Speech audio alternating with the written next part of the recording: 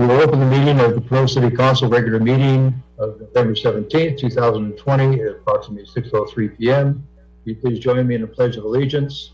I pledge allegiance to the flag of the United States of America and to the republic for which it stands, one nation, under God, indivisible, with liberty and justice for all. Thank you. City Clerk, would you please call the roll, please? Mayor Swearingen. Here. Mayor Pro Tem Martinez Rubin. Here. Councilmember Murray.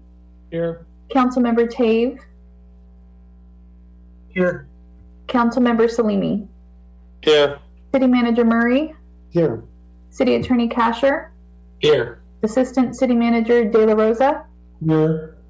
Mayor and Council, the agenda was posted on Thursday, November 12th at 6 p.m. with all legally required notices. Does the council have any conflicts to report on our agenda items this evening? Any conflicts? Vice Mayor Martinez Rubin. Yes, I do.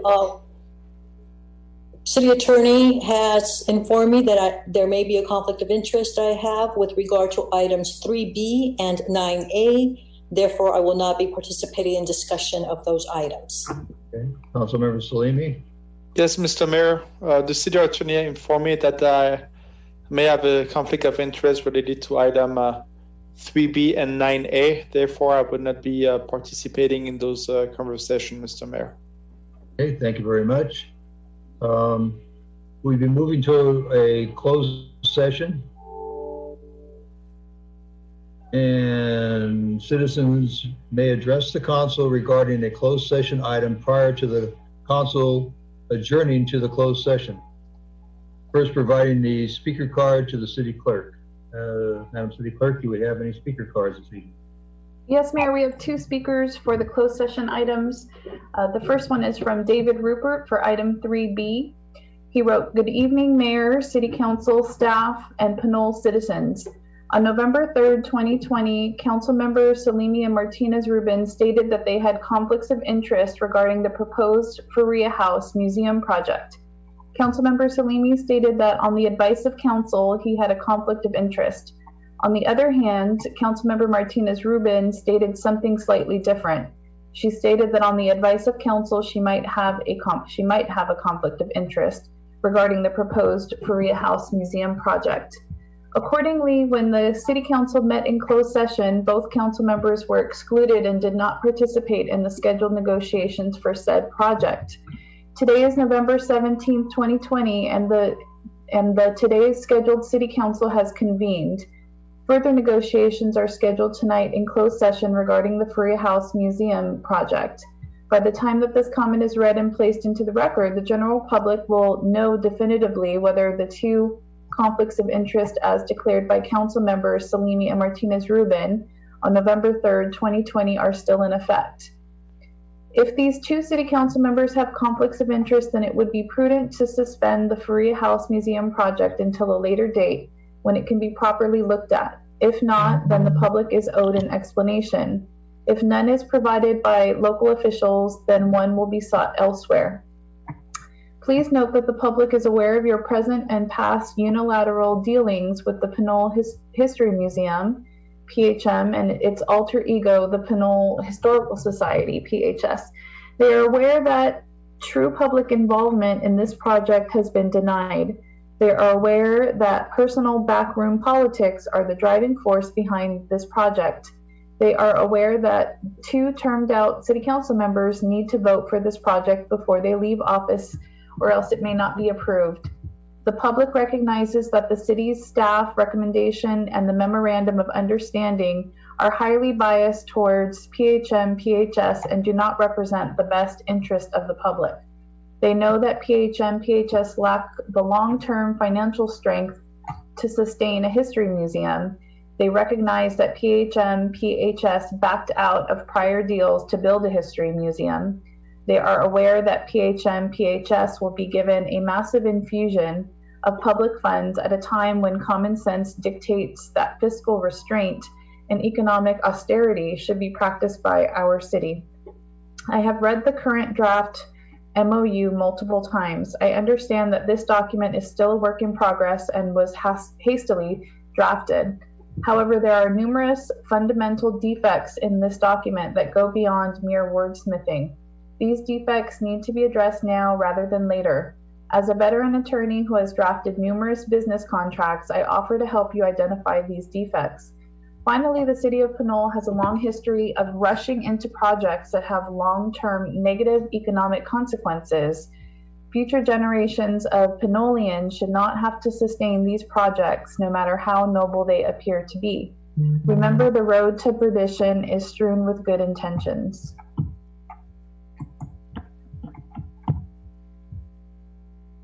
The next comment. Have your timer on, City Clerk? Yes, I do. Thank you. And Assistant City Manager De La Rosa is going to help read the public comment this evening. So we have one additional for this item. Yes, Mayor and Council. The next item is from Irma Rupert. It's good evening, Mayor, Council, staff, and public.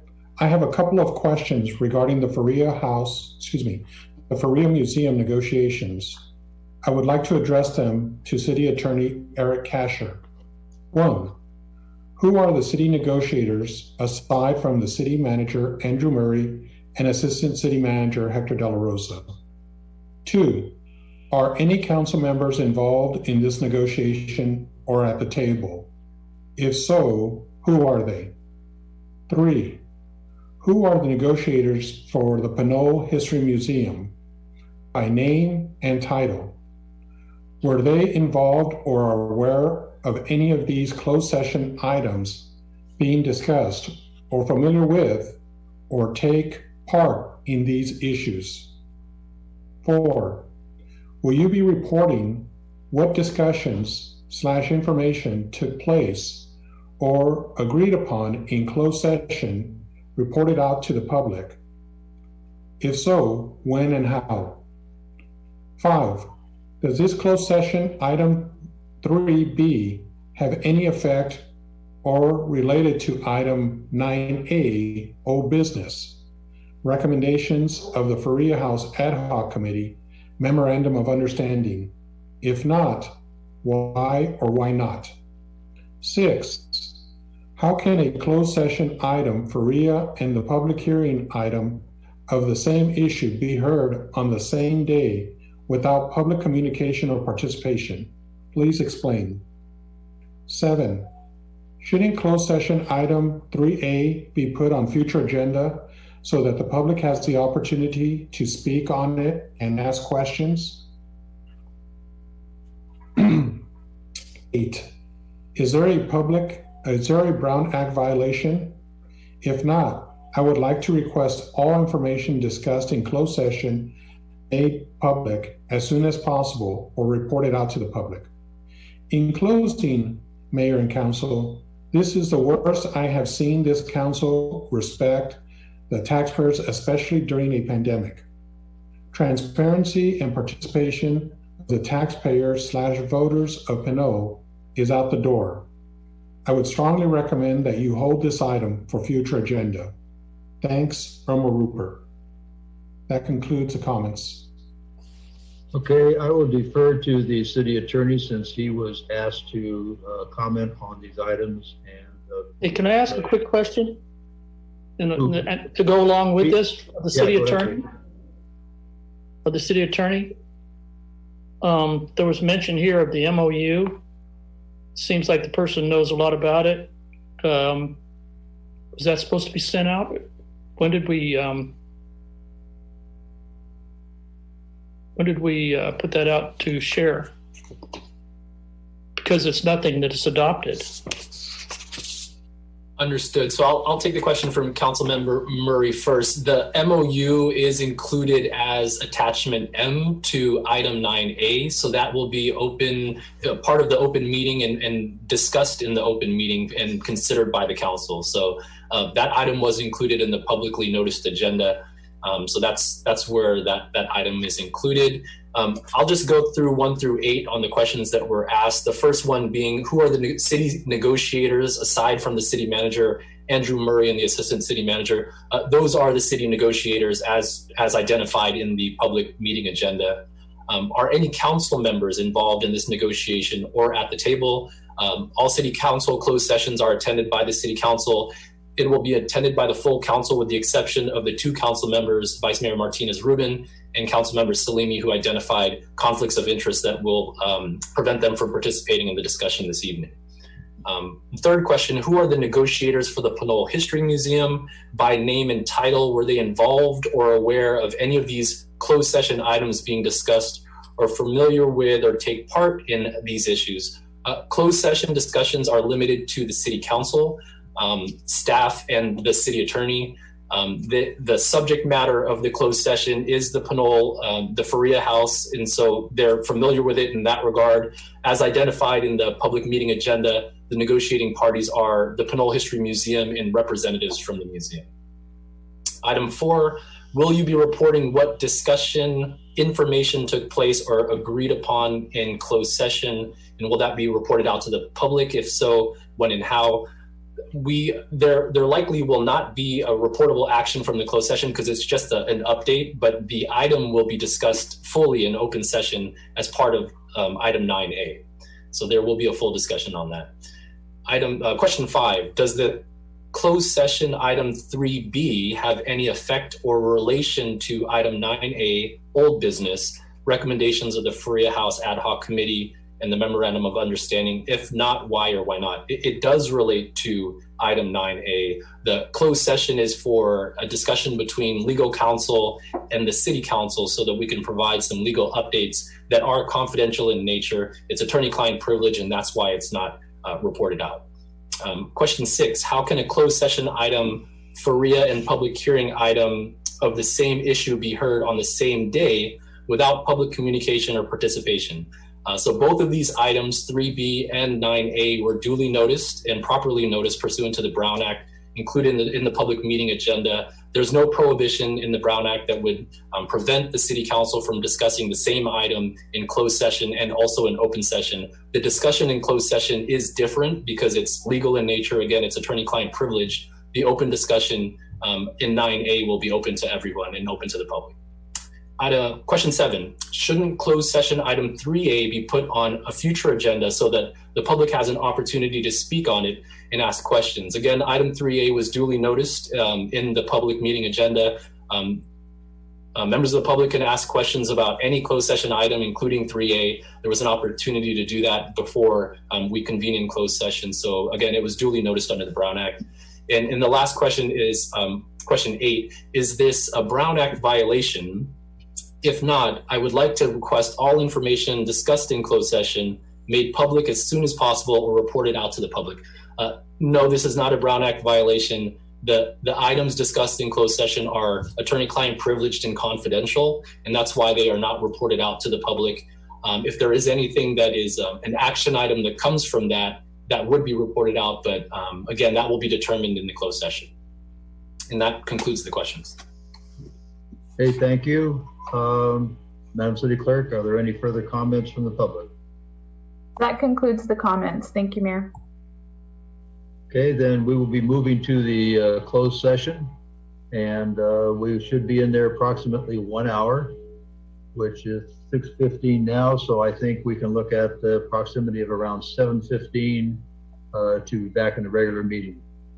So if you sign off now, we're going to be discussing item 3A, and so the council members and the designated staff members, I will see you in closed session. That concludes the open session portion of the meeting at this time.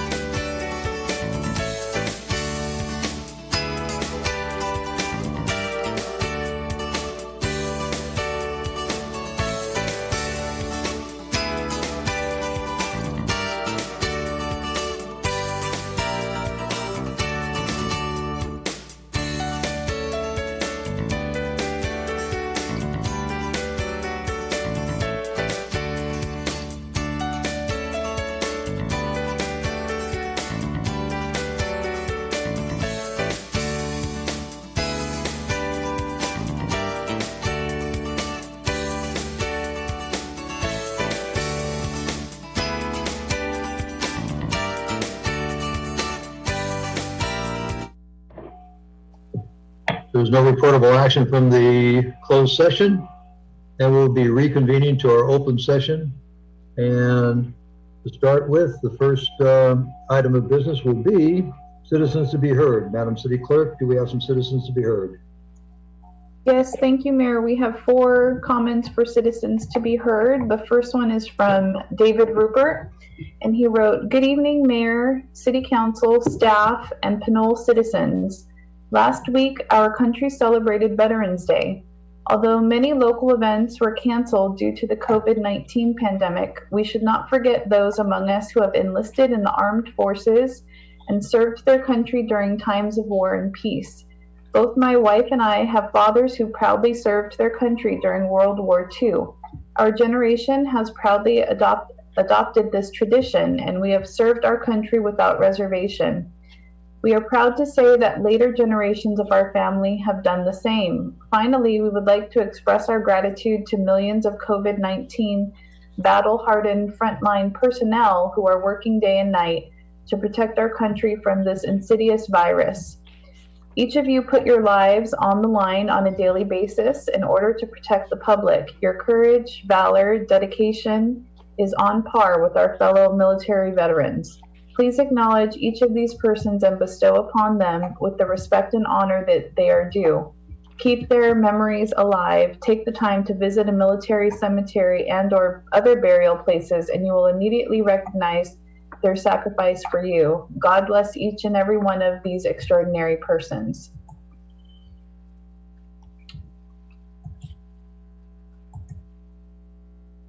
Next person.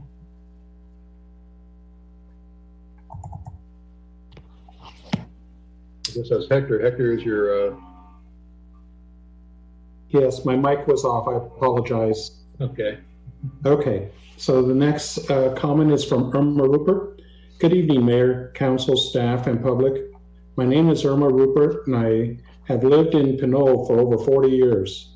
I have been involved and participated in council meetings for the last 20 years. I would like to take the opportunity to thank City Manager, Fire Chief, Recreation employees, Maria, Christina, and Tara, and others regarding last month's opening of the cooling station and food bank at the Senior Center. Last month, there were about 80 people served, and this month, around over 140. I would like to send a message to the new council members and the current ones that will continue serving their terms. My message is this: I have been very displeased and frustrated with this council's priorities regarding the past 6 or 7 months of this pandemic. You have lost touch with the community and what is important to their survival and welfare. We have wasted time with the museum project and even set up an ad hoc committee to secure funding from our city budget. Let me give you a reality check. According to the Pinole Historic Society, in their fall 2020 newsletter from President Jeff Rubin, and I quote, "The pandemic has affected historic societies too. Everyone has been affected in some way by COVID-19 pandemic. Local businesses have closed or been severely affected financially. People are hurting financially and tragically, and some of our friends locally have lost people close to them to this disease. Cancellation of quarterly programs, no History Museum fundraising, no Veterans Memorial Day and flag ceremony, no history programs for service organizations and seniors. According to an article on the East Bay Times by Dan Bornstein, November 1st, his editorial was about cities must level with voters and live within their financial means. The coronavirus has not only exposed the nation, states, and local government lack of readiness for this pandemic. Governing at the local level should include living within your means, paying down debt, and when times are good, setting aside savings for when things get tough. What he said is that local leaders fail to govern by those basic principles. How many didn't learn the lessons of the Great Recession? How many seem unconcerned about mounting debts especially for public pension employees, and don't see the interest payments undermining cities' budgets today. He goes on to say, it's a shame that a few recognize that progressive programs are not attainable without funding. Households cannot give money to charity if they cannot pay their bills. The same fundamentals apply to municipalities. In conclusion, I would like to say we need to focus on what is important to all our citizens. The reality is that the Pinole Historic Museum is having issues with the pandemic, so is everyone else. What makes the museum an essential project instead of public safety, like our Station 74? Thanks, Uncle Rupert. Okay, I will consider that comment actually as a comment on 9A, so that will be included in that scenario when we do the minutes. Proceed. The next comment is from Rafael Menes, and he wrote, "Greetings, Mayor, Council, staff, and members of the public. I would like to begin by congratulating Mayor Roy Swearingen on his election as treasurer. He ran a positive campaign focused on his skills and abilities, and a majority of the voters gave him their support. I wish him the best in his efforts as treasurer and hope that his experience will aid him in safeguarding the city's funds. I would also like to thank my supporters, whether you volunteered, donated, shared on social media, or voted for me. Your support helped to raise the importance of transparency and accessibility in Pinole, even in defeat. I will continue to ask questions and provide such information and analyses as I can to further those goals. Finally, I would like to thank everyone who voted. Regardless of who you voted for, voting is a core part of our system of government, and having 81.3% of the registered voters voting in this election is a sign of the enduring strength of our community. Thank you."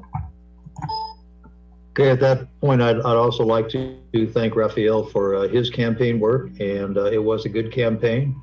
And I appreciate Rafael's input as always, and I hope he does, as he says, will continue to assist us in our decision-making capabilities here at the City Council and City Hall.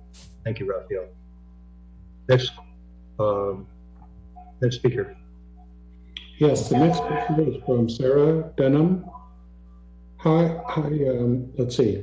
Hi, Heather. Below is a statement about United Against Hate Week 2020 that I hope can be read into the record during the 11/17 Pinole City Council meeting.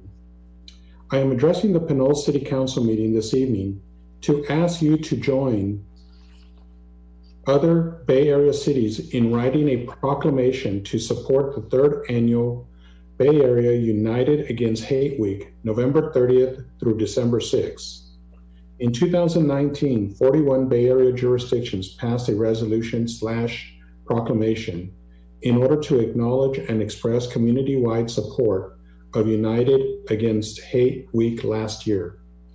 United Against Hate Week 2020 is a call for local civic action by people in Bay Area communities to address hate and implicit biases in our communities, towns, and cities. It is also an opportunity to build a community shared vision of inclusion and celebration of our diversity. United Against Hate Week grew out of a United Against Hate poster campaign created by Bay Area cities in response to white supremacist rallies in Berkeley and San Francisco in 2017. Bay Area Stands Against United Against Hate posters are available for free at Supervisor John Joya's office if you would like one to hang at your home or business window. A call for a week of action emerging from the cities and community leaders that were a part of the original poster campaign.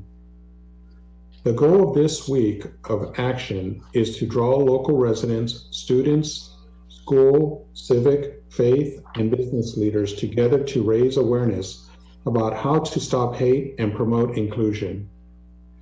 Because of the pandemic, communities this year are planning virtual events, webinars, panel discussions, film screening, art projects, community dialogues, and storytelling workshops. These actions will provide a dynamic way to increase engagement across neighborhoods and support efforts to stand up to hate in our communities. Community group or individuals in the city of Pinole who would like to plan an event during the week of November 30th through December 6th are encouraged to do so. There is a 20 Ideas for Action toolkit and other helpful resources online at unitedagainsthateweek.org.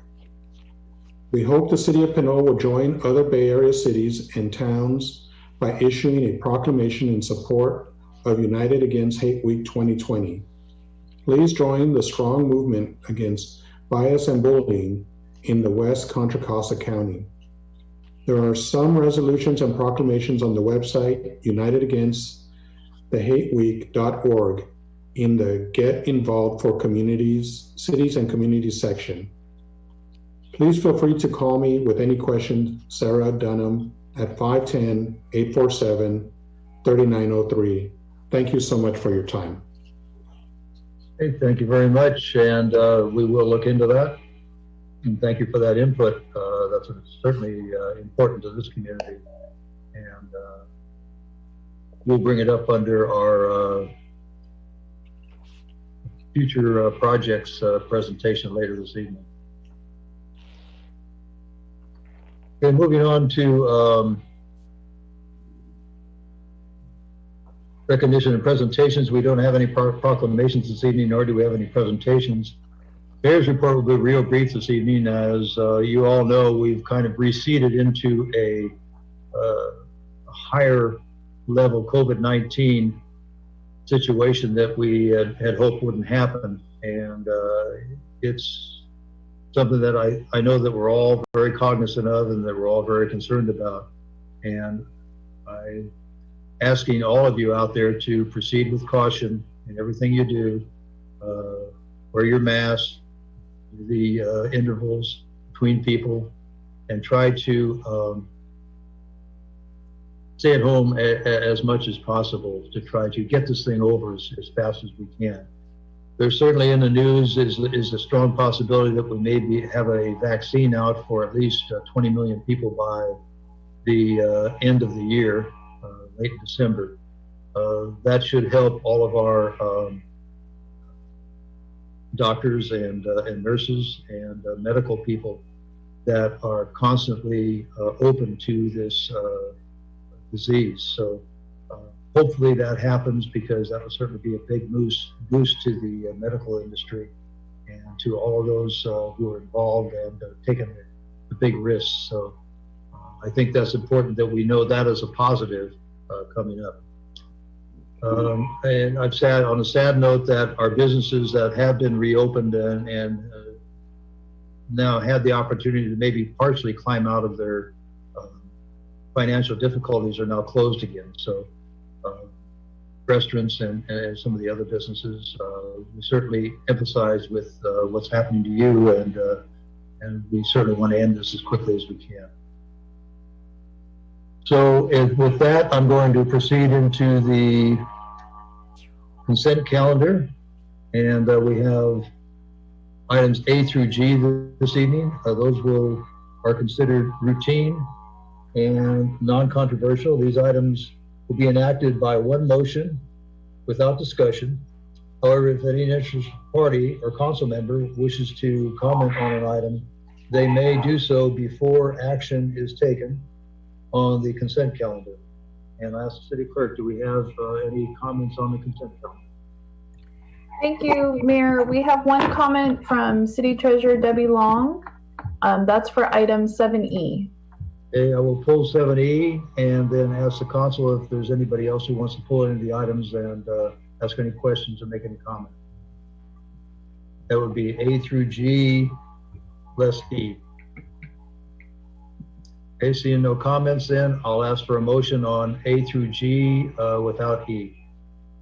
I move to approve. Moved by Vice Mayor Martinez-Rubin, second. I'll second.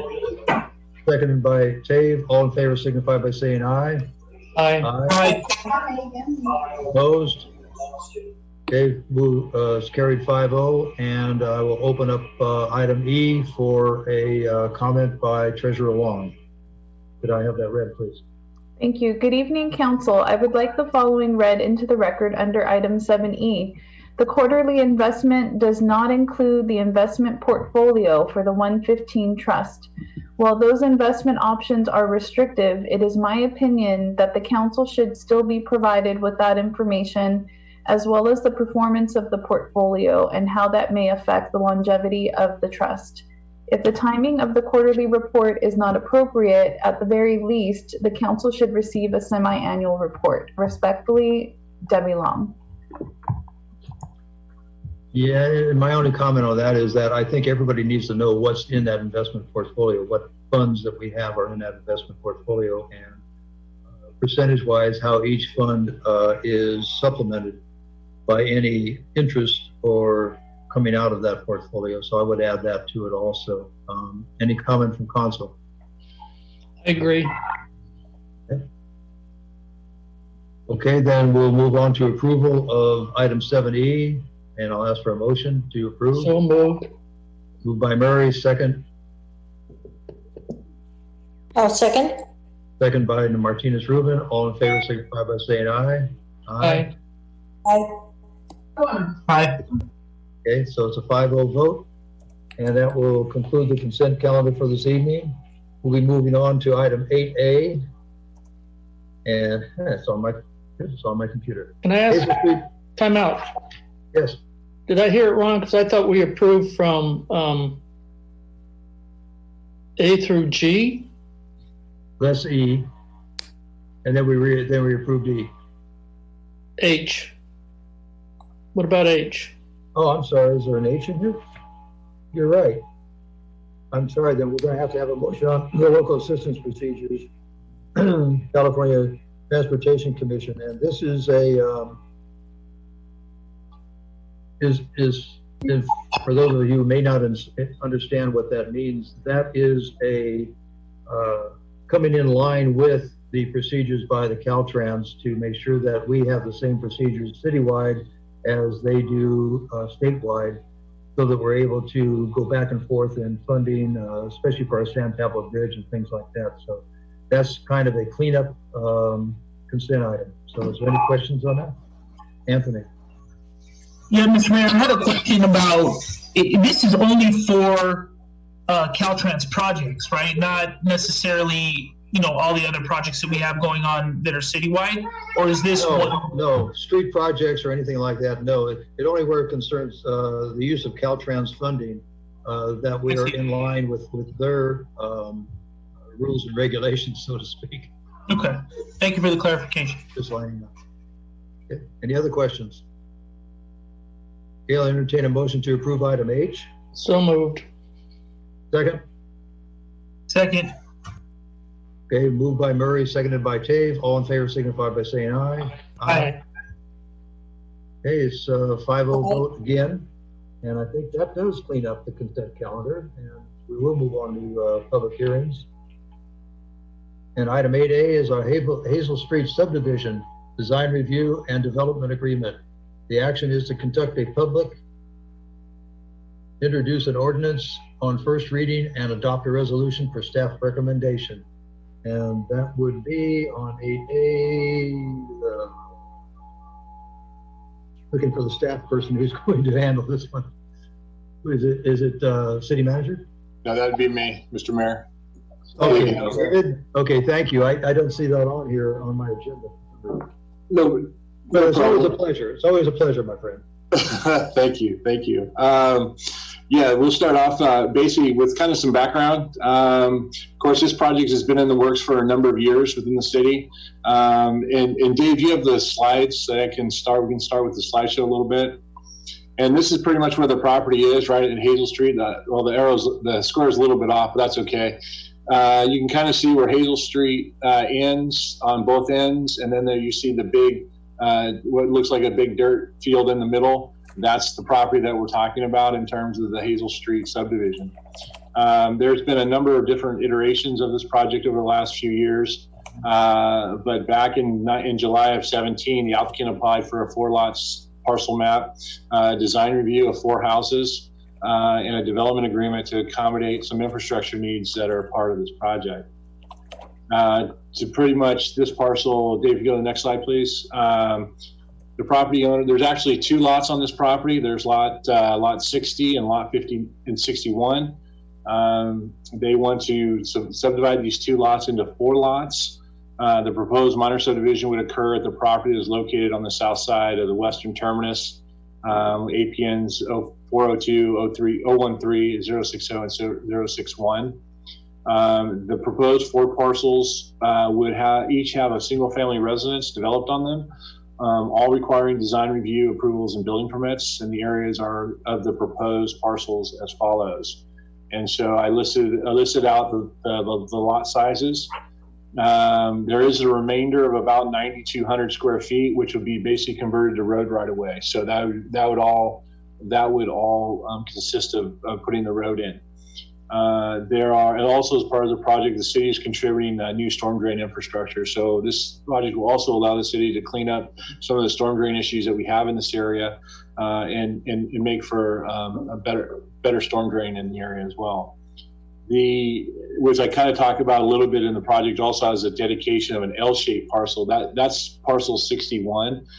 Part of their parcel, as subdivisions have been developed in this area, there's a piece of their parcel that actually fronts on lot 59. I don't know if you can see that, but it actually, that property owner actually needs an easement to get across their property, to get onto their property, because the Dollywalls own that little tail.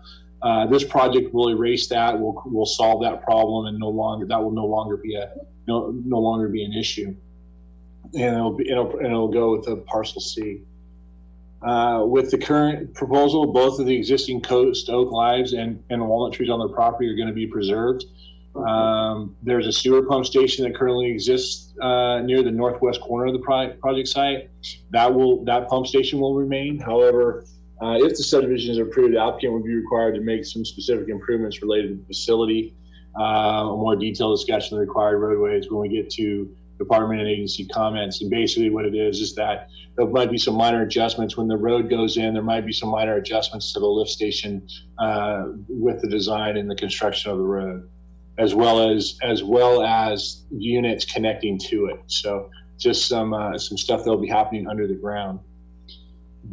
Finally, the applicant also submitted development standards for the project. Please see attachment 5 in the standards. Basically, they identified all their setbacks and their maximum footprint of each of the dwellings. These criteria presented meet or surpass the single-family residential standards, meaning that the single-family lot yield is 5,000 square feet. These are all 6,000 square foot lots. I know they're smaller than some of the lots on the opposite side of Hazel, but they are consistent with everything south on what I would consider the south side of Hazel, all the lots within the subdivision below it, as well as even Dutra Court. So the lots are consistent in that 6,000 square feet. As part of the department agency and comments, we listed the departments. I do want to comment on the fire department. I know that was an issue. The reason why there were no comments have been received, basically at this point, they really didn't have an issue with the project, and there were no physical comments made, and this is back in 2017, as well as when we did a little review with it along that. So when they say no comments have been received, it's just we included a lot of their stuff in the conditions of approval already, and so they didn't really have they didn't have really additional comments, and so I probably should put there's no additional comments, but they did comment on this project. So just to let you know that. Of course, Public Works talked about the pump station and what needs to be happened there in terms of remove the overhead line, provide some electric service to the pump station and all of the proposed single-family homes via underground electric transmission lines. Prior to the construction, the applicant must provide a detailed plan to Public Works Department. So they're taking care of some issues that have been, and because they're developing that piece of road, it's requiring that those improvements be done. In terms of grading and drainage, we talked about a little bit earlier was regarding that they will be paying the storm drain fee. However, the city is undergrounding and realigning the storm drain line and vault. And so that will close an issue that we have over there regarding we've got like an open vault or an open for where water comes down in. That will all be underground and cleaned up. So that's a win there for the city. In terms of, as part of all these projects, as the council's aware, we have to make sure that these projects are consistent with our general plan. And so I've listed a number of different land use policies that I felt that were qualified for this project. We also have an inclusionary housing ordinance compliance, which is outlined in chapter 17.32. And of course, I've outlined what this project is required to do. They're required to provide one affordable housing, one lot that's affordable. They've agreed to do this as part of their project, and so one of the four will be an affordable unit. They will be, and was included as part of the attachments in your project, in your packet, the affordable agreement statement. So they'll have to do that. If you want to go to the next slide, please. So those are the four lots that we're talking about. And if you go to the next one. Okay, these are, you got a plan set back in when we were doing this for the Planning Commission. We sent you a plan check, a whole plan set. These were just some of the elevations. There has been a little bit of change in some of the lots based on the original plan set, but this is just to kind of give you an idea of what is being proposed in the next 3 or 4, in terms of the next 3 or 4 slides. So as part of that, as a design review, there's also findings that have to be made as far as the design review aspect. And so, Dave, if you go to the next slide, that's lot 1. Go to lot 2, where you see kind of the top part, the gray on the blue. There's probably going to be some changes to the color. It might be lightened a little bit compared with the rest of the houses, but they've kind of got like an awning over the second window. So it's a full set of windows on both sides. It's just the awning covers up a portion of it. And so if we go to the next slide. So again, same type of general footprint of the houses, but different elevations so that it's not the same cookie cutter thing every house. So there are 4 separate elevations. Go to the next one, Dave. And this is lot 4. This is the last of the home. So again, similar, but not the same. Which is something that we try to do as part of these projects. When we have single family residential, you don't want 4 or 5 of the same model in a row. So we were able to work with them to get kind of a basic style, but they've changed the elevations up enough to where they'll look totally different. As part of, if you go to the next slide, Dave. Okay, so a little bit about the development agreement. I'm going to kind of stop on the slides and just kind of go over the findings that were met as part of our code and the comprehensive design review. We're required to make findings. I prepared the findings, and basically staff feels that all of these findings have been met. So the Planning Commission also voted to approve this project, and so which is basically about the Planning Commission review. The major part, the last part of this project, the development agreement, these are some of the major points that we talked about when we were putting the agreement together in terms of storm drainage improvements, the road improvements, the affordable and moderate housing components, the housing affordable agreement. Well, with that, we've been able to meet with the Dolly Walls, talk with them, work out some things. And if you go to the next slide, Dave. We've kind of had some updates to the development agreement based on those, and those with your approval tonight. These will be added into the development agreement as part of the agreement, which basically that the developer must underground the utility service connections to all 4 of the homes. That the developer will be responsible for requesting PG&E to relocate telephone pole. There's a telephone pole in there that, if necessary, for the street construction. So that's something they'll be doing that. The city will request PG&E underground service connection to the sewer pump once developer satisfies its obligations. So basically, once all the houses are connected, then we'll come back and make sure that we get the underground service connection to make all that work. So that'll all be included as well. In terms of the fiscal impact to the city, in terms of the city, we'll see some building fees from these 4 homes. Also get some, incremental increase in property tax with the reassessment of the lots. and the improvement. So I mean, it's not a major thing, but it does at least grow the base of the tax lien. In terms of the environmental of the project, the memo we've got from Rainey and Associates basically outlines that the project is exempt from California Environmental Quality Act, and they outline the number of purposes of why that is. If you have any questions on that, I can answer those. Again, the Planning Commission at their regular meeting on September 28th and October 26th, at both of those meetings, there's a lot of discussion regarding the size of the lots as well as the size of the houses.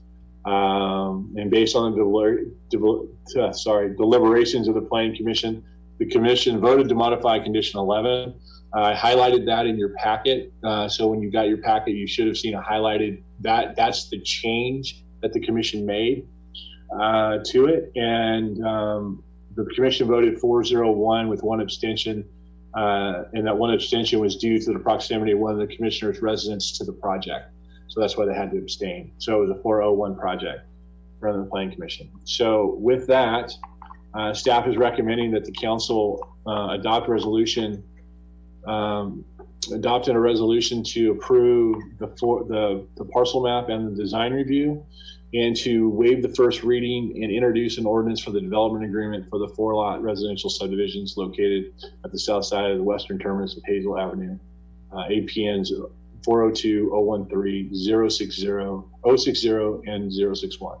So again, if you have any questions, that ends my presentation. I'd be happy to answer any questions. Okay, Dave, before we go to questions from the council, I'd like to hear from the applicant because I think they are here. Is that correct? I'm pretty sure, yes. I think they are. At least if they want to give us a brief presentation of what they plan to do, if there's anything you want to add to your presentation or anything like that. And then when we ask questions, we'll be able to ask them not only you, but also the applicant. If Perfect. That would work. Okay. Okay, sounds good. Could you call it? I don't have the applicant's name in front of me, so. It'd be Mr. and Mrs. Dollywall. Okay. Mr. and Mrs. Dollywall, which one is going to speak? Okay, David, this is Jagjit, and I just wanna, we don't have anything to say right now. We really appreciate, David, your hard work and bringing this up to this point. And if anybody has a question, we will answer that, but we don't have anything to say at this point. Okay, thanks very much, and appreciate you being with us this evening. Thank you, sir. I will open it up for specific questions from the council first before I go to the public. Are there any questions of the project that the council would like to ask prior to opening up the public portion of the meeting? Not at this point. Okay, I don't see any council members asking. Martinez Rubin, if you would. Thank you. I'm looking at the staff report and reading the background for this project, and it was, close to 12 years ago that another council considered the project as it was presented then, and sent it back to the Planning Commission, or sent it for Planning Commission to hear. And there were some criteria to be met, and the one that catch my attention now is the presentation of a project with a 3-lot subdivision.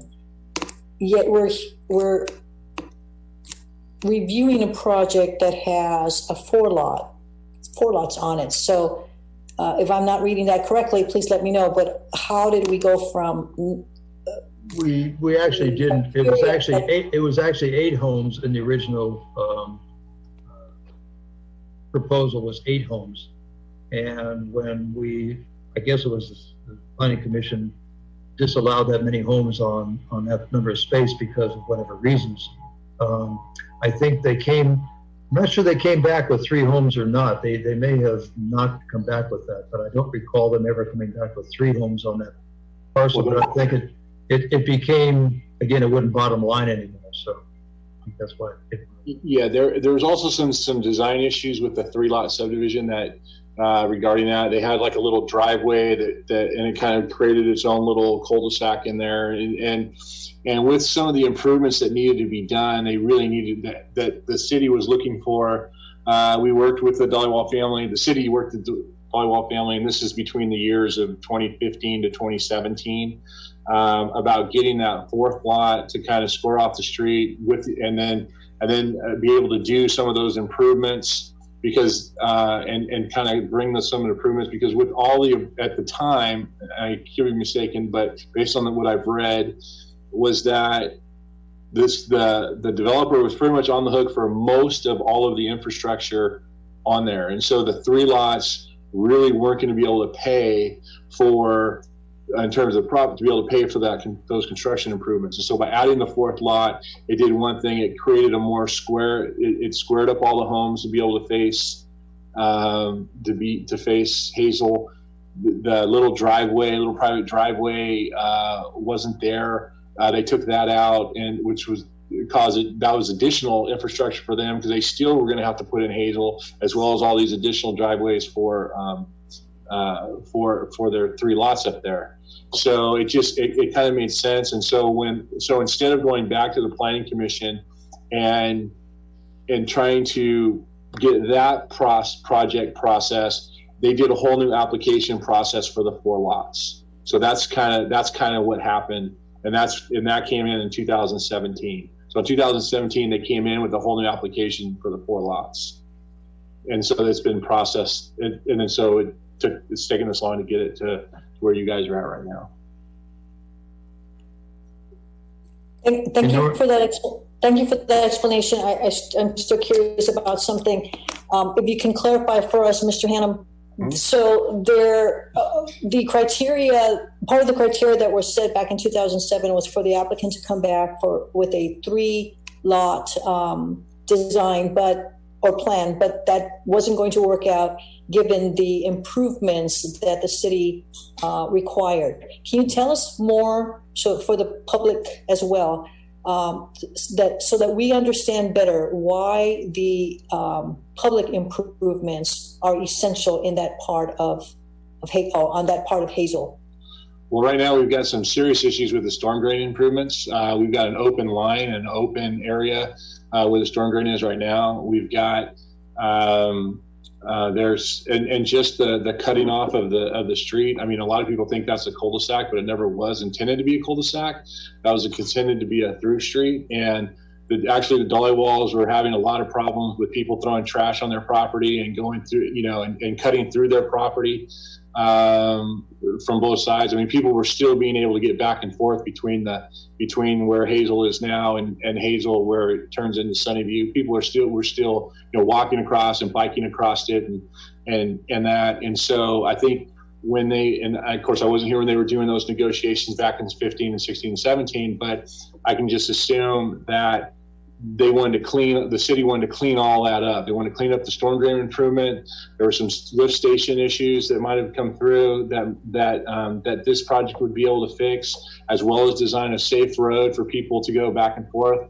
That were already going back and forth. Like I said, they were doing it with bikes and people were walking and all that kind of stuff, and causing some issues with the Dollywalls property. So that's kind of where the negotiations went. And that's what got started this application in 2017. Okay, thank you. So essentially we have a private party here, the Dollywalls, who Right. own these parcels, Mm-hmm. and as a property owner, they are in their right to submit an application for constructing or building something on there, Mm-hmm. with the designs to be approved by the city, provided that they meet all safety criteria, etc. They've Right. gone through a process.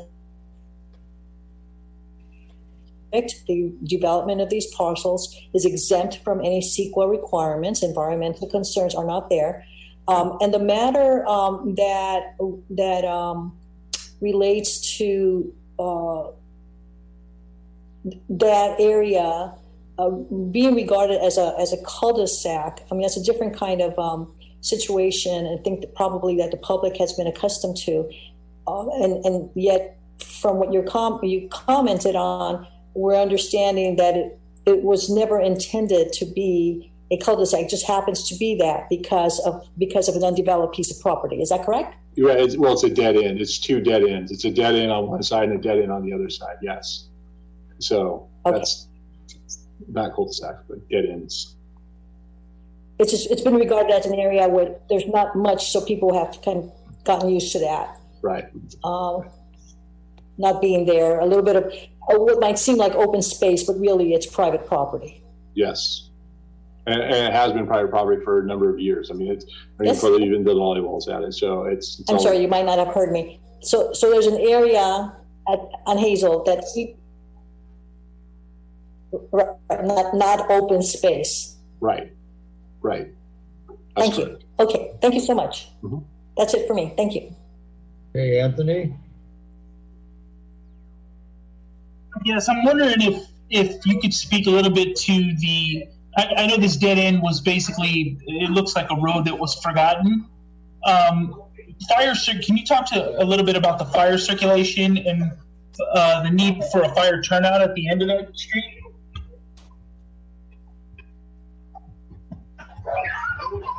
Oh, did I freeze? Can you guys hear me? Yeah, I'm sorry. I just wanted to speak a little bit to the fire circulation as to, connect what that means by connecting that road from Hazel to Sunnyview. Well, it gives fire another access to cut through, to get through. I mean, right now, depending if there's an issue, I know you have Bayview Farm that goes all the way through, but if something happens if something happens at the corner of Hazel and I guess that'd be Pinion, you can't get through there. You've got to come back the other way around. And right now you're dead end. Dave, could you bring back up the slide with the parcel on it that shows the road? That's there. Yeah, it doesn't show all of it, but if there's an accident at Pinion and Hazel, there's no other way around. You can't get through.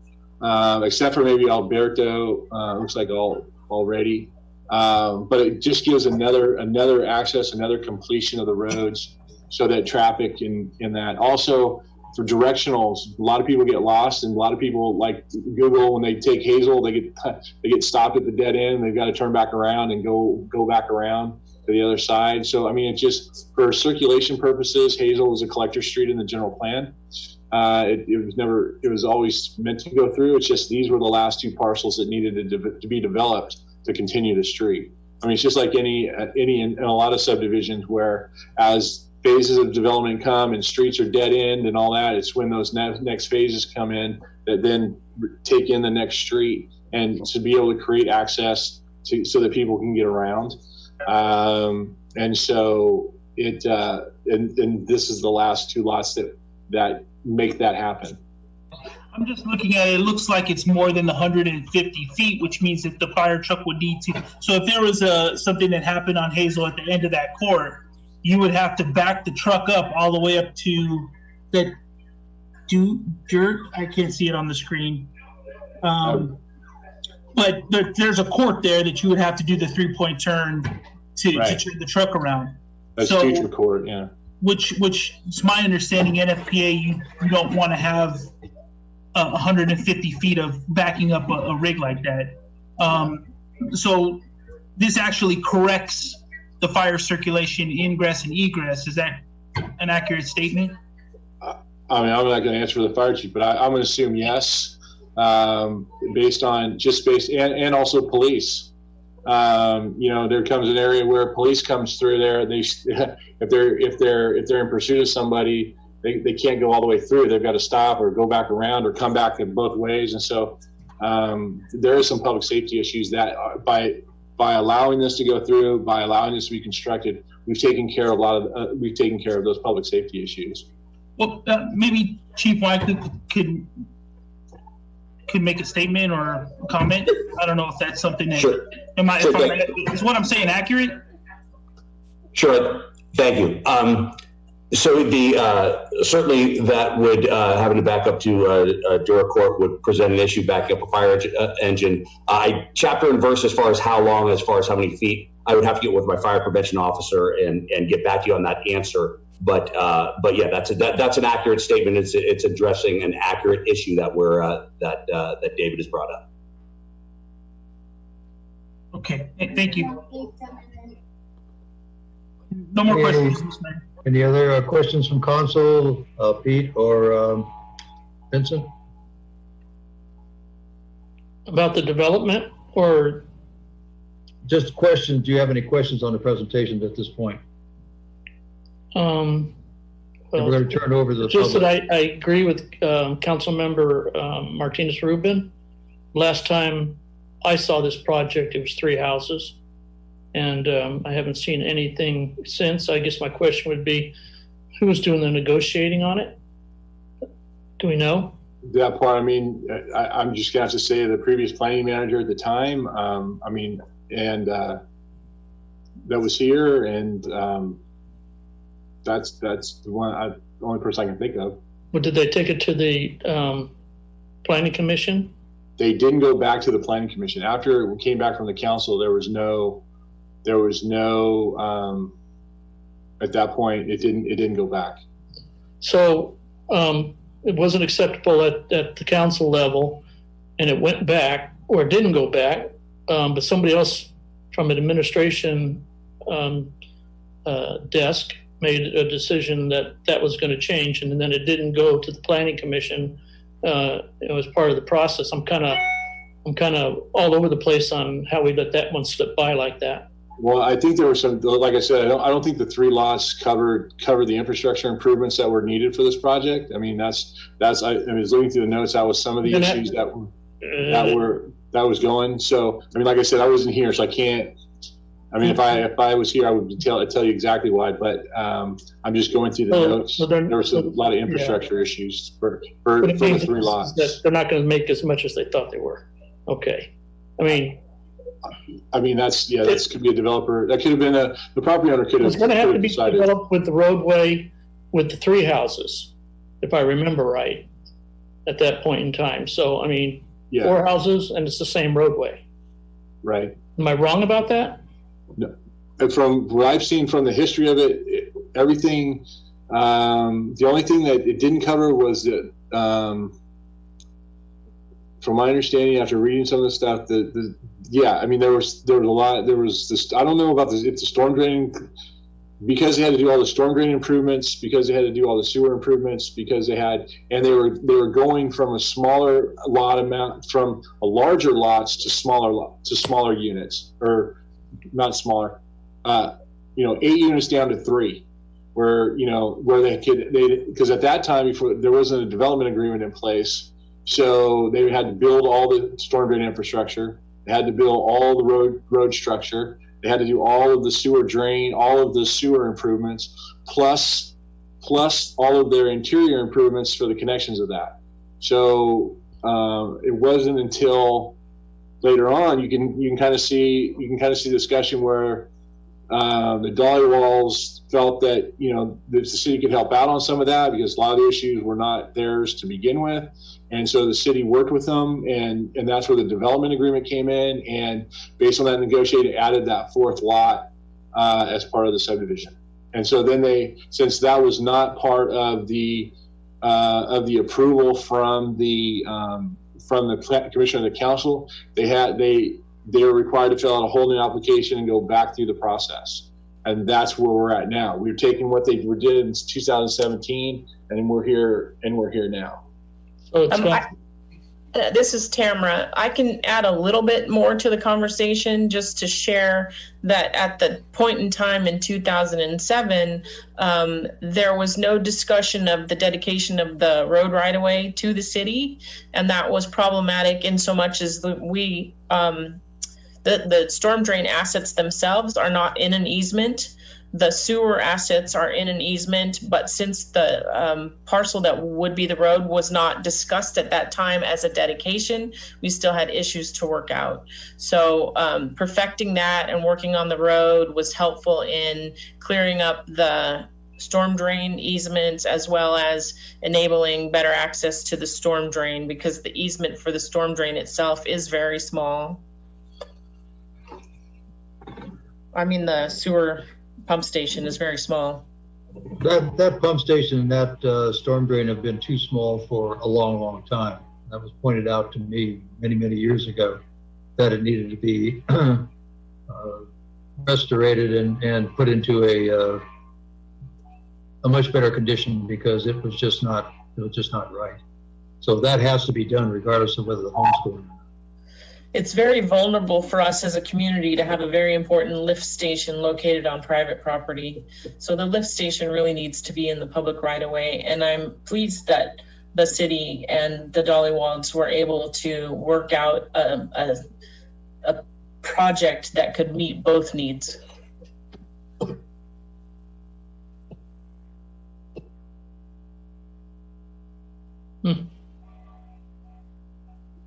Hey, you want to think about it, Pete? I'll let Vincent talk, and then you can come back if you want. That's fine. Okay. Vincent, if you would.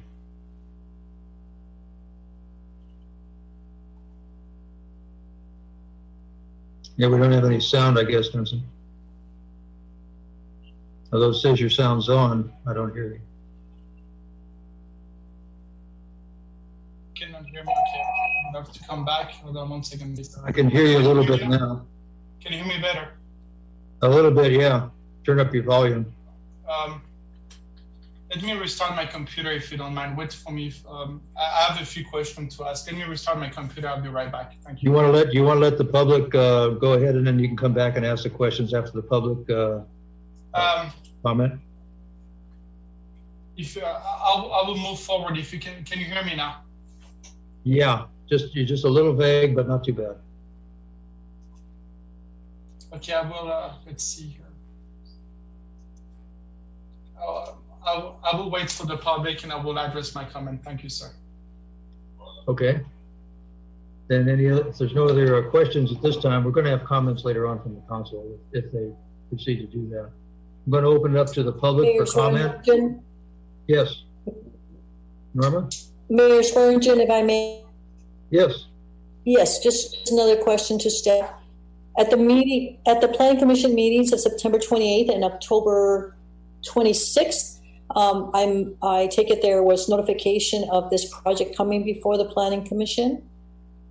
Can you confirm? And then also the distance for the notifications, to what extent, how many feet away from the project, so that neighbors would have been notified that this was on the agenda at those meetings? We followed the normal protocols in terms of public noticing, all the websites, everything else. We notified the residents 300 feet around, 300 feet, which is what we're allowed, which is within the state law. We did it both at the September 28th meeting. We continued the item due to the fact that we weren't ready with the development agreement. There were some issues with the development agreement that we still need to work out, and so we continued it.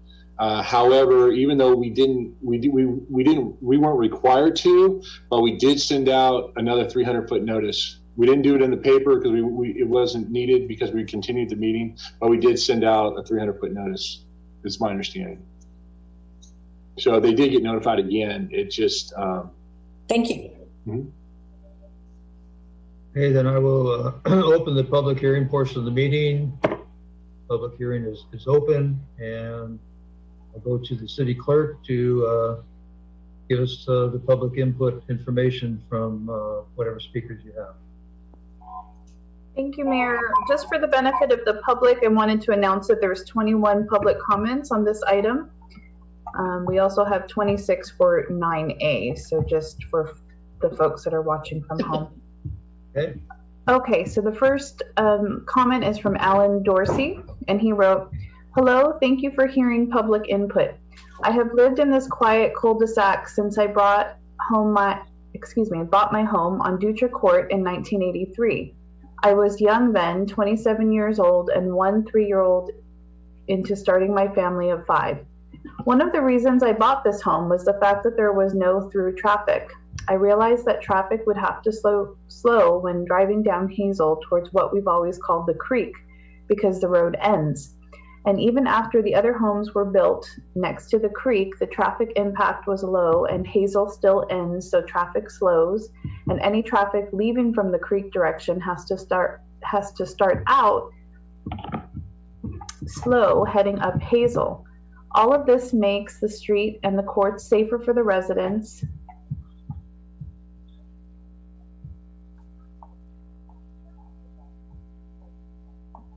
and their kids, pets, friends, family, and neighbors who live in the Belfair Estates area. Hazel is used by all in our community to walk their pets. I even saw a couple with a cat in a stroller, and the kids, they always have played and rode their bikes in the street on Hazel. My kids are grown now, but I have a 2-year-old granddaughter living here, so I still want a safe environment around here. My next door neighbor bought his house a few years ago. He and his wife are young, reminds me of me. They have 2 kids. One is under a year old, reminds me of me. They may be planning more kids too, and where are their kids going to play? What will they have to worry about their kids, family, friends, and neighbors getting hit by a speeding car? Look, I've lived here a long time. I'm familiar with this area, and I can tell you that crime and traffic are related concerns.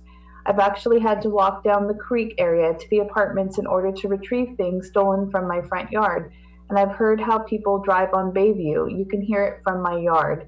Tires squealing, engines revving, burnouts, donuts in the middle of the street, and high-speed driving that sounds like drag racing. If you open the street at the creek, you will be allowing this behavior to move right in my neighborhood. One of my relatives is retired from Pinole PD, and another works for the fire department. After watching the meeting and hearing the applicant say that opening the street was a requirement of the fire department, I was surprised. I've been asking around, and as of yet, I haven't found anyone in the fire department that even knows what these plans are, much less a requirement. And as for the police, they always have wanted to keep the street closed because of crime and traffic containment concerns. I guess that our police officers don't like the thought of responding to a child run over by a car. In addition, the lift pump station there would be right in the middle of the street, so I guess the city has plans to spend a lot of our tax dollars to move or modify this bit of infrastructure if we keep the street closed. Can't the applicant can be required to make the lift pump area more park-like in appearance without blocking the fire gate that is there and probably has never been used, which is another reason I don't believe the fire department is requiring the street to be open. Maybe it's the code enforcement and prevention contractor that wants to require the street to be opened. In short, I am 100% against opening Hazel Street. I feel that if the street is open, then the first time someone gets killed because of this decision, the victim's family should sue the city for not heeding concerns now. That would not bring back their loved one, but maybe it might pressure the instruments of our creation to make better decisions on our behalf. Thanks for hearing me, Alan Dorsey.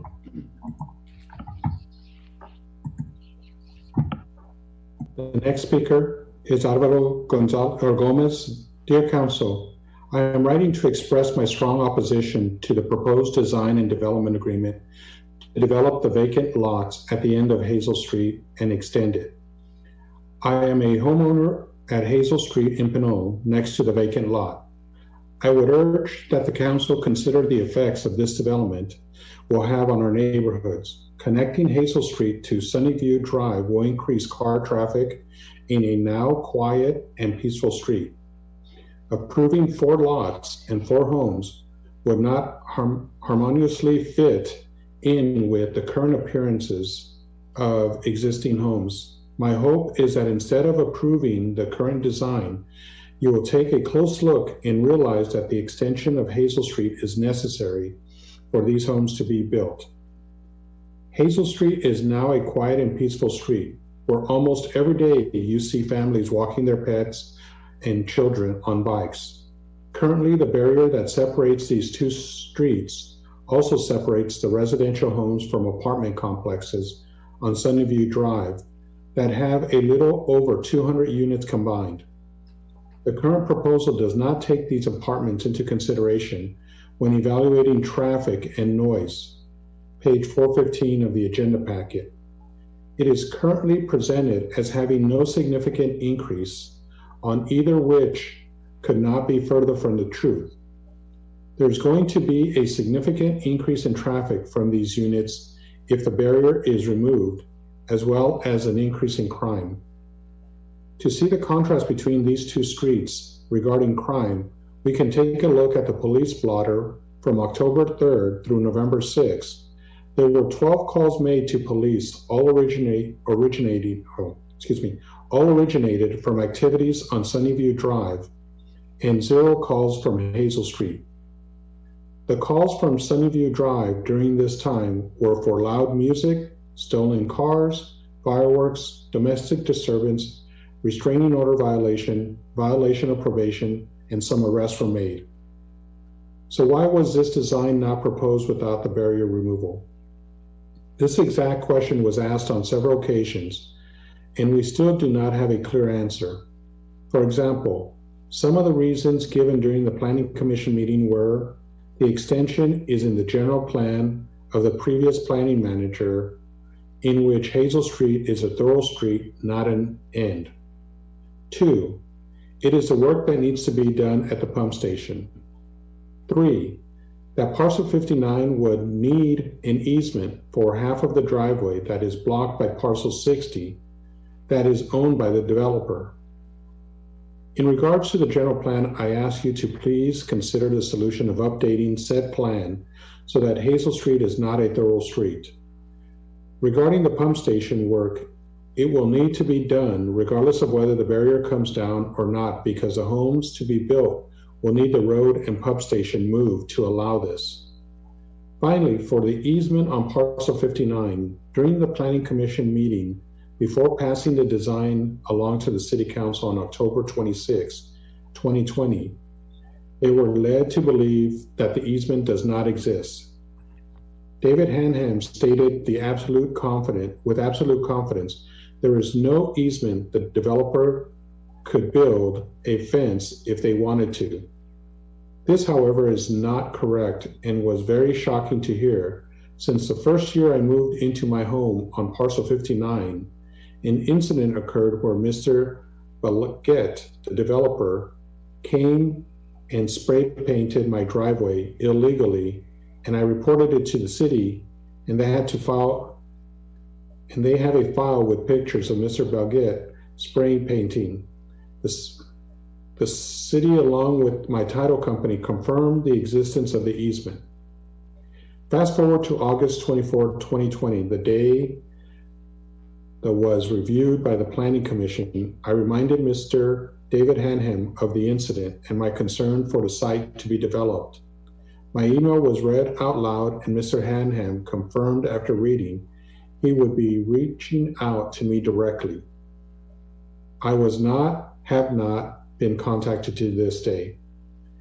This proposal is off to a bad start, and I would urge to send it back to the Planning Commission with the specific criteria to not extend Hazel Street.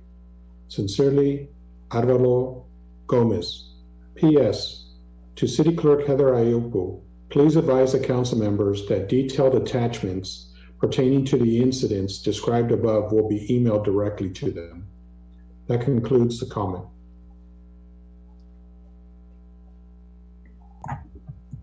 The next comment is from Angela Martinez, and she wrote, City Council members and elected officials of Pinole, it has come to my attention that the City of Pinole plans to develop the empty lot at the end of Hazel Street, with the results being that cars would have through access from Sunnyview Drive.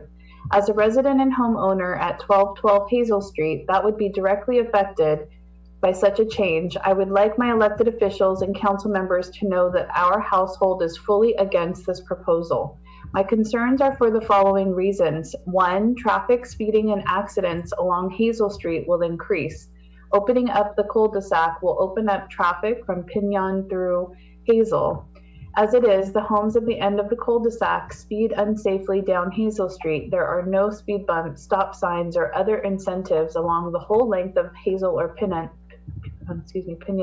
other than where the streets meet to encourage traffic to slow down or stop. These streets are flat, unlike Sunnyview, which is a hill. I have to call the police once because a neighbor at the end of the cul-de-sac ran over my neighbor's cat who lives across from me without stopping. Even though I was standing there to witness the event, he was going at an excessive speed in the evening hours. The neighbors across from me have indicated that this is not the first time that this has happened. They inquired if the city could install speed bumps with no success. Opening up traffic to the apartments will only cause unnecessary incidents and hazards to the people, families, and children and pets that live here. Hazel and Pinion Streets will become a raceway, an accident waiting to happen daily. Number 2, safety negatively impacted. As a household that lives within earshot of the apartments closest to Hazel, I am aware of the late night noise and activity in the apartments. It is not uncommon to hear screaming, shouting, fireworks, and gunshots. It is also well known that countywide gang busts often involve residents of Pinole. As recently as December 2019, there was a warrant for a resident living in those apartments served in the early morning hours that all within close proximity could hear. Number 3, parking. The apartments on Sunnyview Drive will have access to the residential parking on Hazel Street. It appears my neighbors have similar or additional concerns as well, resulting in an Instagram account specifically due to this proposed development.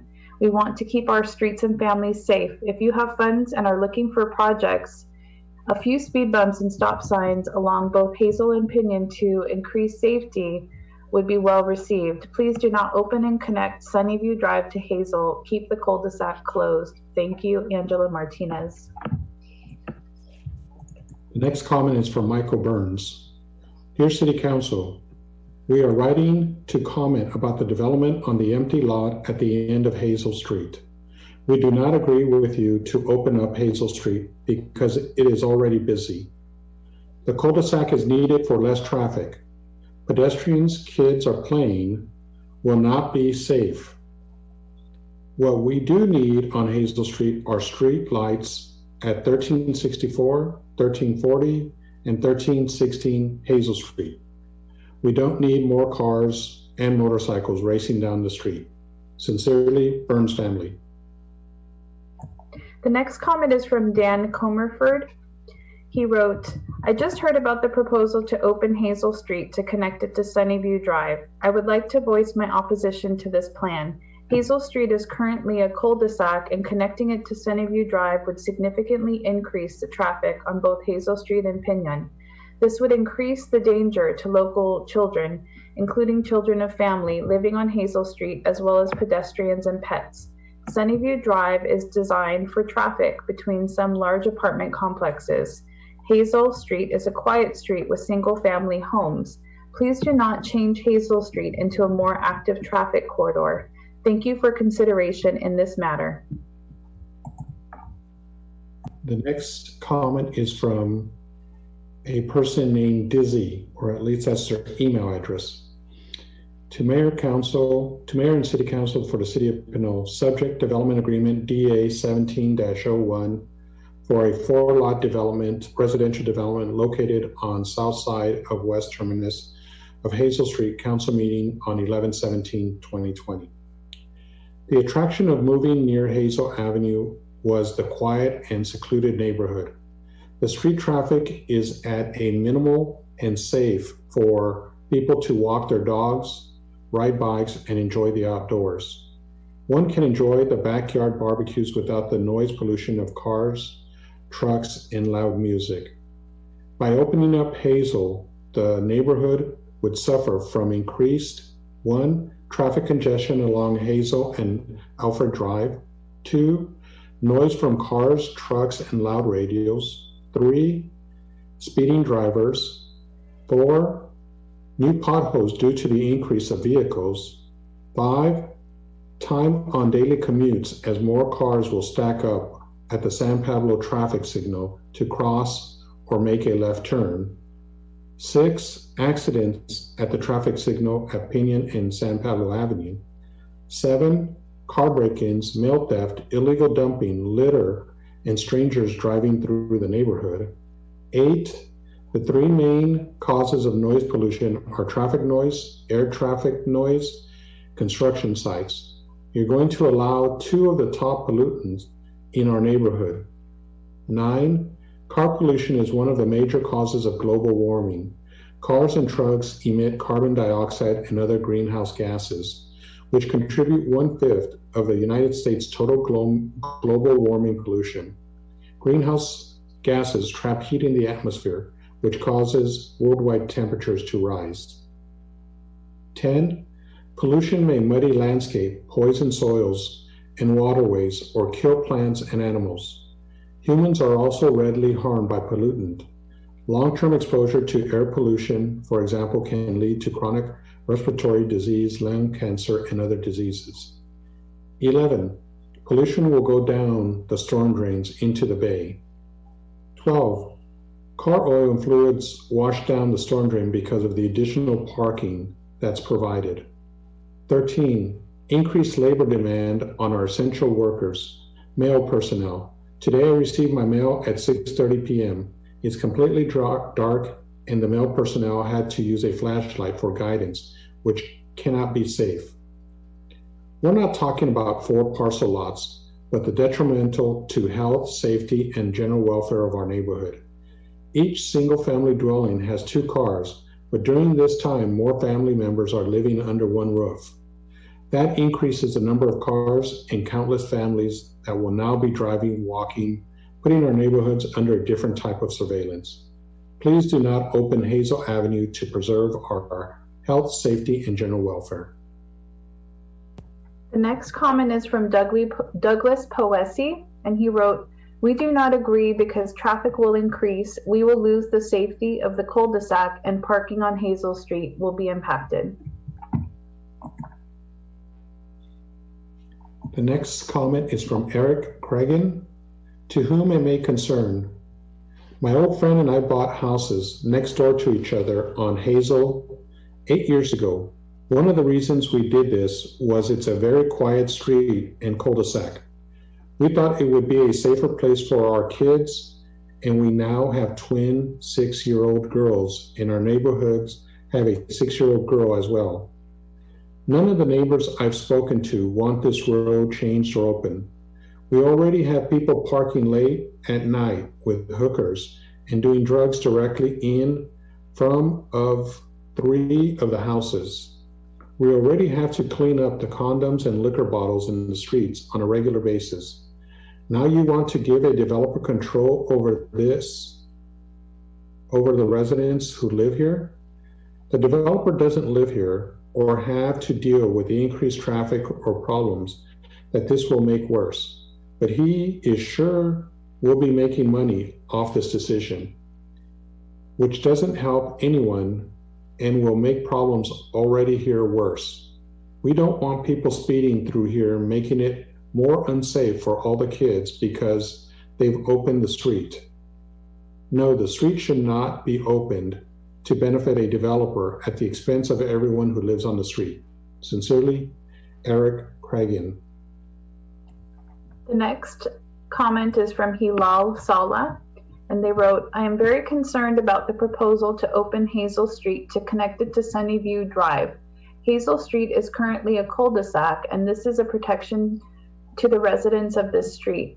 If it were to be open to Sunnyview, that would greatly increase traffic, making Hazel Street and Pinole both much busier and more dangerous. As it is, cats have been killed on Hazel Street due to cars traveling too fast on it.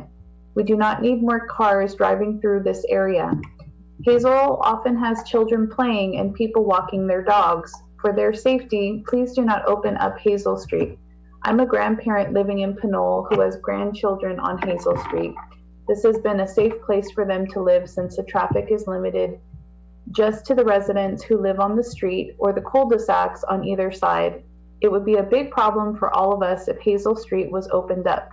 Sunnyview is designed as a through street between many apartment complexes. It is not a place where children play or people walk their dogs. It is wider and designed for traffic. Hazel is a quiet street with homes on either side and families use the street safely since there is no traffic just going from point A to point B. Please listen to the concerns of the residents and protect their safety and quality of life. Please preserve the safety of the cul-de-sac that Hazel Street is. Thank you." Next comment is from Juan Zhao. Dear Council, I am writing to express my strong opposition to the proposed design and development agreement to develop the vacant lot at the end of Hazel Street. While the development of the lot may be unable to be prevented as a resident at Hazel Street in Pinole, I would appreciate that the Council consider the effects it will have on our neighborhood. Connecting Hazel Street to Sunnyview Drive would increase car traffic in a now quiet and peaceful street. Approving 4 lots and 4 homes would not harmoniously fit in with the current appearance of existing homes and potentially lower the property value of the existing community. The design proposed seems to be one that has been forced to maximize profit for the developer to the detriment of our neighborhood. Traffic and safety of pedestrians are major areas of concern. The current design proposed that the only traffic added will come from the new homes. However, this could not be further from the truth. The current design will connect Hazel Street to Sunnyview Drive, where there are 2 large apartment complexes, Bayside Apartment Homes, which has 148 units, and Villas at Harbor Point with 100 units. With the extension of Hazel Street to Sunnyview Drive, all the residents in these apartments will have a new route to access the highway driving through Hazel Street and Pinion Avenue to Appian Way, increasing the traffic through both Hazel Street and Pinion Avenue. It could be argued that this route could prove to be more convenient than the existing, as this route will only have 1 traffic light at the intersection of Appian Way and San Pablo, whereas their current route through San Pablo Avenue to Sunnyview Drive has 2 traffic lights at Appian Way and the second at San Pablo and Sunnyview.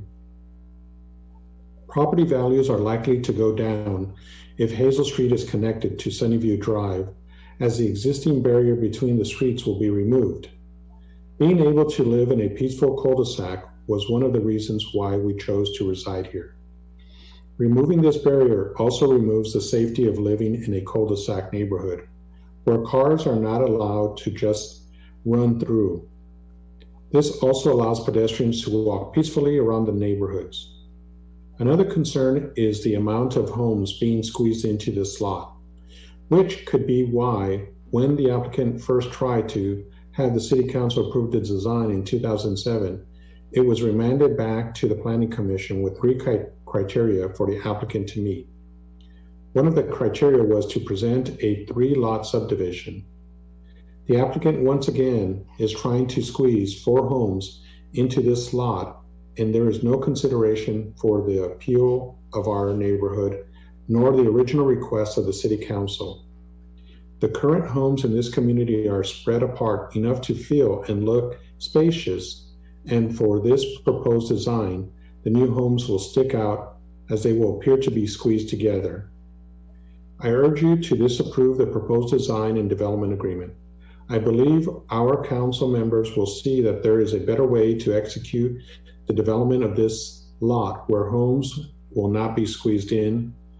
The road and sidewalk on Hazel Street can be extended for these new homes to have pedestrian access without removing the barrier between Hazel Street and Sunnyview Drive. This will allow pedestrians to continue their walk safely while still preventing cars from increasing traffic. Thank you for continued service and support of our communities. Best regards, Juan Zhao. The next comment is from Jennifer Mathers, and she wrote, "Hello, I would like to submit a few brief comments regarding the City Council meeting review of the Hazel Street project on 11/17/20. I am a 9-year homeowner on Hazel Street, about 4 lots away from the proposed project. 1, overall, I want to express my general support of the project based on the plans shown in the agenda document. 2, I support the idea of connecting Hazel Street to Sunnyview, although there may be some minor downsides in terms of traffic. I think overall the improved public safety, fire access, and the better personal community connection between the neighborhoods will outweigh any negatives. It will also get rid of the dark abandoned zone at the current end of Hazel Street, which seems like it invites crime and pollution to the exposed stormwater facility. 3, are there specific protections to prevent stormwater flow from the new development's landscape and driveway into the stormwater drain, since this area is so closely connected to the bay? Can on-site swales or similar be required at the property edge or associated with street construction to reduce pollution flow? Currently, polluted stormwater drains all the way down Hazel directly to the currently daylighted drainage. 4. Finally, just a general comment about city notices. We have never received any notice of this project or the city's review until a neighbor happened to spread the word about today's meeting. Similarly, when the Bay Trail was being constructed behind our house, we and several other neighbors more directly affected never received promised notices of final design review meetings. I am concerned that the city's notification procedure is not functioning, or that your definition of interested affected parties is too narrow. Clearly, the residents a few doors down from the 4-home subdivision will be impacted by both the construction period and resulting project and should have been notified earlier in the planning process. Thank you very much for the opportunity to provide feedback on this project and the city's planning process. Jennifer Mathers. Next comment is from Judy Hansen. I did not receive a letter about this, but just got a flyer concerning this possible change.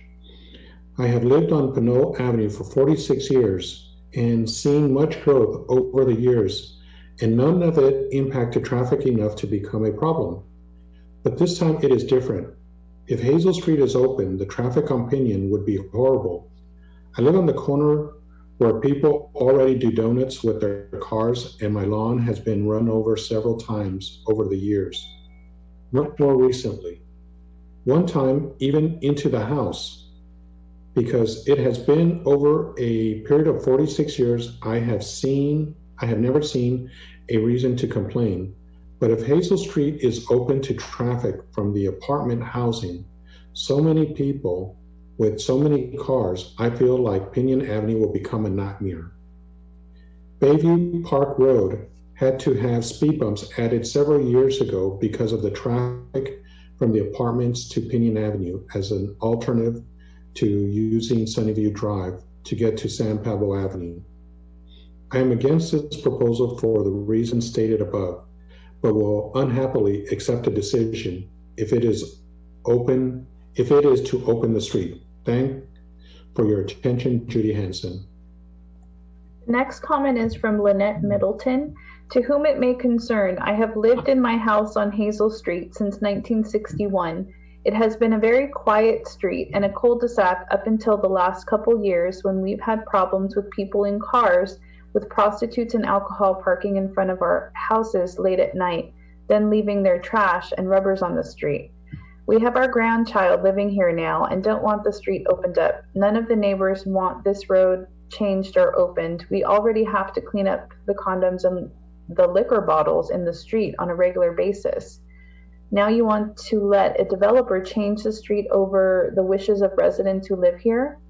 The non-resident developer won't have to deal with the increased traffic or problems that this will make worse, and I have to wonder how much he's paying someone to force this through.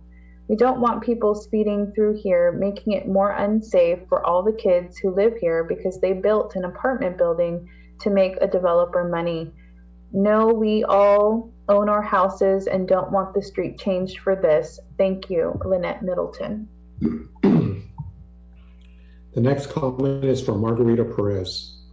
To whom it may concern, I live off Pinyon Avenue and I firmly oppose to the opening of Hazel Street due to the increased traffic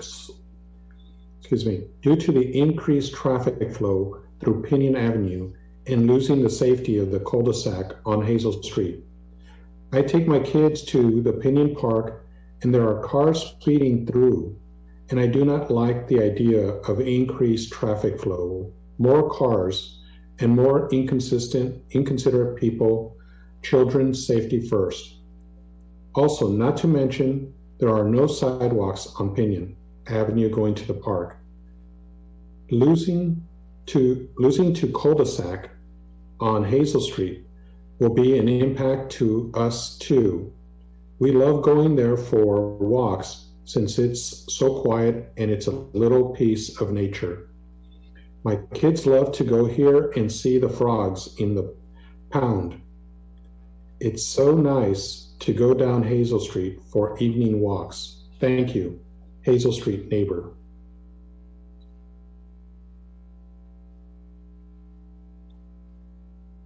Hey, do you have any more, Heather? Yes, there's a few more. Thank you, Mayor. The next one is from, sorry, just a moment. I'll read it. The next one is from Melissa Bazzaro. Dear City Clerk, I am writing to voice our concern regarding the Hazel Street opening. We live at the intersection of Hazel and Pinole. My husband and I are strongly opposed to opening Hazel Street and increasing the amount of traffic which this will cause. As it is, there is quite a bit of traffic rounding this corner heading towards Sunnyview. We would hate to see the current amount of traffic increase due to this change. Thank you for this opportunity for us to voice our concerns. Jose and Melissa Bizarro. The next comment is from Rafael Menes, and he wrote, as a resident of Hazel Street living quite nearby to the proposed subdivision, I will undoubtedly face negative noise and transit impacts from this project, even with the mitigations included in the proposal. However, I support the subdivision despite this. First, the city of Pinole needs more housing. The housing element is clear on this, as are the demands from the state and regional bodies. It would be hypocritical of me to call for more housing elsewhere in the city, but reject it on my own block. Second, as a matter of transit flow and mitigating greenhouse gas emissions, connecting Hazel Street will be a benefit to all of us. There's a significant hill that many of the households on Hazel Street, past the fence, have to go up to exit their cul-de-sac, causing increased greenhouse gas emissions. Allowing those households to use the reduced slope of Hazel Street to connect to San Pablo should reduce greenhouse gas emissions. Many vehicles currently come down Hazel Street intending to go past the fence as it is marked as connected on maps. Then you have to, then make U-turns to leave. This damages the street, and not infrequently those vehicles exceed the speed limit when they exit. Dutra Court would remain shielded from the traffic flow by being perpendicular to Hazel Street as it is now. If further protections are needed, the city could consider installing traffic calming measures, such as speed bumps, to further shield the court. Third, comparing the size of the proposed lots to nearby lots, they are in line. While the agenda item before the council tonight does not appear to have the area-wide parcel map that was presented to the Planning Commission, the vicinity map on page 363 of the agenda packet is sufficient to demonstrate this. Fourth, with regards to increased crime risk, I assume the police department was free to comment if they felt such a risk would result from this project. I would welcome any statements they wish to make on the topic.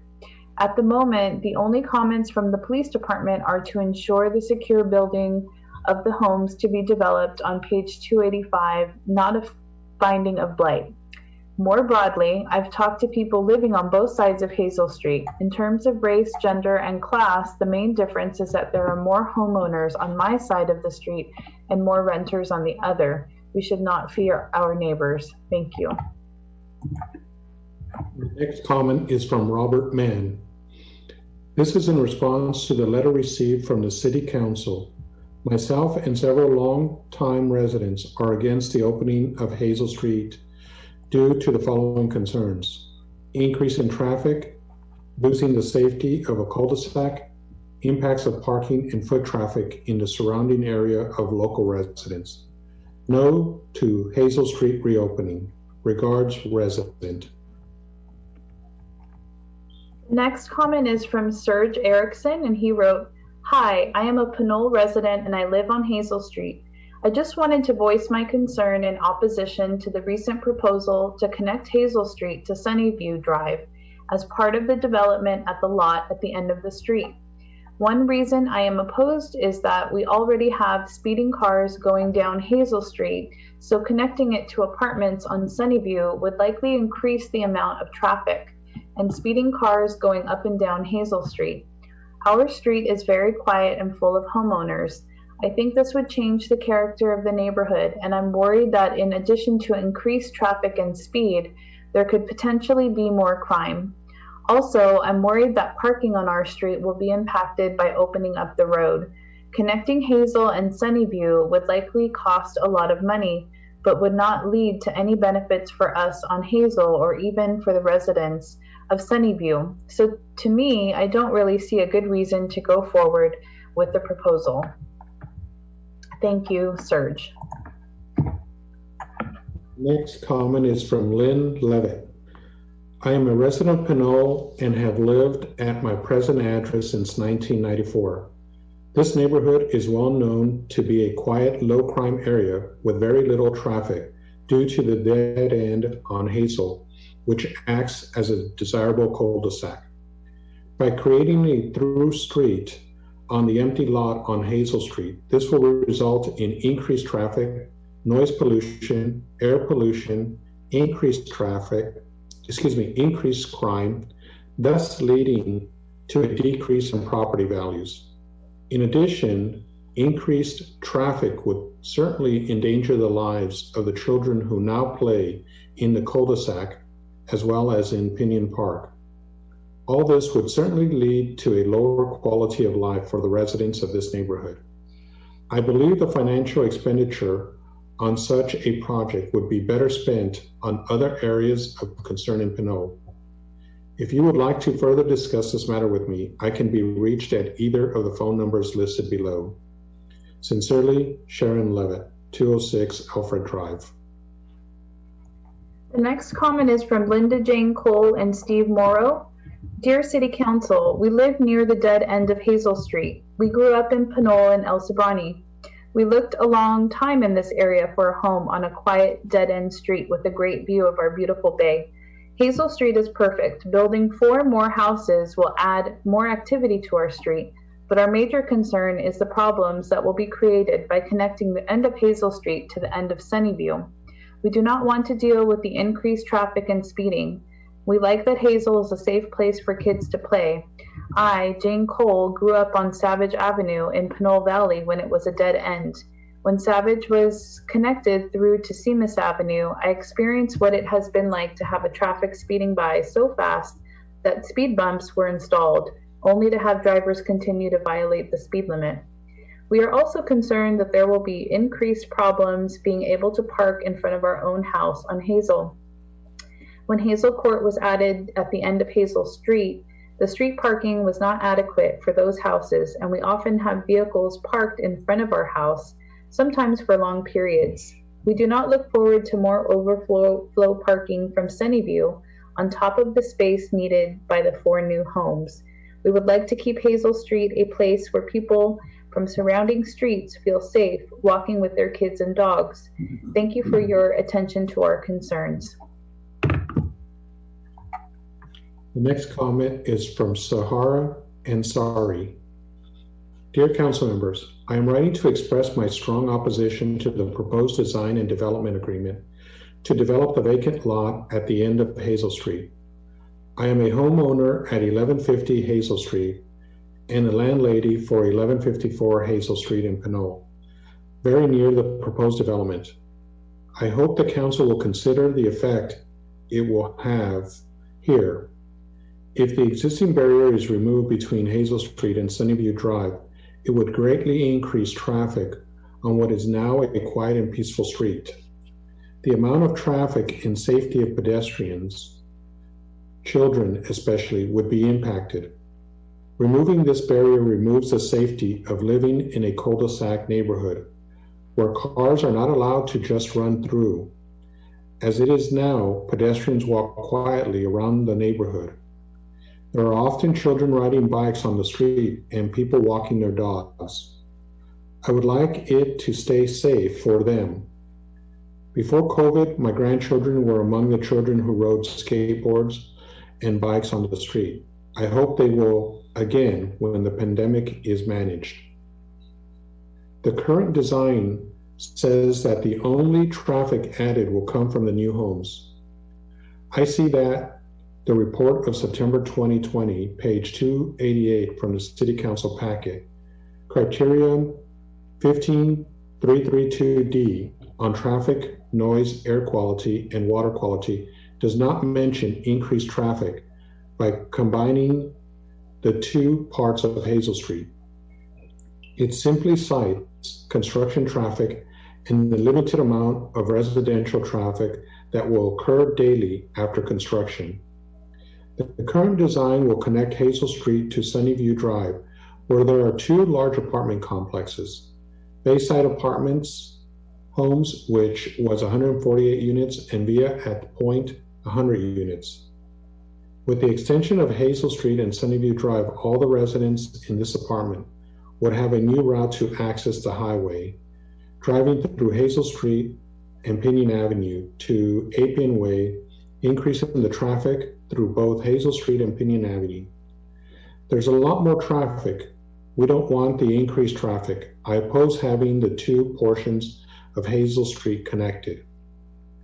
There's also a likelihood that more cars belonging to the residents of the apartment complexes would park in front of our property. We have had 2 stolen cars parked in front of our property.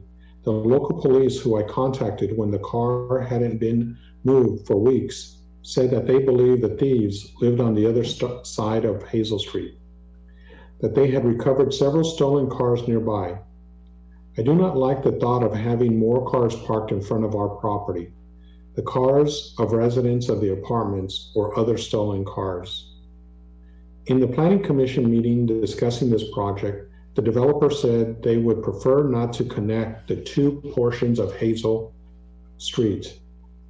They would still need to improve the end of the street to provide access to their property, but they said they would rather maintain the development as a cul-de-sac, that it made the homes more desirable and more valuable, since they would prefer not to connect it. What is the pressure to combine them? Another concern is the amount of homes being squeezed into this lot, which could be why, when the applicant first tried to have the City Council approve the design in 2007, it was remanded back to the Planning Commission with 3 criteria for the applicant to meet. One of the criteria was to present a 3-lot subdivision. The applicant once again is trying to squeeze 4 homes into this lot, and there is no consideration for the appeal of our neighborhood, nor the original request of the City Council. The current homes in this community are spread apart enough to feel and look spacious, and from this proposed design, the new homes will stick out as they will appear to be squeezed together. I urge you to disapprove the proposed design and development agreement. I believe our council members will see that there is a better way to execute the development of this lot, where homes will not be squeezed in. The road and sidewalk from Hazel Street can be extended for these new homes to have pedestrian access without removing the barrier between Hazel Street and Sunnyview Drive. This will allow pedestrians to continue their walk safely while still preventing cars from increasing traffic. Thank you, Sahana Ansari. And the last comment that I have is from Jocelyn G. She wrote, I'm a resident of Hazel Street in Pinole. I would like to clear up that it's not just an empty lot creating a dead end. There is a physical barrier creating the dead end that would have to be torn down for Hazel to become a through street. It is not an illusion created by the shrubs or empty lot. Sincerely, Jocelyn G. Okay, thank you. That will complete the public comment portion of the public hearing, and I'll close the public portion. We'll bring it back up to council for comment, and I'll start with Anthony.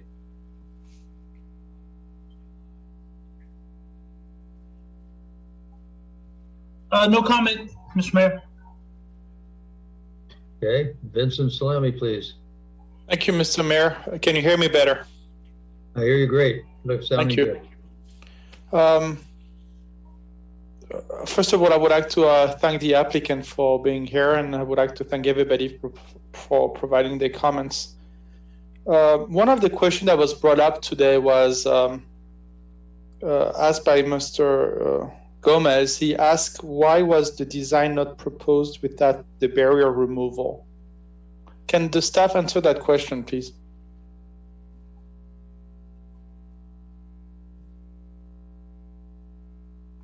Basically, he wanted to know why didn't we design it without having the barrier removed? Why? Based on, I mean, I'm going off of what was originally described in the application in 2017. So my understanding is that they, at that time, they wanted Hazel to go through. So, to have access to and not create a private road and create a public road, so that we could access all of our utilities, and those types of things. So that's my understanding of why Hazel was to go through, and it wasn't designed to have the barriers at both ends.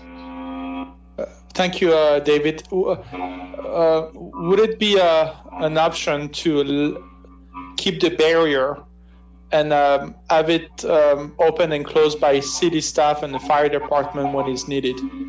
So basically, I'm asking if it's possible to keep the road closed, and when we have a fire department, if we have the police department, any type of utility company that need to go through, they do have access and can open the gate and close it. Would it be an option?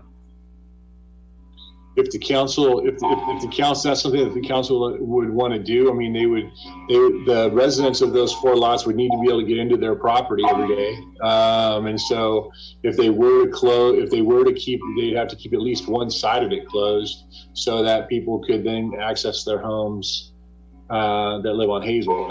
I don't think it would be prudent to have both sets of gates, because I agree with you, David. What I'm trying to say is, basically, can we still keep Hazel and Sunny View not connected to each other, but separated by one gate on one side? Yeah, if that's something that the council would desire, then yeah, it can be done.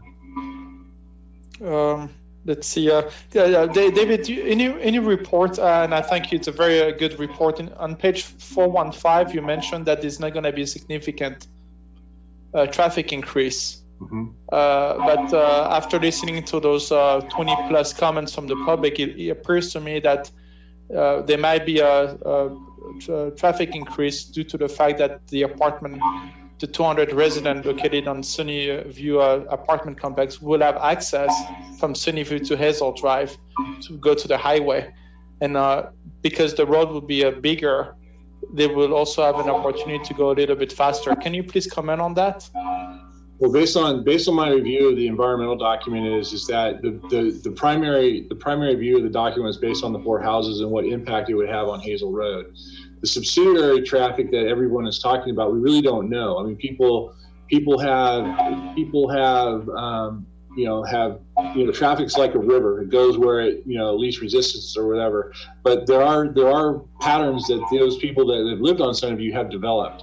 So to the amount that the traffic will increase on Hazel, there's potential for people to drive instead of going to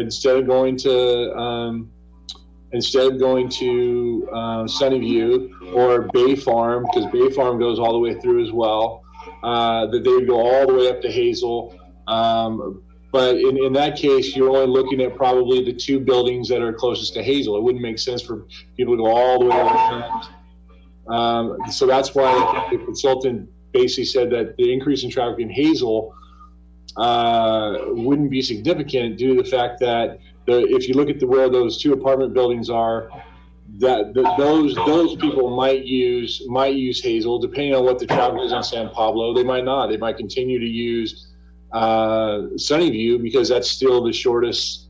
That's depending on where they're coming from. So that's why, in terms of significant impact, that's why it was considered a less than significant impact. Dave, Mr. Mayor, can I just ask? Yeah, thank you, Roy. I don't know if Vincent was done yet. So did you want to add something? We're getting a lot of feedback from your mic. I was just my mic? I was wondering if you could mute if you weren't speaking. I just did. Thank you. Thank you. I'm sorry, Councilmember Tev, I had one more question, but if you want to ask, go ahead. I'm sorry, I couldn't hear because there was some feedback coming in. That's why I jumped in, but please Okay, continue. sorry about that. Thank you. Thank you, David. I guess my next question will be, I would like to give the opportunity to the property owner to, I have a question to the property owner, and also would like to ask the property owner if they have anything to say to those comments that we heard, but I don't know if the property owner can hear me tonight.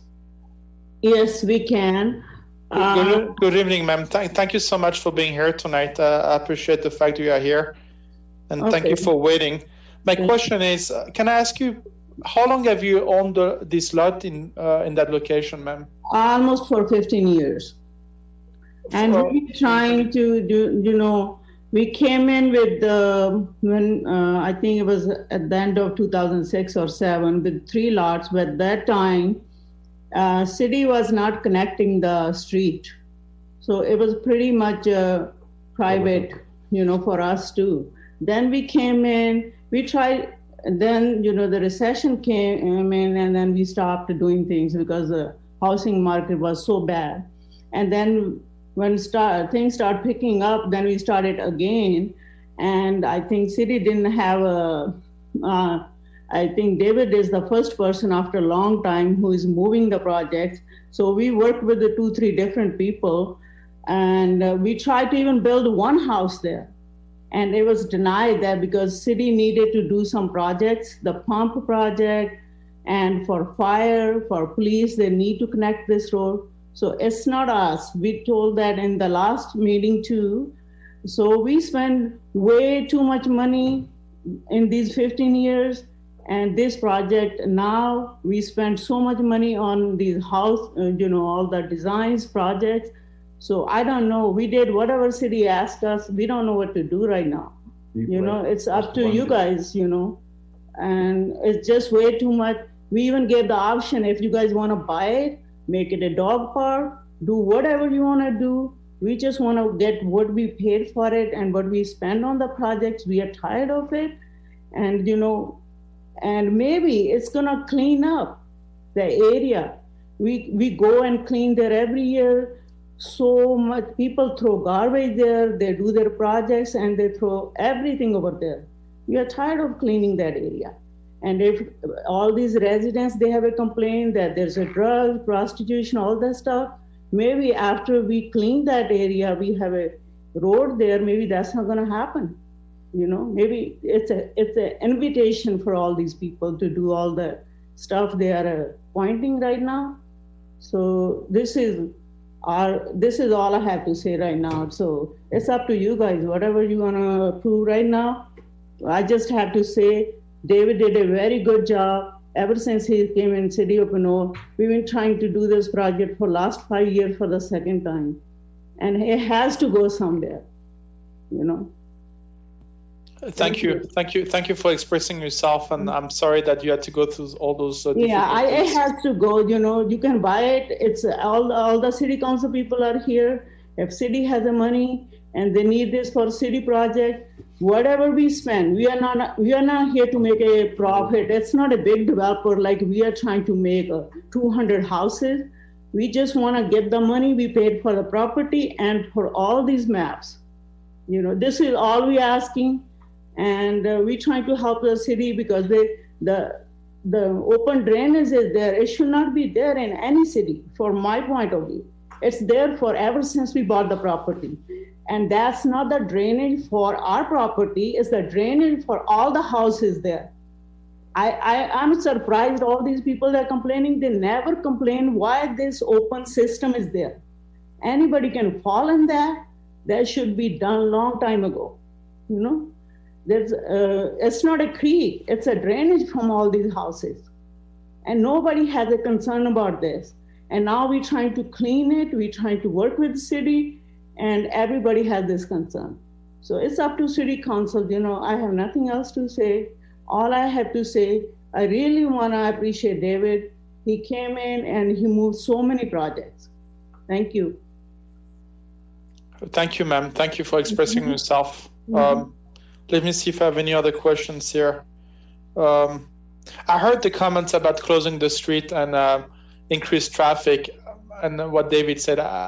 obviously, if you connect two streets, there's always going to be some increased traffic. The likelihood of people spinning there will be there. But on the other hand, the issues related to people throwing condoms and prostitution, this might go away as well, because this section of the road would not be as close, so it will be less likelihood of having some criminal issues. And I think right now, I'm not mistaken, there's no street lights in this area at this point. I don't know where the nearest street light is in comparison to where their project is. So yeah, that's it. People like dead end streets, to go at the very end of the dead end street where it's all dark and you can't do anything. Where now that was another thing, and that was regarding a safety issue. So yes, yeah, I mean, that's one of the reasons why we wanted the street to go through.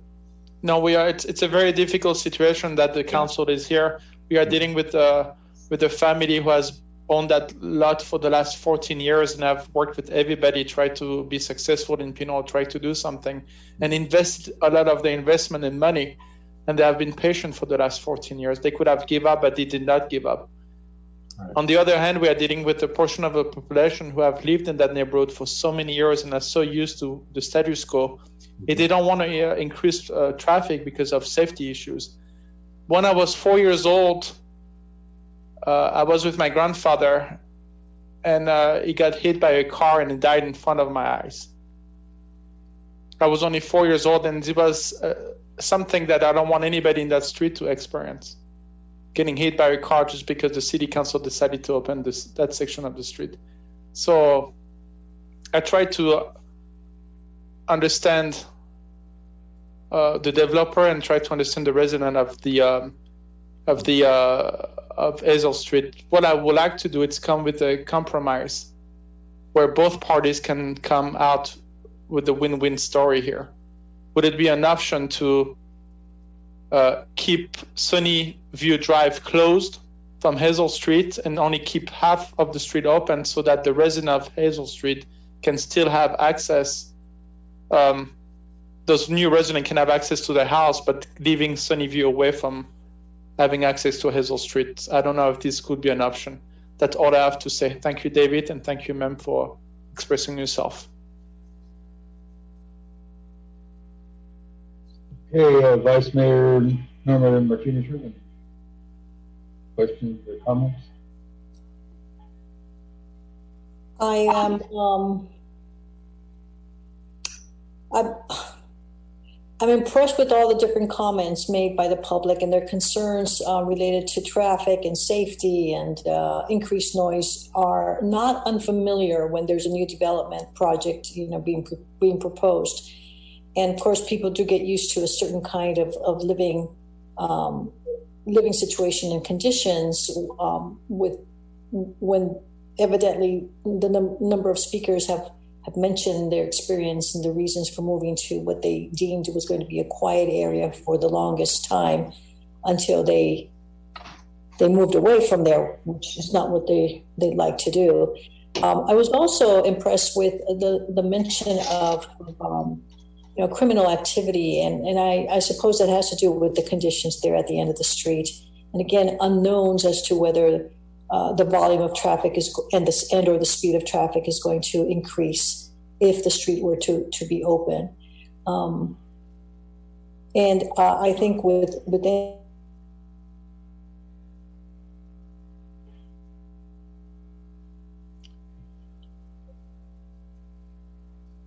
you froze up.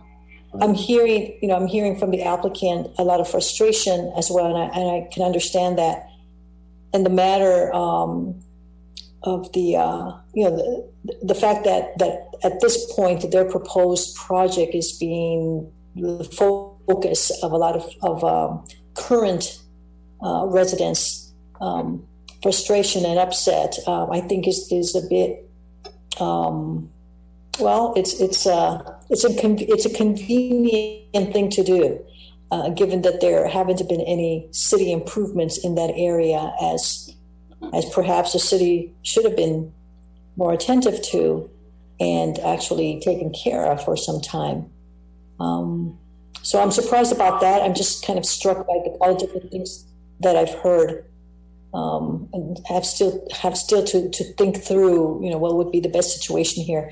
What Councilmember Salimi has suggested reminds me, and I don't know if this is feasible, reminds me of some some home areas in Pinole where there is a gate that allows access to the residents.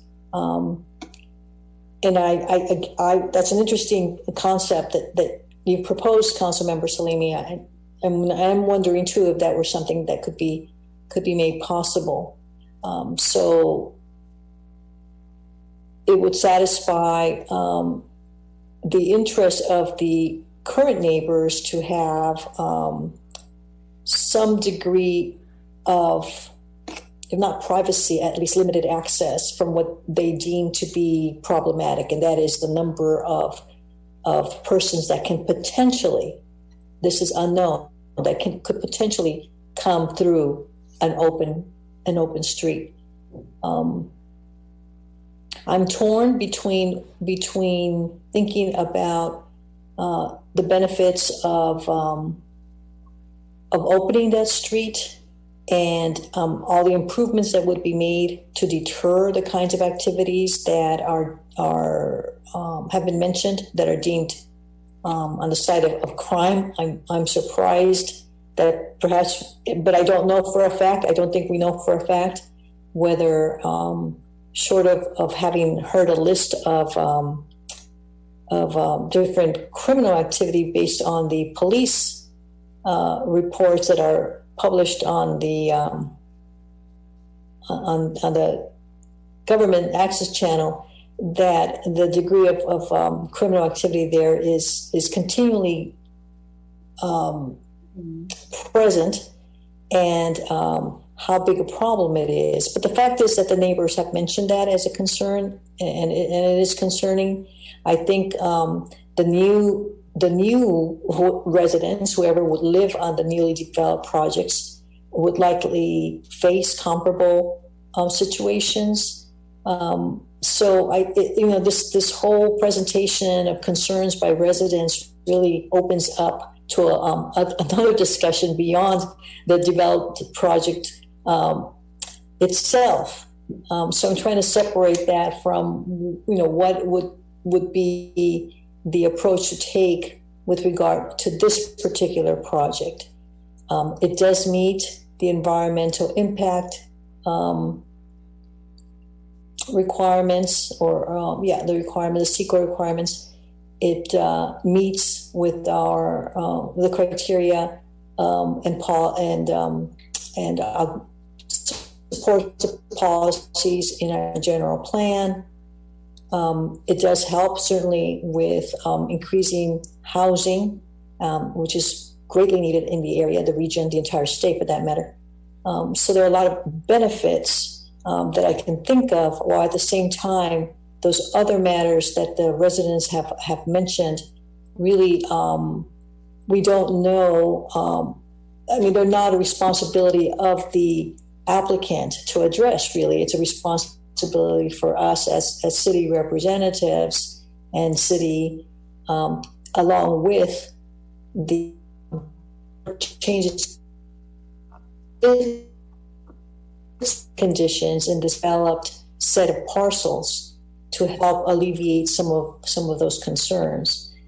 So at this point, I'm just kind of going over in my mind some of what I've heard without having made any real determination as to how we would proceed with this. So perhaps in a couple of minutes, I'll come to that. Thank you.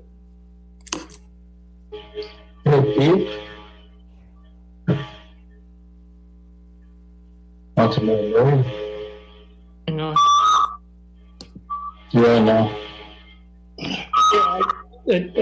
This is one of those situations where it's kind of a catch-22. If you go one way, you've got issues. If you go another way, you've got other issues. And I was thinking along the same lines as Vincent. If you don't have to open up the fire gate, why open up the fire gate and invite trouble? You can always build the street up to that, but keep the fire gate up. And I don't see it as a halfway fire gate. It's kind of like you close off the street. There's no access. We have several streets like that. Top of Henry, if you go over to Hercules development, brand new development, butts up to the older streets up in Linda Heights there. And we have, they were separated by chain link fence. There's a gate there so you can walk through, but there's not you can't drive a car through there. That's one spot like that.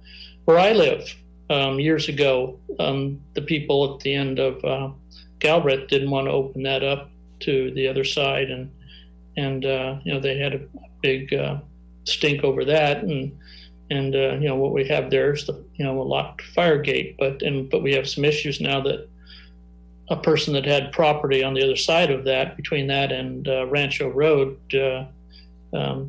planted trees all through the easement right there that would have allowed fire truck to go through there. So it's kind of like, how do you get to do that?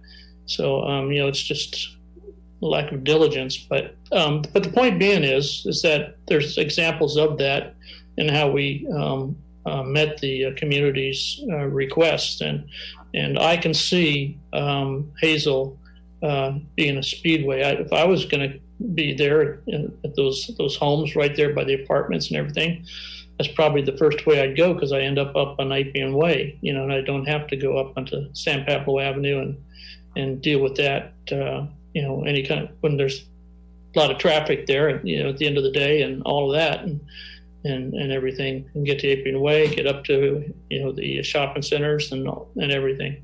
So I do think that there will be a change here. So my opinion is just what, as Councilmember Salimi proposed, is that the traffic gate stay. You might even think about putting a couple speed bumps in on Hazel. And my example of that would be Shea Drive and Sarah Drive coming off of Fitzgerald Drive there across Appian. And people avoid those streets. And that used to be a major thoroughfare and with a hard right. And, and people would run through there. It's downhill through part of it. And they would race through there. And they put the speed bumps in there. Took a little bit, but, people avoid it. And I know that I do. And it's quicker to get to my house down Sarah Drive than it is to go all the way around on the freeway. But I prefer to go around on the freeway, and down on Pinole Valley Road than to go down Sarah Drive. So, it's changes human nature. I mean, it kind of just makes you, think and avoid, these spots and places that, give you aggravation. So do I think that would work? Yes, I do. People in the community might not like it in the beginning, but when they realize that it would slow down any kind of speeding there on their street, when people, in the fast little, mostly kids, I think, are the ones that race down the streets. Most grown-ups have outgrown that, but they pay for a couple mufflers and exhaust pipes. They have a change of attitude. It's funny how that works. So, but I would say that those are my two solutions, and to the issue. Okay. And I also concur with the two council members' assessment of doing the improvements in the area and the housing, which seems to me to be a upgrade on that street area, which would actually add, I think, value to the homes that are there. And then keep the barrier or gate. I'm not sure it's a gate or a barrier what's there right now. I can't recall. When I was up there before, I did notice that the area that's not paved, that's basically a portion of dirt road, and it's a mess. I've looked at that over the years, 2 or 3 different occasions, and we really need to clean that up one way or another. That has to be cleaned up because it is subject to a lot of garbage hanging up in there, and people of nefarious reasons down there for places where they can hide out and stuff like that. I think it would be as a safety factor, better to have that built out on, so that those things go away, and the people that have the need to do what they're doing down there would disappear. It would certainly be an increased safety factor to the neighborhoods. And that would be my thoughts on it. We really need to take care of the pump situation for the waste treatment plant that's there. We've needed to take care of that for many, many years. As long as I've been on the city council this last time, that's been a problem. And the drain has been a problem. It's constantly not draining out. It's constantly flooding over at that point. I think there ought to be the ability for pedestrians and bicycles even to ride along there, for people to take walks with their dogs and other things in that area. That it's that way now, and I think it could continue that way, but maybe with a better environment to work it in. So that would be my thoughts. And anybody else want to speak? Fine. If not, we have a resolution in front of us, and if you want to make a motion on the resolution, that's fine. And if you don't, that's fine too. So, Anthony, I'm listening, and there was a mention of crime, and I'm just wondering if Chief Gang could maybe speak to that area. There was a lot of comment regarding that, and just to get kind of the chief's perspective, I'm wondering if he could maybe just comment on what that area looks like, and what lighting and the other security elements might help with. Yeah, Chief, if you're available.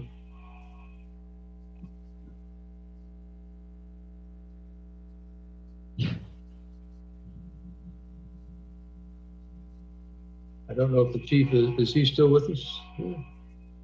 Yeah, he's still here, but his microphone's off. So probably didn't know the question was coming. Right. I mean, I just kind of, I didn't have a comment, but I was hearing the comments from Councilmember Martinez Rubin. I was hearing the property owner. I'm just wondering if Chief Gang might be able to weigh in a little bit. It's a good question. I was thinking about it myself. Sunnyview, before we put some redevelopment money in there, was kind of a little rough area, particularly up at the top. And so, can I, before we are waiting for the Chief Gang to show up, I would like to ask a question to David. David, did you get the feedback from the police department when you wrote that report? Did you get the feedback from Chief Gang when you wrote that report? Yeah, the Pinole Police Department comment was that the Pinole Police Department has offered standard comments pertaining to the construction of the future dwellings. These comments include adequate security lighting, low landscaping near the front doors, the need for safety constructed doors at both the front entry and, if the garage is attached, at the main door for the garage as well. So those were the police comments. No, I'm asking specifically, did you consult the chief of police, but not just the department? No, I do. No, all of our correspondence goes to the chief, and then he disperses it where he needs to disperse it. But we send it to the chief. So Chief Gang, I believe, is on the line, so I'd be happy to respond to your question, I think. Sorry about that. I was handling something else. Go ahead. Does council member, does one of you want to repeat the question for Chief Gang? Yeah, I was Chief Gang. We were just asking about a lot of comments came up regarding Hazel Street, and there was a few council members that mentioned safety, security in that bottom area, and we did talk a little bit about fire and having circulation and a fire truck be able to pass through. We're just wondering if police comment, can you speak a little bit to the security in that area, the crime stats in that area? There seem to be a lot of concerning items. I mean, there's a lot to unpack there. There's a lot of comments, and I listened to all of them. I do not have data to support the comments that were made tonight. I certainly can report back to you on that item. if the PD made comment, it probably came from our plans review. I did not personally review anything in regards to this project. I mean, it's very, very easily stated that opening the road will increase traffic. I mean, that's very easily that we can come to that deduction. Increased crime. I think somebody asked me a question about that, and just because the road's opening doesn't mean that we're going to make more criminals in the area. Crime and criminals will find opportunity regardless if that road's closed or not. So I have a hard time with the correlation that opening that road is going to increase crime in the area. But yes, there is some crime in that apartment complex. The exact amount or the exact data I don't have in front of me today. Thank you, Chief. Thank you. It just seems to me that we could improve the situation so that it would lessen the crime. Well, we have security lights at the new homes will be in there, maybe security cameras too, but also a street light in that area that would help reduce the crime. And one of the comments made by one of the people who lives there was the amount of trash and stuff that are thrown out by people who nefariously hang out around there. And so maybe we could improve that situation by not giving them the opportunity to have the areas to hide behind, so to speak, the bushes in the open space, et cetera, et cetera. I just think that might help more than hinder the situation, but I believe that the street barrier is a good thing. That stops people from for having no reason to be where they're at.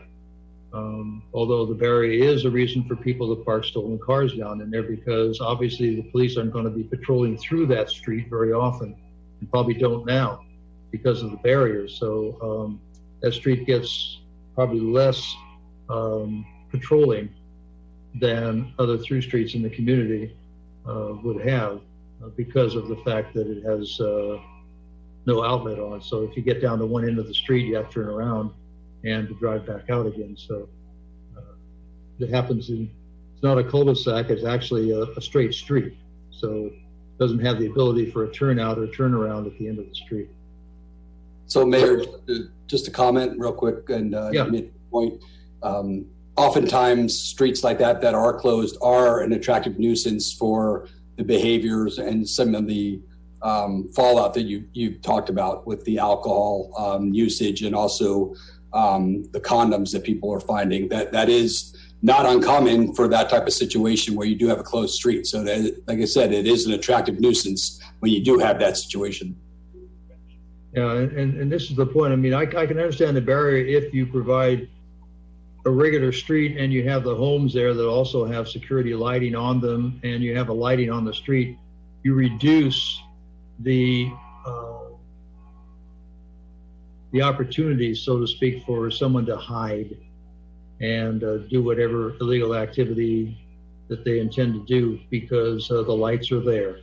And that's a good deterrent a lot of times, just by the lighting alone. So that's just my take on it. I do feel that as far as the city is concerned, we need to definitely get that pump station taken care of. We need to get the draining in that area taken care of. So that's my comment. So any other comments from council?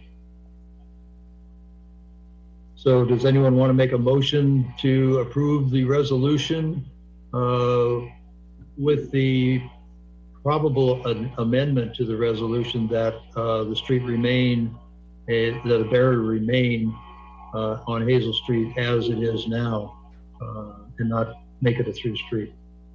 So I'll leave it up to you folks to council. So this is your choice. Tell me what you want to do.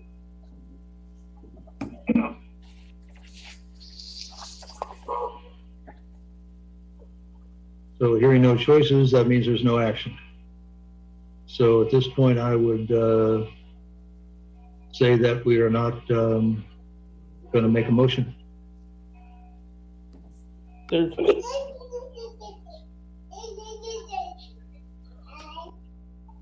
Sorry, I was muted. Martinez? Yeah, okay. So we just gave some initial reactions based on all the public comments, and also thank you, Chief Gang, for your comments as well, and the question that triggered that from Councilmember Tabe. I think I've started my comments by saying that there are a lot of concerns from residents on that street, given what they've become accustomed to. And the reason that they initially moved there and all this time that they regarded the street as a cul-de-sac, which has never meant to be one. And then the big question about whether we open it or not, one possible resolution to that was suggested by Councilmember Salimi, which I thought was an interesting concept, and that was to have some sort of gate. But I do not concur with the fact that there ought to be a barrier there. With the street open, that means to me, as I understand it, is that this project would be developed. The housing, what we're looking at are the parcels and the housing, the 4 homes that would be there.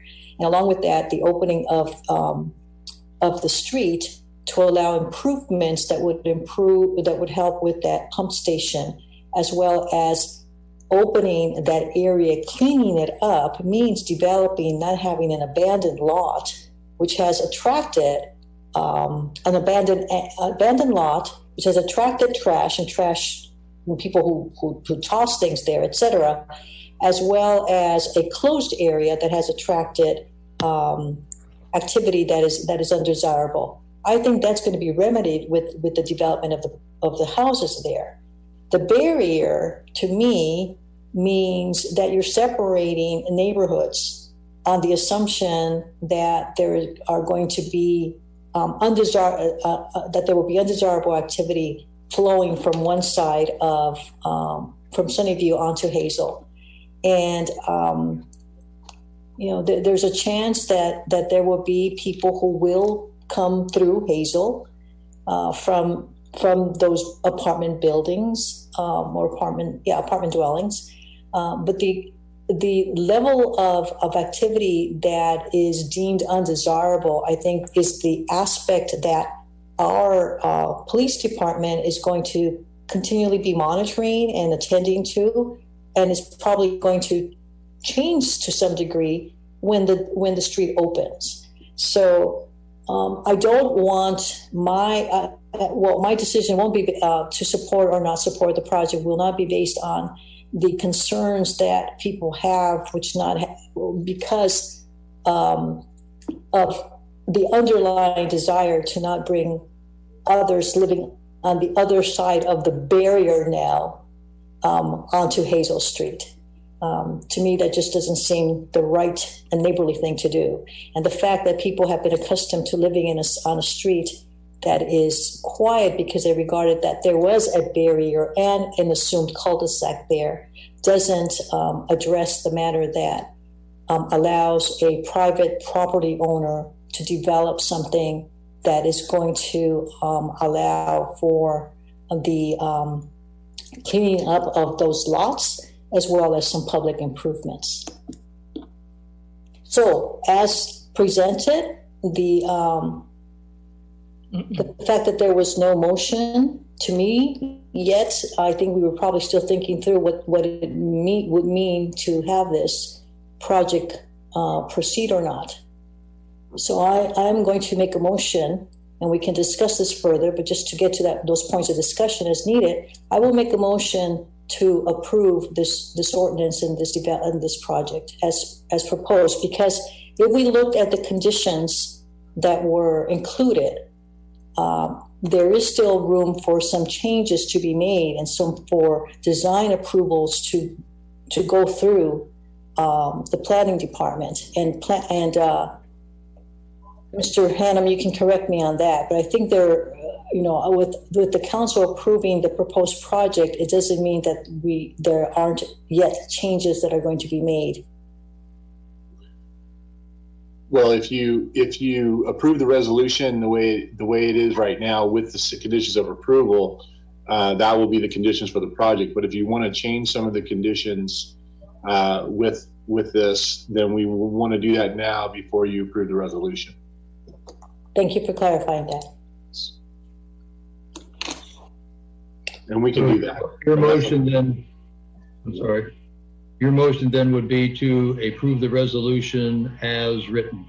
Is that correct? Yes, I'll make that motion, yes. I'll second. I'll second that. Seconded by Tave. Any further discussion on the motion? Yes. Yes, sir. Councilmember Salimi. Thank you, Mr. Mayor. Thank you, Vice Mayor Martinez-Ruben. I understand what your point is. I am trying to compromise here. The community here. I'm trying to find a compromise. If the only issue right now is safety and traffic issue, keeping the barriers seems to me, it doesn't have to be a barrier, it can be another type of dividing techniques that the city engineers seems to be appropriate. But keeping dividing those two streets so that cars cannot go through seems to me one of the big issues related to traffic. If we were to keep and divide those two streets at this moment, I felt like it would provide a compromise between the property owner and the people who live in Hazel Street. Okay, I'd like to follow up on Vince if I could. Vincent, excuse me. Yes, please go ahead, Councilmember Murray. So what I caught was, by not addressing each and every group's concern, you kind of leave the neighborhood feeling, a neighborhood that's been used to having a more quiet area, and then another neighborhood which doesn't get that traffic going all the way down and roaring through there as well, facing that same problem on the other side. Now, I was just thinking about it. I was around when those other homes were built below on the other side of the street from the apartments. And I was sitting here questioning myself as to, well, why didn't they finish the street then? That was a pretty good sized development there. And they didn't tie the Hazel to Sunnyview at that point in time. Why didn't we require it of a big money development at that time? So, it hasn't been our policy, and I would probably guess at that point in time, there was the same kind of concerns going on in regards to making it a thoroughfare right there. If the community's happy, I'm not opposed to the development, the 4 houses, the cottage type houses. But I think that if the community's asking for some kind of relief, and maybe another time, another day, that can be a community discussion, fine and dandy. But addressing the need for the pumping station and approving the houses and meeting the community's needs, to me, that's covered by the proposals that Councilmember Salimi proposed, plus a speed bump here or there, on Hazel, if that's what it takes to slow traffic down. I think that's a great suggestion, Councilmember Murray, and I appreciate that you have the history of being here since 1992, and prior to this, you were part of the Planning Commission, so I appreciate it. I was only 18. I thought you were born in the Planning Commission, but this being said, I know that Vice Mayor Martinez-Ruben put a motion and Councilmember Tave seconded it. I would like to put a sub-motion in place that, if you don't mind, Vice Mayor Martinez-Ruben, I do apologize. Thank you. I would like to put a sub-motion. Thank you. I would like to put a sub-motion in place that will approve the development of those houses with the condition of keeping the street divided with the barriers and also adding some speed bumps so that we get to reduce the traffic speed on Hazel Street.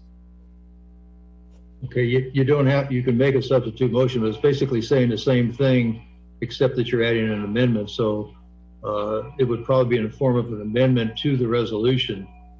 And if we have a second to that amendment, then we could vote on the amendment to be included with the resolution, and then vote on the resolution as amended. So that would kind of be a better way to go through it rather than go through a substitute motion, because you're not really changing the motion, you're just adding to it.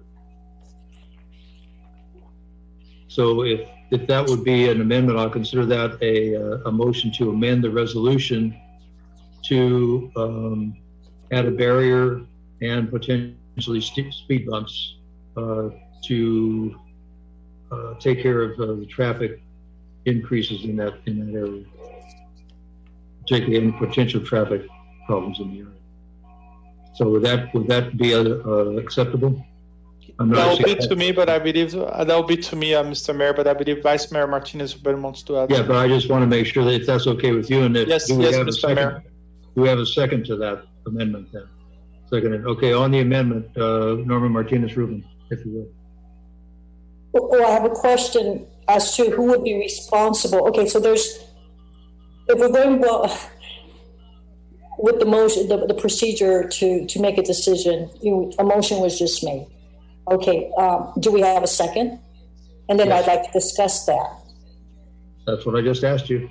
Yeah, I'm not saying. I may go a little too fast, but no, yeah, we have a second, and I asked you for discussion.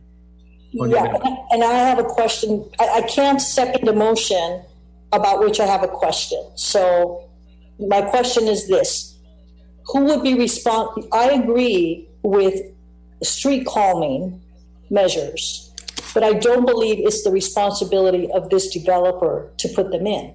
I believe it's the responsibility of the city, because it's the entire street that's of concern. And now with this, if we're going to have this barrier, however it's going to be created, is that the responsibility of the developer? Is that a condition to move this project forward? That's my question. So I think I need the help of our planning staff, because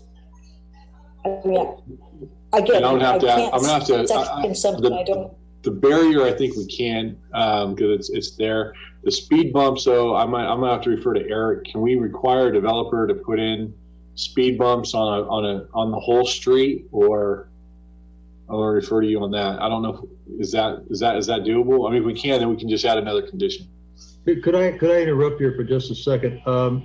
I think, and I'm not even sure the people on that street want speed bumps if they have the barrier still in place. I don't, because then it also affects the people that live there getting in and out of their driveways. In some cases, the speed bumps right there, et cetera. So it may not be a calming device because traffic can't go anywhere anyway. So we might just want to leave it at the barrier. If down the road the people there request speed bumps, I think we deal with that at a later point in juncture. So I would leave the amendment at just the city could assume the responsibility for maintaining the barrier in the location that it is now, and that would be a better amendment. Okay, so now, thank you. So now and again, I still cannot second the motion. I don't understand. Well, the motion's been. With regard to the responsibility of who would create this barrier, because on whose property would that barrier be? Is it on the applicant's property? Absolutely. Is the question being asked to me, Mr. Mayor? Yeah, you were the maker of the amendment motion. Yes, I to be honest, at this moment, I don't know where the barrier is located and whose property it's located right now.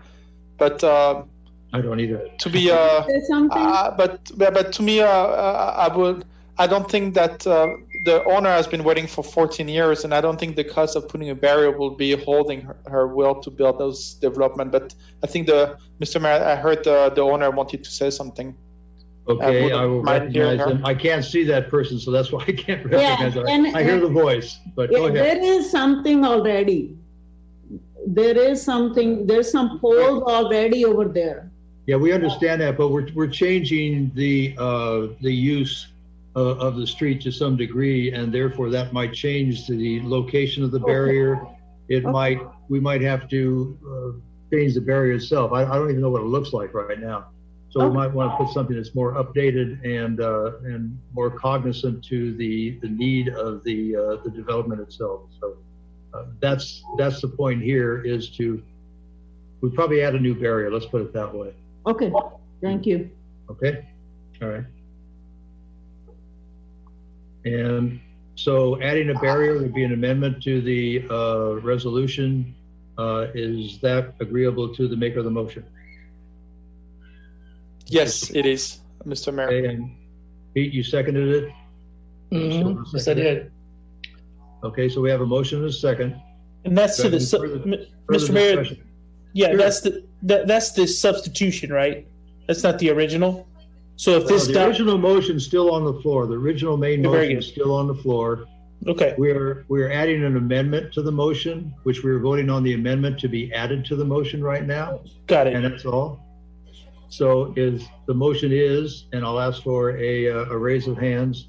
All those in favor of adding an amendment which adds a barrier, which continues to keep a barrier on Hazel Street, say aye. Aye. Aye. Okay, so I have a 5-0 vote. Not 5-0. I'm not in favor of adding a barrier. Okay, so I have 4-1 vote. That's why I asked for hands. I didn't ask for no's though, did I? You're right. Abstentions? No. Okay, so the 4-1 vote to add a barrier to the resolution, to continue to keep a barrier on Hazel Street to the main resolution. We're now back to the main motion. The main motion now has the amendment added to it. And so in the main motion, we have a resolution of the City Council of the City of Pinole approving a tentative parcel map, comprehensive design review for a 4-lot residential development located at the south side of western terminus of Hazel Avenue, and to continue to have a barrier as it's located now on Hazel Avenue. That would be the total motion. So we've added a whereas to it, basically. So I'll ask the attorney if that's if that looks good at this point. Attorney Cashier? Yeah, so it's an amendment to the original motion. That works. Yeah, I would just ask for the record, just for clarity, if someone could just state the full motion, just for the benefit of the minutes and the city clerk, and then that way we. Yeah, I think that's what I did. I'll ask Heather. Heather, do you have a clear understanding of the motion? Yes, I have the action. Thank you for asking. Because that's what I said. Yeah, I said with the addition of the amendment. So, and I clarified. For the clarification. The clarification would be that the amendment is to continue with Hazel Street having a barrier as it is now, so to speak. And if we have to upgrade that barrier for whatever reasons, or make a gate out or whatever, we'll deal with that. So anyway, that's the motion. And I'll ask all in favor of the resolution, raise your hand. 1, 2, 3, 4, and 5. Okay. So we have a 5-0 vote on the resolution with the amendment added. And thank you very much. And I hope this helps the people. And thank you for the people from Hazel Street for coming out and making their comments known, because I think it's sure helped us make a decision on this. And hopefully the decision is one that you folks down there will be happy with. I hope you'll be happy with the development. Vice Member Martinez-Rubin. Did you have a question? Thank you. No. Thank you. That's me, Roy. Oh, I'm sorry, Pete. You somehow. Yeah, just to the homeowners on Hazel Street right there. You guys are pretty well organized in getting your letters in, and if you do want speed humps, keep the organization together, put a petition together, and bring it back to the city council after the project. After the project, right?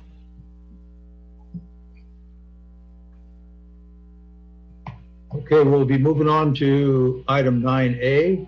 Well, we still have, Mr. Mayor, we still have one other item, and that is the ordinance, which we need to introduce and waive the first reading for the ordinance for the development agreement. So we still have to take action on that item. I don't have that on my... It's included as part of the project. No, let's go. Can we go back to 8, please? And I didn't see the ordinance, so that's my mistake. I thought the resolution was in fact covering the audience. Okay, so now we're introducing a public ordinance on the first reading and adopting the resolution. We adopted the resolution. That didn't adopt the ordinance, though. No, we need to introduce the ordinance and waive the first reading. Yep. I do have a question, Mr. Mayor. Yeah, go ahead. So no, usually we have 2 readings, correct? Yes. Yep. And Mr. Attorney Kasher, can you please usually provide us what the procedure is between the first and the second reading, and the time frame? And please go ahead. Yep. So an ordinance needs 2 readings. So this will be the first reading of this ordinance. The second reading will take place at the next council meeting. Oftentimes we put that item on consent just for the second read. But if there's any questions that arise or anything that comes up in the meantime, there's the second opportunity to revisit the ordinance if needed. Otherwise, it usually gets approved as a matter of course on consent. Thank you.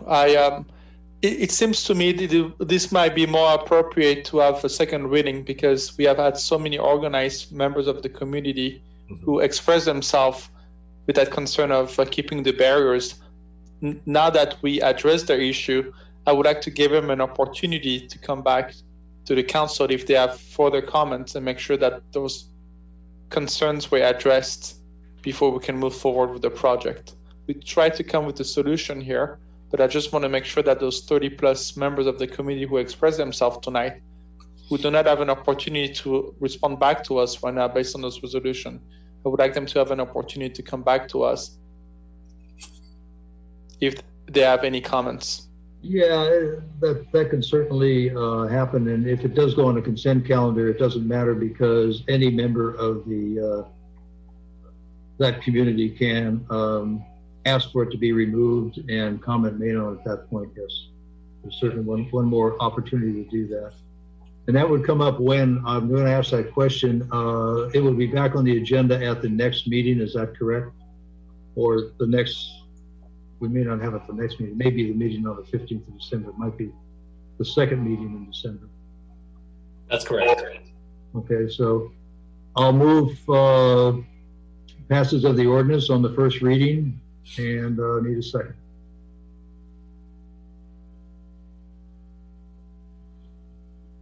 Second. Okay, been seconded by Murray. Any more comment? All in favor signify by saying aye. Aye. Aye. Opposed? Okay, ordinance passes. And does that take care of it, David? Yes, it does, Mr. Mayor. Thank you. Okay, thank you. Thank you for bringing that up and reminding me. Okay, we'll move on to item 9A. And that'd be old business recommendations of the Faria House Ad Hoc Committee and consideration of a memorandum of understanding regarding the renovation of the Faria House and lease to the Pinole History Museum. Receive report and consider the adoption of a resolution for staff recommendation. That would be Manager Andrew Murray, if you would, please. Sure. We staff have a brief presentation on the staff report, but I think the bulk of the substance of this item will be hearing from the 2 committee members of the ad hoc committee. So if it's okay with the committee members, I'll go ahead and provide a brief overview of the staff report, then turn it over to you. And of course, there'll be time for public comment. So I'm going to provide just a little bit of history on the Faria House itself and talk briefly about the findings and recommendations of the committee. Then, as I mentioned, the committee members will have a chance to provide additional information on their findings and recommendations. And as you all know, back in June 2020, the council created the Faria House Ad Hoc Committee, and it was charged specifically with providing recommendations to the council on the Faria House's potential renovation and use as a history museum. So the Ad Hoc Committee has met on a number of occasions to review the following: the various plans that have been considered over the years for the use of the house, the recent architectural design for renovation of the house, estimated cost of that renovation work, and different approaches to a potential memorandum of understanding MOU between the city and the Pinole History Museum regarding renovation and lease of the building. So there's an awful lot of history to this historic home, and I will give the short version. The staff report has a slightly longer version. That, of course, is still incomplete because it's a storied and well-known local resident. The Faria House is a two-story house that was located on the Faria farmstead. The Faria family were early settlers of the area. The Pinole Redevelopment Agency purchased a portion of the Faria farmstead, including the house, back in 1996. That is where the Kaiser Community Clinic is right now. Subsequent to the purchase of the property, there have been various plans for the reuse of the house, both by the redevelopment agency and subsequent to its dissolution by the city. The redevelopment agency sold the property on which the house was located to Kaiser for the development of that. And the house itself was subsequently relocated to its current spot in Old Town. There have been various attempts over the years to reach agreement between the city and the Pinole Historical Society, and now the Pinole History Museum, on the renovation use of the house as a history museum. Recently, in 2016 and also in 2018, the city issued letters of intent to use the house as a history museum. The city also, at the council's direction, city staff hired an architect in 2018 to create designs for renovation of the house for use as a history museum. The architect, Interactive Resources, completed their 95% construction documents back in December 2019, and they also provide an estimate of the cost to renovate the house, which was $1.4 million. So since the committee was established in June 2020, it's reviewed the history of the various plans for the use of the house and the changes of ownership. The committee, along with the architects, the estimator, and the Pinole History Museum, reviewed the designs for the renovation and provided some direction and fine-tuning of the designs. The committee received an updated renovation cost estimate back in September, which was $1.17 million for the renovation, plus an additional about $66,000 for tenant improvements. And the committee directed city staff to prepare a draft MOU between the city and the Pinole History Museum for both the renovation and use of the house. So the MOU, which is in the packet this evening and is the item that is being considered, has a couple key provisions that I think are worth pointing out. Essentially, the way it's structured is that if the Pinole History Museum is able to raise the funding to pay for tenant improvements and for furniture, fixtures, and equipment required to open the museum, if PHM can raise that funding, then the city is committed to soliciting bids for renovating the Faria House. And if the bids that the city receives for the renovation of the house, as well as architecture and engineering, construction management, permitting, and possibly site improvements, total $1.2 million or less, the city will proceed to renovate the house. If the bids for that work come in at over $1.2 million, the city isn't obligated to perform the renovations or to enter a lease. Although I think the city would be willing to consider a contribution from the Pinole History Museum to close the funding gap. The lease, which would be a separate document from the MOU, does have some details that are outlined in the MOU. It also includes some performance standards for PHM regarding open hours and numbers of exhibits. So the committee members will provide more information on the findings and recommendations One of the recommendations of the ad hoc committee is that the city council consider the MOU that's presented this evening. And that's it for our brief staff report. Happy to answer any questions and would also, of course, love to hear from our committee members and members of the public.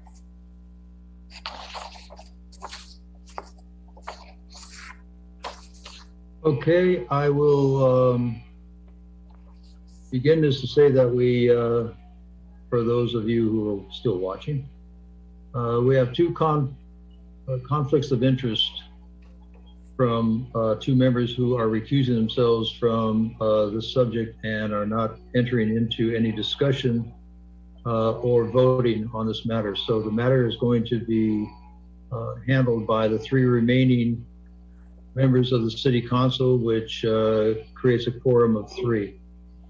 And we will begin the discussion of, I think I'll, rather than go into the discussion right now, I think, do you want to hear from the public first? Okay, Pete, why don't you go ahead and give a committee report? That'd be great. No, I was saying I wanted to hear from the public. I got all these printouts. Oh, okay. Okay. Anthony, is that okay with you to hear from the public? Okay. Yeah, sure. Okay. So then I will open up the public portion of the meeting, and I think we have quite a few comments from the public. So Heather, I will let you get started with the help of Hector and anybody else who wants to help out. So we have quite a few comments. So if you would. Thank you, Mayor. The first comment is from Alexander Jason, and he wrote, "To the Pinole City Council, I am writing in support of the Pinole History Museum. I think we have a great and unique opportunity to establish a local museum to document and preserve the many elements of Pinole history. Having a Pinole History Museum will significantly enrich the community, past, present, and future. I also think the Faria House is a perfect location and structure for the museum. I hope you can agree to fund the work that needs to be done to complete the project. I feel sure that the presence of the Pinole History Museum will make Pinole an even more memorable town and a better place to visit and reside in. Thank you, Alexander Jason." The next comment is from Beverly Fellum. "Dear Heather, in our museum collection, we discovered a map/layout of the city of Pinole. Pinole is not in our mission so far as collecting and interpreting history, so I thought there might be a museum in Pinole that I could contact to see if they wanted this map for their collection. I talked to the president of the Pinole Historic Museum and was surprised that they did not actually have a museum in Pinole. After speaking with the president, Jeff Rubin, I felt I should write the city council and express my interest in their seeking a place to have a museum. Mr. Rubin mentioned the 1880 Faria House as a possible place to have a museum and found that there has been a struggle with the home that was moved from its original location. After seeing a photo of the Faria House, I found it to be absolutely beautiful. The cost of these types of projects are expensive, and I realize that there are countless items on the agenda for the city's needed projects. What I would like to say is having a museum, especially in a small city, is such an asset for businesses and brings people to your city. They may come to see the museum and end up going out to eat and visiting retail shops. The Benicia Historical Museum in Benicia had their struggles in the beginning of obtaining a place for a museum. The city of Benicia leased 4 of the former Benicia Arsenal buildings to the museum, knowing that there was a great deal of work and expense to ready the buildings to house a museum. With the grants, city funds, and cooperation and support from local industries, the rehabilitation began. Today we have a successful museum, and it brings visitors who love the history of Benicia, and they spend the day shopping and going out to eat in the restaurants. Many people do not know about the city of Pinole. All cities have a story to share with others, and I am sure Pinole does as well. It would be an asset for Pinole to have a museum full of stories of families, schools, industries, and government in their city. Thank you. Beverly Phelan, Director of Archives, Benicia Historical Museum. The next comment is from Bill McMaster. I support the renovation of the Faria House and lease to the Pinole History Museum. Pinole's history is very interesting from the time of the indigenous people through the Spanish-Mexican period, the Bear Republic, and the United States of America. The Pinole Historical Society has done a wonderful job promoting the history of Pinole and bringing the families of the old-timers and recent residents together. I believe it would be a great benefit to the city to have this beautiful building as a museum and cultural center. Bill McMaster. The next comment is from Bob Moore. Council members, I support the funding for the renovation of the Faria House. Having a place to take our children, friends, and families to learn about the rich history of Pinole is priceless, especially the Faria House. I remember how proud I was reading in the East Bay Times and other newspapers how the Faria House was going to be renovated and turned into a museum. My family and I have visited the Faria House many times just to see the beautiful home and rose garden. We are hopeful for the day that the city will keep its promise and renovate the property and give us a place to study and learn more of the rich heritage of Pinole and of how Pinole became such a beautiful city. Thank you, Bob Moore, Pinole. The next comment is from David Rupert. He wrote, "Good evening, Mayor, City Council, staff, and Pinole citizens. As reaffirmed in item number 7C of tonight's agenda, the city of Pinole is still in a continued local emergency, which shows no sign of ending.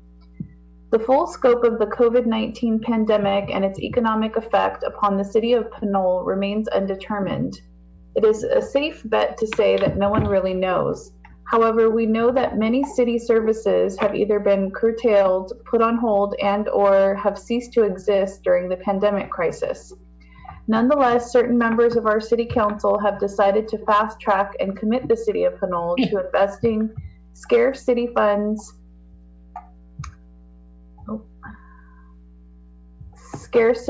and staff time into the Faria House Museum project. As indicated on pages 442 to 447 of the City Manager's 9A report, City staff recommends and requests that City Council consider a memorandum of understanding between the City and the Pinole History Museum. It is printed in draft form on pages 592 to 598. As stated previously by other speakers and myself, in principle, we are not opposed to a history museum in our town. We are opposed to the tainted backdoor process that the City of Pinole and the City Council members have chosen to follow. This suspect process includes 1. The total lack of diverse community participation in the proposed museum project. 2. The procedurally flawed formation and practices of the ad hoc committee since June of this year. 3. The failure to adequately analyze the financial records of the Pinole History Museum and the Pinole Historical Society, who need city funding for the Faria House Museum project.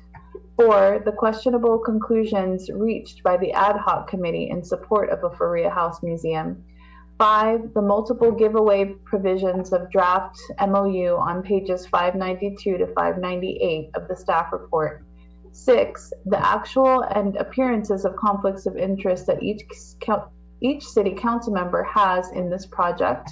7. The escalating amount of city funds that the City Council is willing to invest in the Faria House Museum project. And 8. The City Council's failure to recognize that we need every penny of our assets to combat the economic effects of the COVID-19 pandemic upon our city budget. Individually or collectively, any of the above points should be reason for great pause and reflection. Many members of the community feel that the Faria House Museum issue should be delayed and tabled for the same reason that the fire station study was. This advice was never heeded by the City Council. In June of this year, they chose to form an ad hoc committee and proceed full speed ahead on the Faria Museum project without unbiased public input and/or adequate financial oversight. Today is November 17, 2020. It is recommended that the City of Pinole commit themselves to a project that is fraught with irregularities and potential pitfalls. please put this project on hold so it can be vetted properly by the new city council. The city does not need a repeat of the infamous cell tower debacle. The next comment is from Debbie Long. Tonight you will vote on whether or not the City of Pinole will invest funds to improve the Faria House to the point where the Pinole Museum Board will be able to proceed with their own improvements in order to bring a museum to the City of Pinole. Could the $1.2 million be used for other projects in the city? Certainly, $1.2 million could repave a road or two. But because it is one-time money and the $1.2 million doesn't stretch too far in today's economic environment, perhaps using these one-time funds from the sale of former redevelopment agency property to bring the Faria House up to code is not so far out of line. After all, in about 5 years, we will have spent about that much for 11 additional library hours, not guaranteed, on property that belongs to the county. Having a museum located in our property will minimally as educationally important as having a few extra hours at the county-owned library. A museum isn't anyone's pet project, as some have stated. It is a promise kept to the Faria family.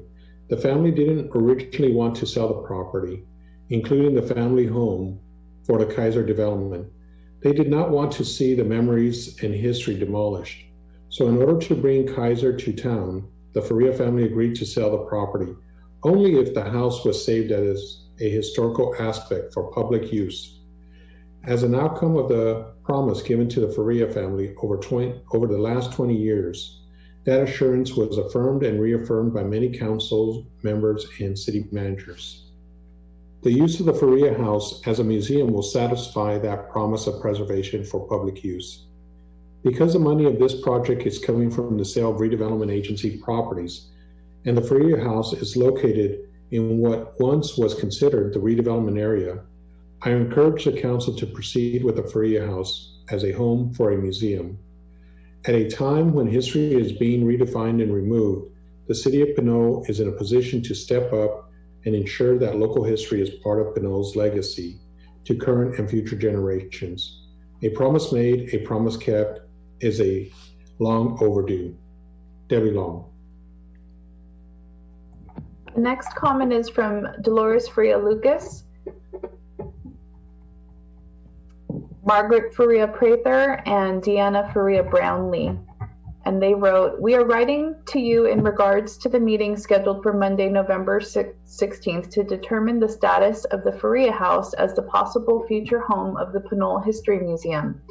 As the previous owners of the house and a family with a history intertwined with the emergence of the town, the Faria sisters strongly urge City Council to continue with its established plan to use this property as the eventual home of the Pinole History Museum. As you likely know, our parents, Bill and Margaret Faria, owned a large piece of property in Pinole and ran a farm there for over half a century.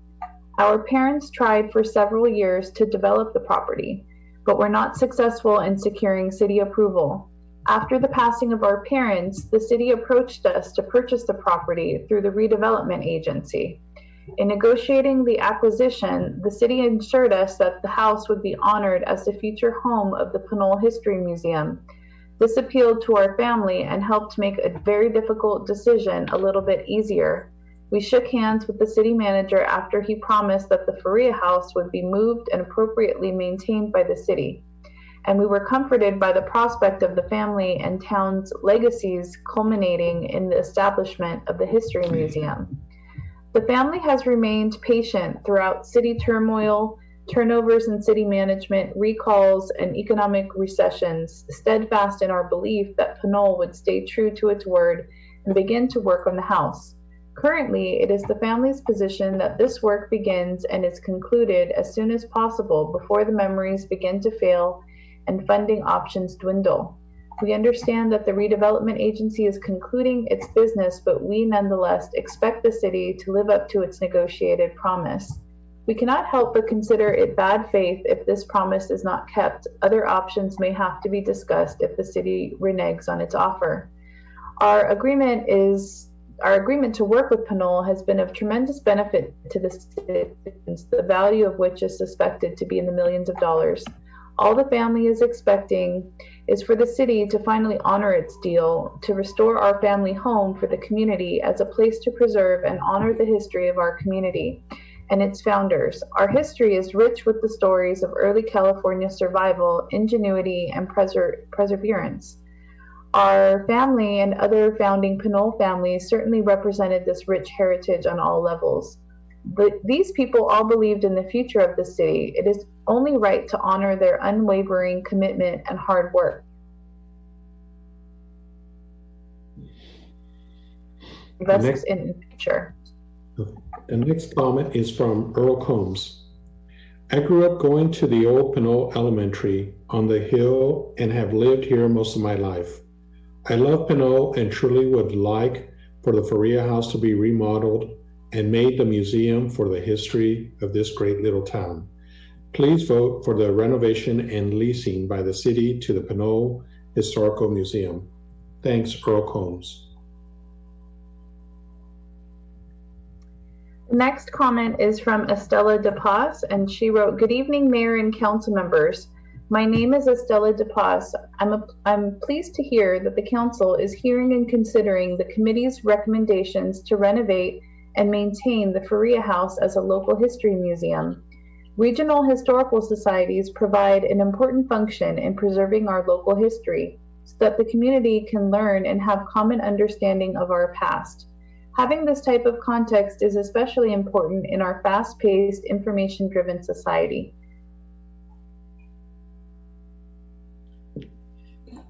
The next local context. Is my audio coming through okay? Yes. Okay. I'm not quite done with this comment. News is normally focused on big societal changes, yet local impact and context are often missing. The Pinole Historical Museum can be a vehicle in addressing this gap. The museum will be a source of pride to bring our community together to share information and create a common experience for both young and old. Please support the committee's recommendation and let's get to work. Best regards, Estella DePaz. The next comment is from Debbie Ojeda. Dear City Council, I completely agree with renovating the Faria House and creating a museum. I think this project is important for the city of Pinole and its residents. This will preserve the history of our little town for people for generations. It's a wonderful idea, in my opinion. Sincerely, Debbie Ojeda. The next comment is from George Vincent. He wrote, City Council, Pinole, California. History without home is lost history. In 1968, the Pinole City Council, alarmed by the loss of the community's heritage in both buildings and residents passing with no means of saving memories or artifacts, established the Pinole Historical and Museum Commission. I was the president of the 8-member body. Our task was to collect and preserve as much local history for safe storage as possible until a town museum was established as a proper repository. We figured this would be in 10 years. It has now been 52 years, and funds have always been an issue as Pinole's history has languished unsafely in homes, garages, and storage units. You now have the best opportunity to decide that Pinole's history will no longer be homeless, and the community will have a unique cultural identity in the Faria House Museum to thankfully preserve the town's rich heritage. Respectfully, George R. Vincent, former President Pinole and Pinole Historical Society. The next comment is from Irma Rupert. Good evening, Mayor, Council, staff, and public. I would like the Council to not approve this MOU for the Faria House. Move this item for a future time when the 2 new council members will be sworn in to the council in about a month. It seems unfair for me that this is a 169-page document, and to understand it and read it takes more than a couple of days. For the sake of transparency, you need to allow the public more time to get involved. Time will benefit all of us. I oppose the approval of this MOU this evening and move it to a future date. It is not an essential project. This is not time sensitive and urgent that you pass this tonight, since this has been over 10 years this project has been on hold. Why now during a pandemic? For those that approve the project tonight, you will have to answer to the community public who are totally against this project. To the two termed out Mayor Swearingen and Councilmember Pete Murray, this is a promise made years ago. This promise should have been passed on to the new council members who had nothing to do with it. Excuse me, this promise should not be passed on to the new council members who had nothing to do with it. A promise is not an agreement, should not be held for others to fulfill because they had nothing to do with it.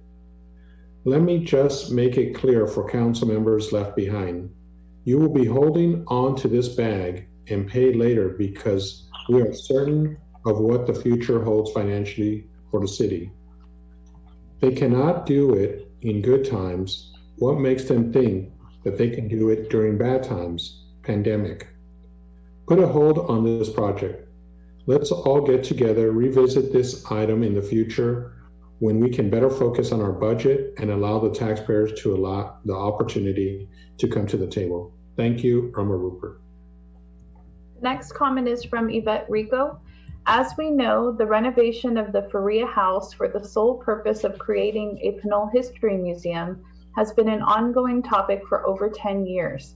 Many citizens, Pinole citizens, and citizens from other cities have given of their time and money to bring this to fruition. But ultimately, this is a financial commitment to be borne solely by the Pinole taxpayer. And at what cost? What will we in Pinole sacrifice? It's 2020, we are struggling through a global pandemic. It's 2020, a time of great uncertainty. It's 2020, a time of financial distress and an unknown future. Now is not the time to make this financial commitment on behalf of the Pinole taxpayer. We demand a seat at the table. Yes, we want a place to showcase historic artifacts and honor Pinole's history, but the cost to do that is now estimated to be over $1.4 million. There is a strong possibility that additional costs will follow. We are way past the council's estimate of $400,000. In the business world, this MOU lease agreement would be quickly rejected due to the lack of financial data from PHM. What is their skin in the game? Where's the business plan? Where are the P&Ls? Where are the projections for revenue and expenses? How will this museum sustain and maintain itself in the long term? If PHM and PHS jointly or separately have raised an estimated $50,000 plus over the last several years, how will they run this museum without continued and additional support from Pinole and its taxpayers? Mayor Swearingen, Mayor Pro Tem Martinez-Rubin, Councilmember Salimi, Councilmember Tave, and Councilmember Murray, we expect unbiased leadership and unquestioned integrity. We expect you to act in our best interests. I urge you to table this topic until the new council is seated in 2021. Let them revisit this topic using the facts as they unfold in 2021. 2020 has been a very bad year for many. How will those who have lost their jobs and their businesses feel about the financial commitment you are making for this project? Be assured that your decision tonight will have long-term consequences, not just for us, but for you as well. Correct. The next comment is from Jasmine Valentine. To whom this may concern, I have lived in Pinole for 5 years now and have seen a significant improvement made to the city. I have 2 children, 14 and 6-year-old boys, and I truly appreciate the parks that available to them, including the skate park. I can see how you have invested in the youth, and I would like to continue to see that happen. My thoughts on investing our money on the Rose House Museum are that you shouldn't. The house is very nice to look at as you drive by or walk by, but I don't think it's worth the millions you are investing in this property. Museums are nice, but really, not what this town needs. I may walk in to check it out once, but definitely not a repeat visit. You should continue to invest in the youth and the safety of this town. Fernandez Park, for instance, needs to be looked at. The horseshoe pits need to be removed or redone. The area is a huge safety issue. I've seen many children running around the area, and the exposed metal is very dangerous. Another issue is the bushes surrounding the toddler park. You shouldn't be able to have a clear view, you should be able to have a clear view of the entire park, and the bushes prevent full visibility. This is a concern if a parent has an older child and cannot keep an eye on them from the toddler park. In addition, I believe the kids need a nice swing area. This could be placed where the unused horseshoe pit is. The skate park needs more supervision as well as cleaned up. There's always garbage and bottles everywhere. The field next to the skate park can even be used for sports due to all the potholes, which is another safety issue. My suggestion is create BMX track or expand the skate park so the kids can enjoy more space.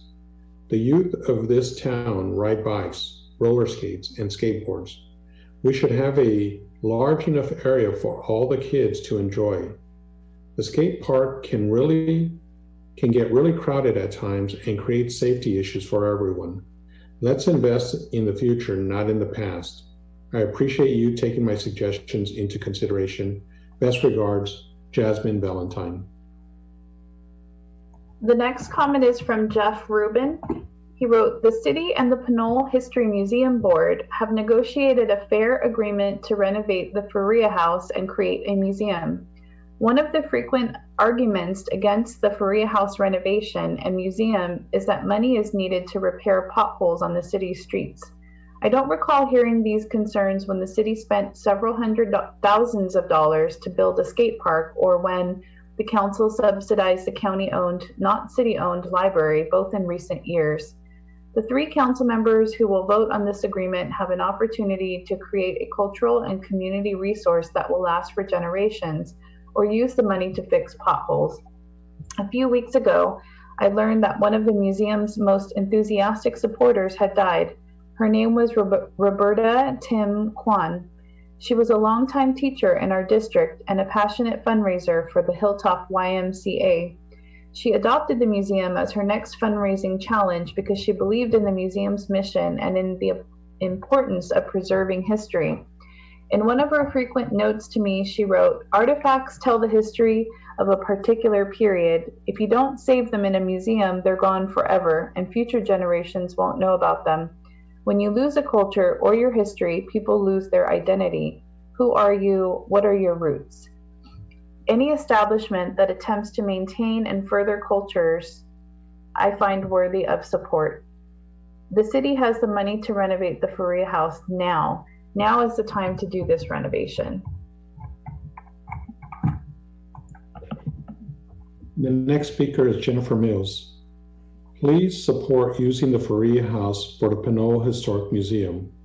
Pinole needs to have a tourist venue in addition to all the other amenities it offers. The next comment is from Joanne Gennady, and she wrote, "Please add my support for the History Museum. I know the City Council will vote on renovating the Faria House and leasing it to the Pinole History Museum at Tuesday's council meeting. I've been a long supporter of a museum ever since I joined the Pinole Historical Society in 2008. I even remember when the Faria House was moved to its present location. A museum in the Faria House will draw people to Pinole, walk through Old Town, dine, shop, and enjoy Pinole's rich history. Thank you. Joanne and Joel Gennady." The next comment is from Juliana Jason. To whom it may concern, my name is Juliana and I have been a resident of Pinole my entire life. I absolutely love this city and the community it provides. I am writing to support the renovation of the Faria House to become the Pinole Historic Museum. Having a place that is part of our town's history also be a museum is a very special way to not only keep the history of Pinole alive, but also to be a welcoming place for our community to come together and learn more about their beloved town. I feel we must conserve our history, and anything we can do to support that would be a positive thing. Many people who live in Pinole might not know of its history. The Pinole History Museum can be a great benefit to our community, create prosperity, build loyalty, and show surrounding communities that Pinole is a place that anyone and everyone would be lucky to live in. Thank you for reading. Juliana. The next comment is from Lauren Byrne. Hello, I am writing to say that I'd like to see the Faria House become the Pinole History Museum. This sounds like a great project that will help our community build ties to our city. I deal a lot with the administrations of cities, and I understand how important it is to do things like this and keep each town's history supported. Thank you, Lauren Byrne. The next comment is from Maria Alegria. Dear Mayor and Council members, thank you for the opportunity to share my concerns regarding the ad hoc committee's finding and recommendations regarding the Faria House and lease with the Pinole History Museum. Since June, when this process began, there were several requests from the public that Mayor Pro Tem Norma Martinez-Rubin recuse herself from discussion on this matter because of a perceived conflict of interest per the Public Records Act.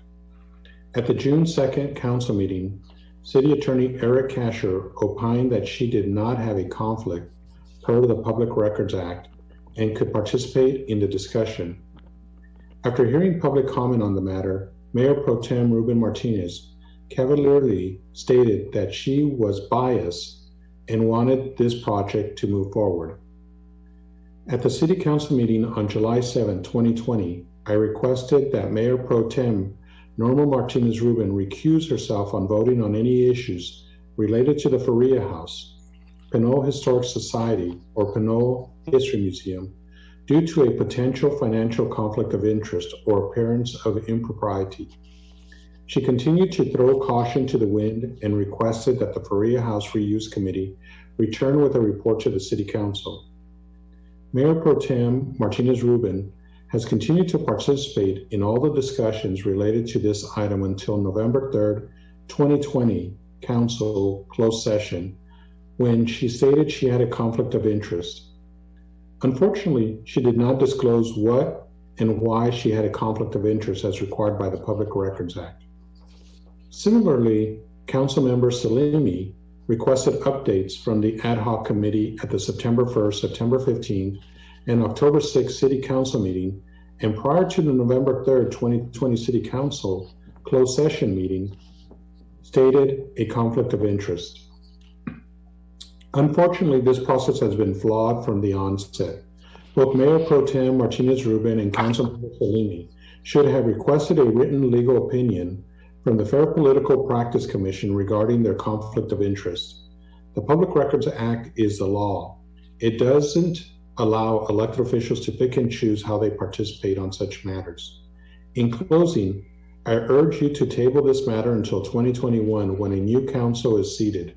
You cannot in good conscience vote to obligate the City of Pinole to a $1.5 million non-essential project when local businesses and community members continue to suffer from the effects of COVID-19. Thank you for your time and service. Sincerely, Maria Alegria, former Pinole Mayor and Pinole resident. Okay, I'm going to interrupt it just a second before we continue. How many more do you have, Heather? Do you know? 6 more. Okay, we're going to have to move to extend the meeting then to, it looks like, I'm going to say 11:45 at this time. So I will make the motion. Do I have a second?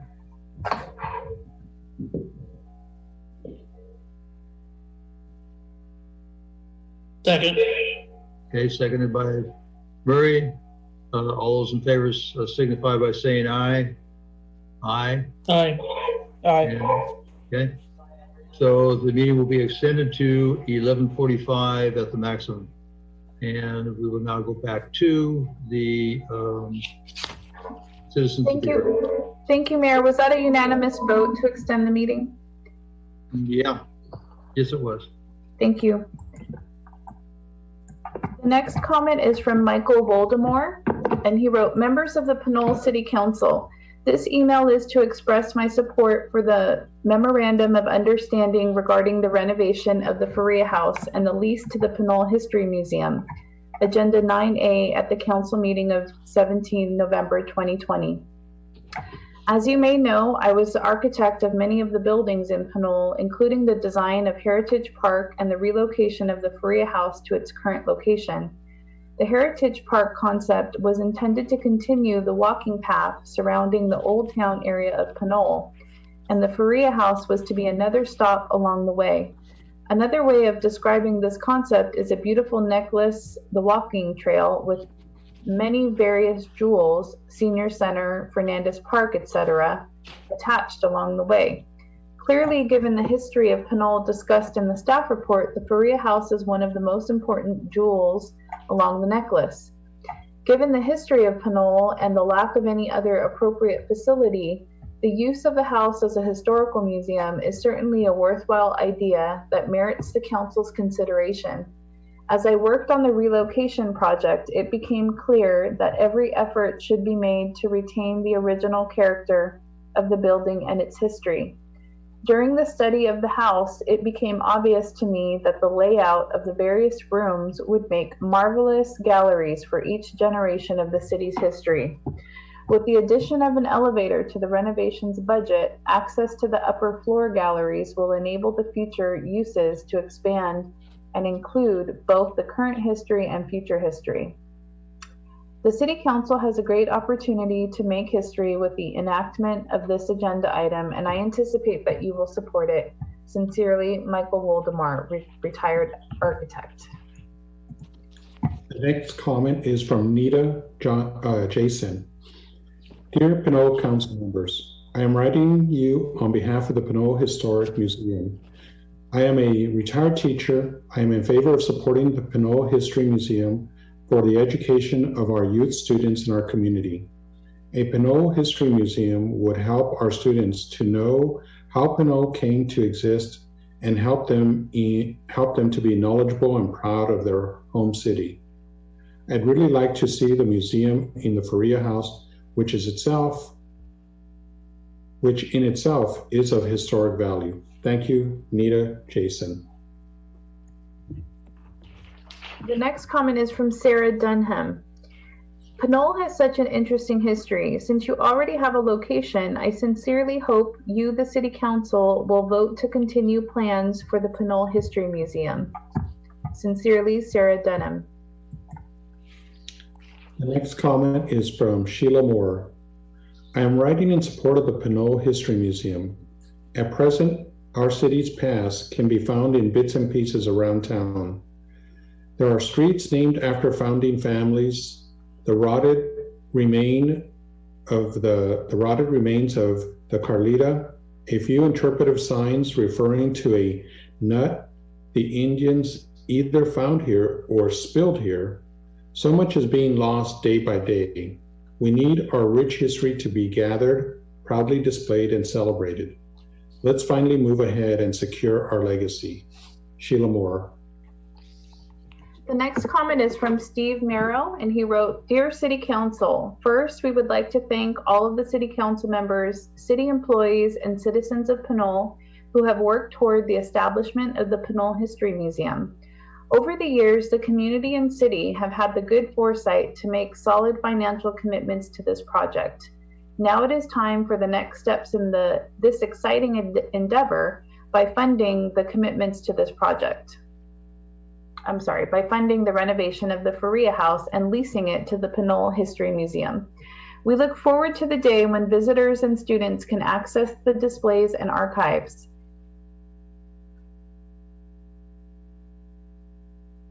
Path to understand the place of Pinole and ourselves in history right on through to the present. Understanding our past can help us to be resilient in facing the challenges of our times. Building a sense of place is essential to building community. Our Old Town Pinole has so much to offer our community. There is so much potential as a center for the arts and recreation. We still retain the charm of older architecture and space for shops and restaurants.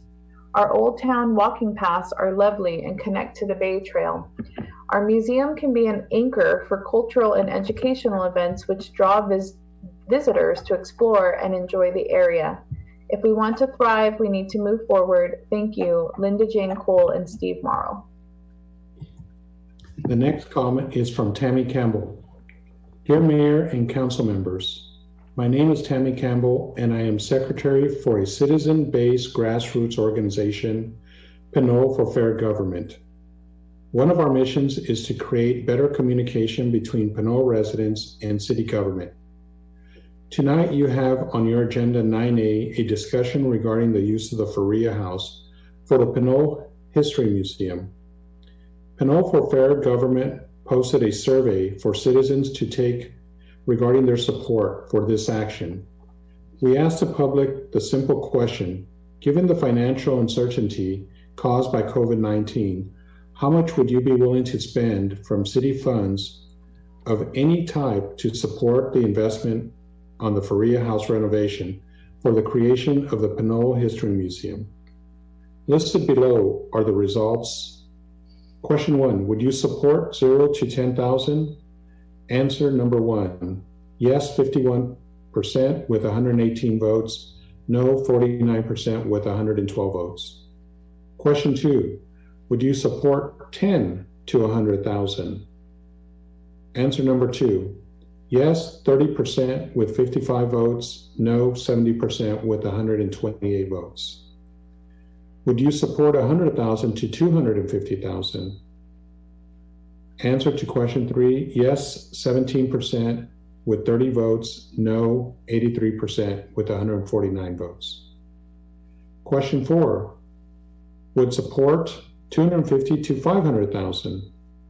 Answer number 4, yes, 12% with 21 votes, no, 88% with 157 votes.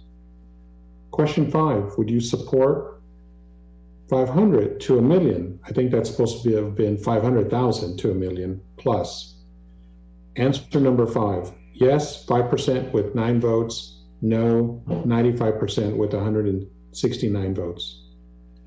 Please note that not everyone answered every question, but you can see the trend by the results. This is information for the council to make a better, more informed decision. Sincerely, Tamara Campbell. And that concludes the comments.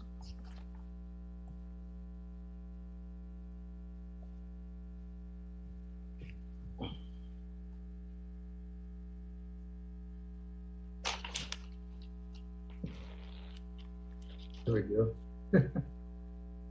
My machine's not working properly. This has been on too long. Okay, I'll close off the public portion of the comments then, and thank everyone who took the time to give their opinions and their ideas on item 9A. I'll bring it back up to the council, and I would like to hear comment from the ad hoc committee on the results that they have at this point. Pete, you want to start? No, I defer to the chair. Okay. Okay. You're the chair, Anthony. Right. So, first off, when we formed this, it was a fact-finding task, right? We were going to gather as much history as we could. There was question at the first council when we decided to explore an ad hoc to discuss, was there, we talked about a letter of intent. Well, it turns out there were 2 letters of intent issued that is in the packet. And we went through the process of trying to determine what this arrangement would look like. We wanted to know what happened in the past, what kind of deal, why did things fall through?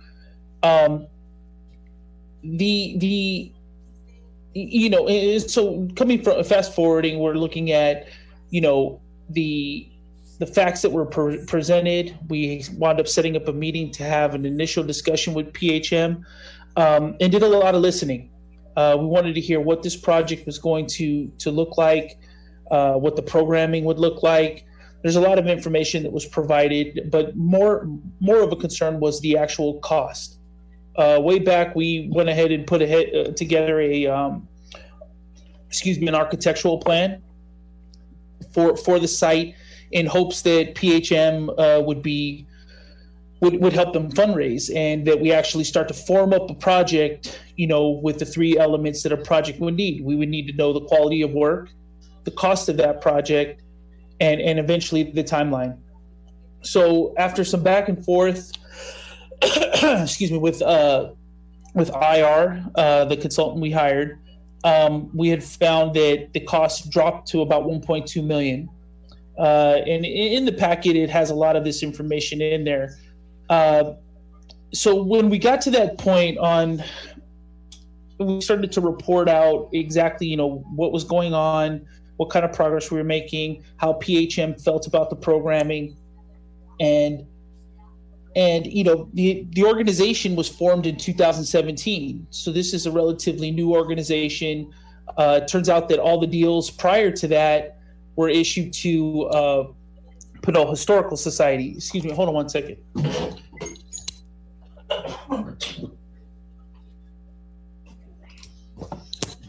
They were issued to Pinole Historical Society.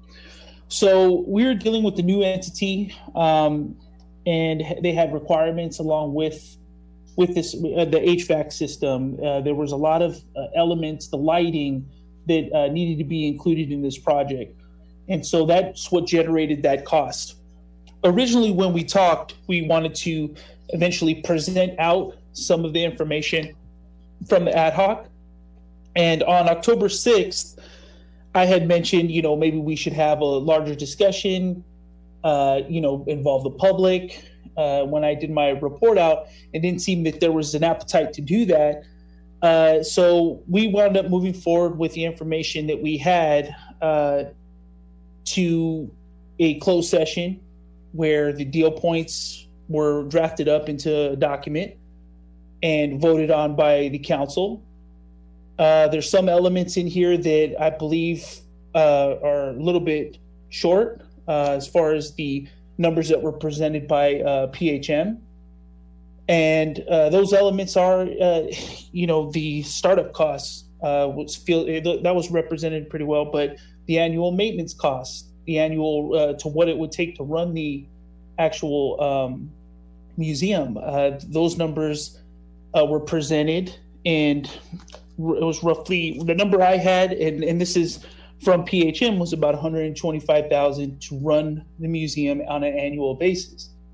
So as we moved forward, there was information provided, and then November 3rd, we have a closed session, and we have the documents before you. And so that's pretty much my report.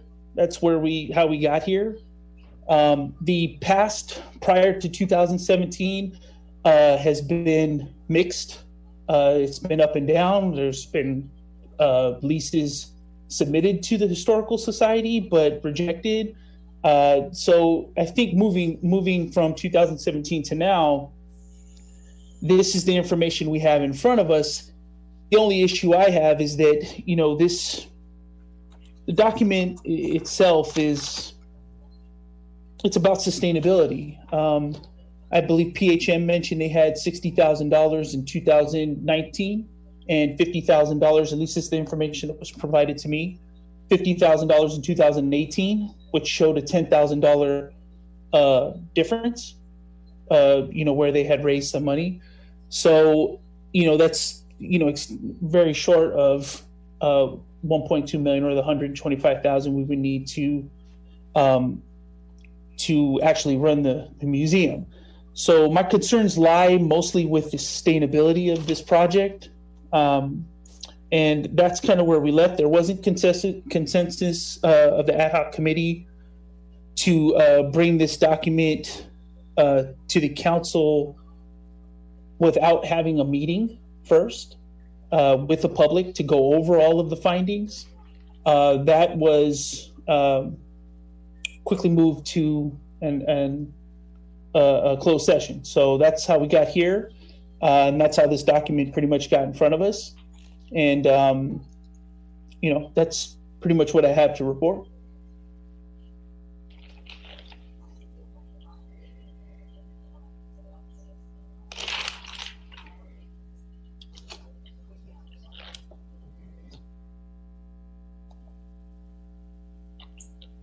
Mr. Mayor, I think you're muted.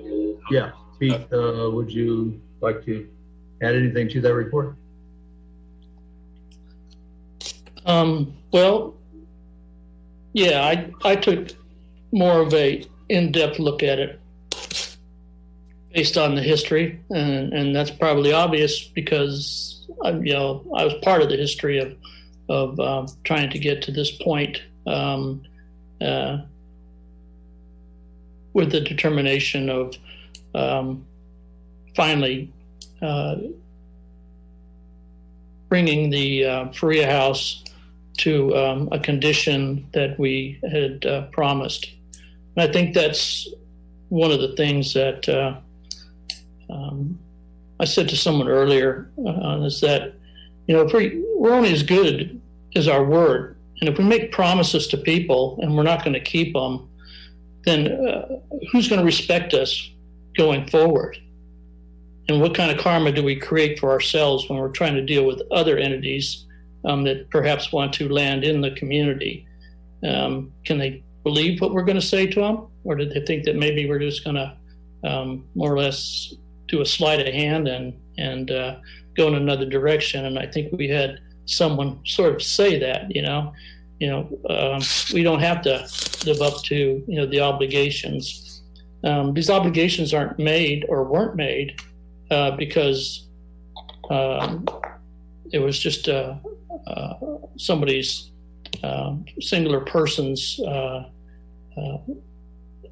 idea to do so. This is a city's commitment to someone. And I know that people want to say, well, that was then and this is now, and we've seen that.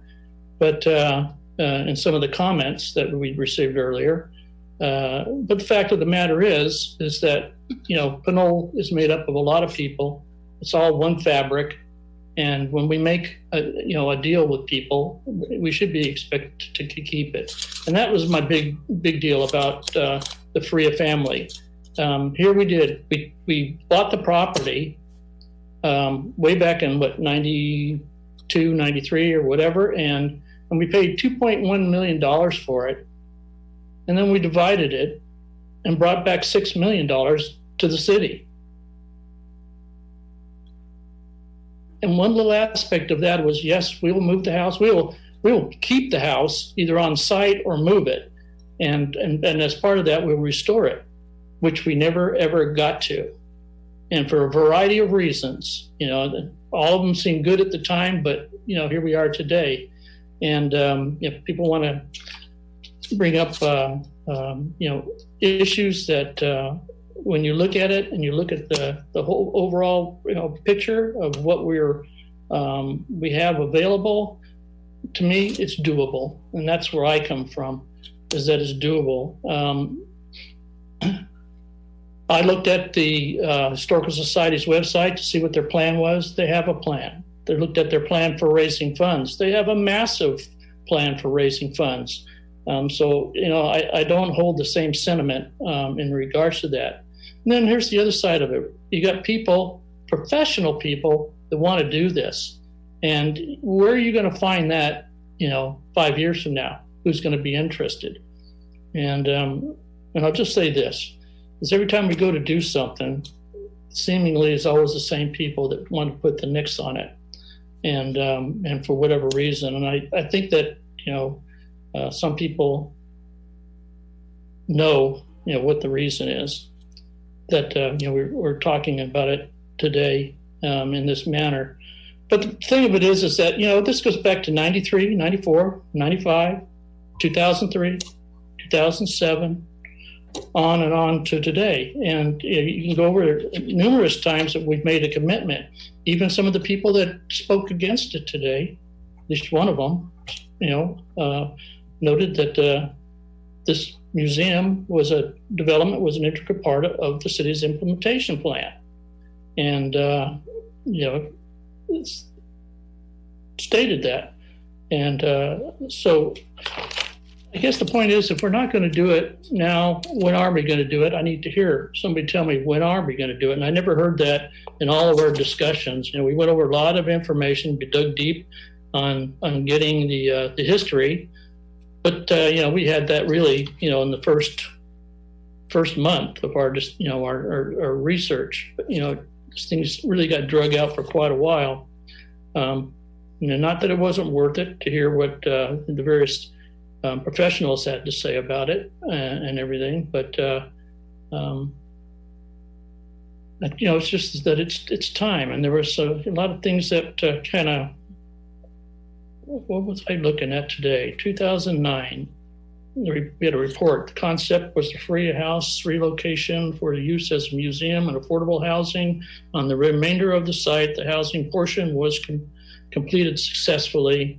And that came out of the report in 2009.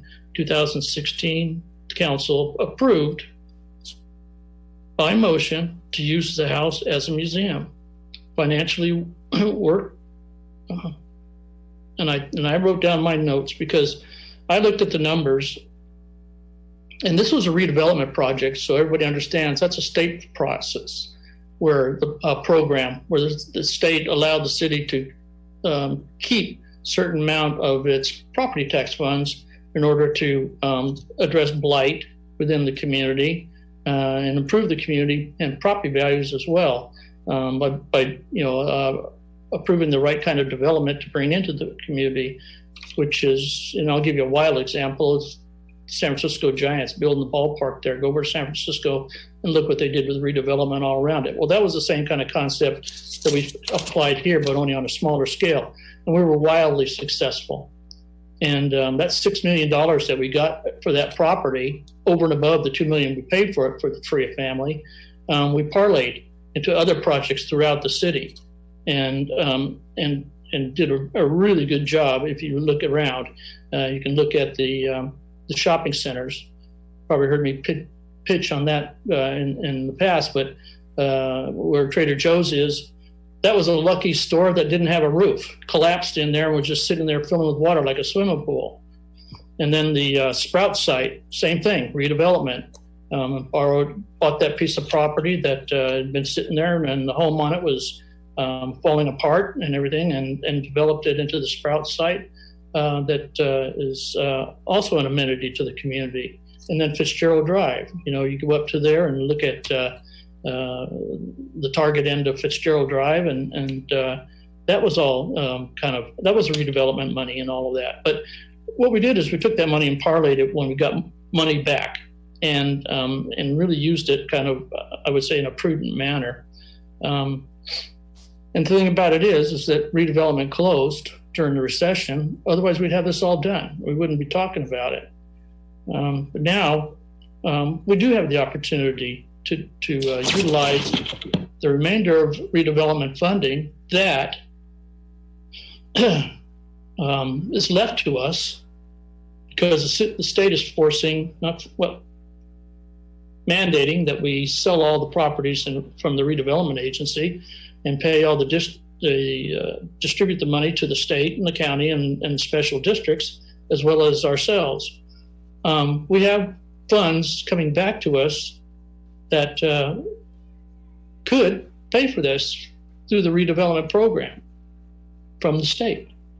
And so I say that, in my mind, is that we're closing out redevelopment. This is the tail end of a redevelopment project. Why wouldn't we spend the funds that we're getting from the state, from the redevelopment agencies, as it closes down, and finish the entire program once and for all? And I think that when you look at the funds that are available from the sales of properties that we have, we can do that.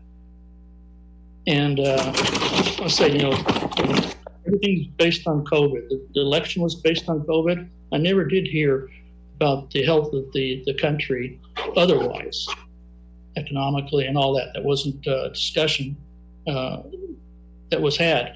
And when we throw out COVID as the wherewithal to not do this, I think it's short-sighted. We've got Moderna that's coming up with the vaccine, Pfizer that's coming up with the vaccine. I think the stock market has taken notice of that and everything. The health situation is something that we have to control outside of this, but to use that as the focus for not doing this, I think is short-sighted. We have reserve funds in the city that are I would say more healthy than they've ever been in my entire time here.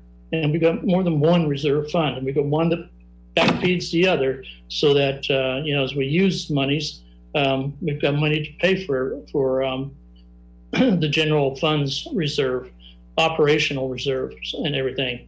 It's kind of like, this is money it can be part of that program, but it's kind of like, it's redevelopment money. The nexus is there. Why aren't we using it to do this, take care of this project and finish up redevelopment?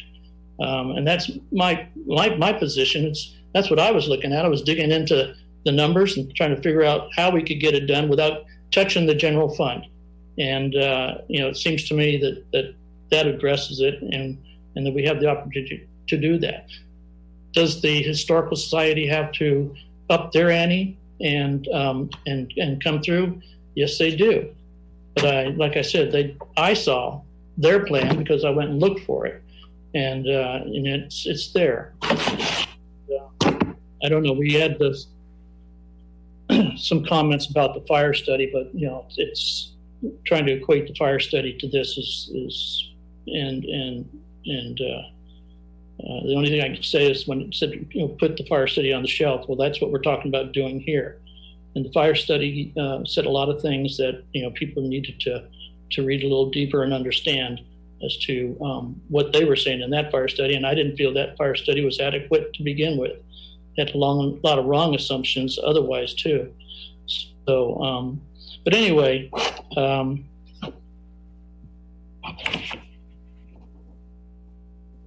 think that the point being is that at the end of the day, we do have the funds coming available on the sale of these properties that could take us, that far into it, the 1.2, and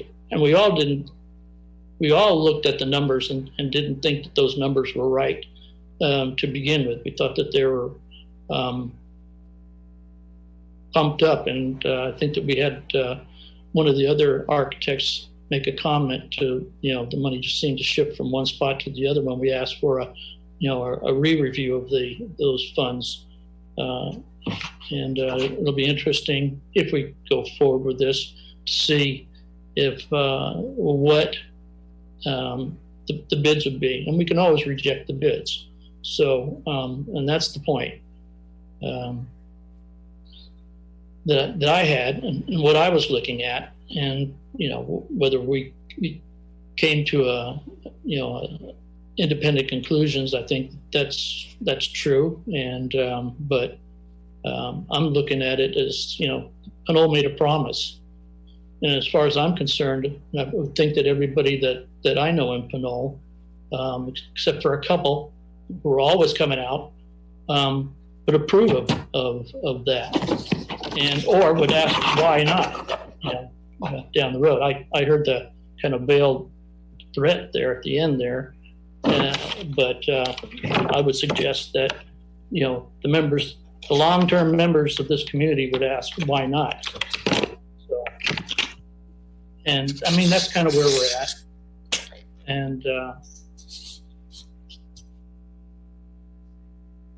I personally would like to see it go forward based on 25 years, not just a few years, 25 years of promise and back and forth on this. Okay, thank you. I have a few comments. I guess you could call me coming in late in the game because I've only been here for the last 12 or 13 years, actually almost 13 years on the council. And most of this took place prior to me getting on the city council, and promises made by previous city councils I've identified with and understood. And I know that former Mayor Alegría was part of the council that identified the use of the Faria property and worked with the Farias to move it over there, and was part of the council that also promised to make this into a museum. So I don't think there's a question there about what the identity of this project was. And what is the identity of Pinole? That's what a museum will tell you. People come to Pinole and say, well, so what happened here? Where did you all come from? What does Pinole mean? Nobody knows. But if you have a museum, you've got it there so people can go see it, so they can actually read about it when people come here. We're hoping more people do come here. You know, it's been my vision that we can get a higher revenue from perhaps a hotel complex where the hospital is, or get another hospital here. All those things the museum would add to that as being part of a community that's whole and makes itself whole. The Faria family had trusted in the city to continue their promise and obligation and not renege on it. And I certainly won't do that. We have never been able to do this project due to a number of reasons, most of them financial. In 2008, we couldn't even think about doing anything like this because we had no money, we were borrowing money. We actually had to sell the post office to the redevelopment agency because we didn't have enough money to survive without it. And that's how we got a little bit of funding back so that we could actually operate as a city. We had to take out a loan for $2.5 million. We recovered all that. That's what the city councils did in those years. And I was part of that. And so was my colleague, Pete Murray. We had some tough times.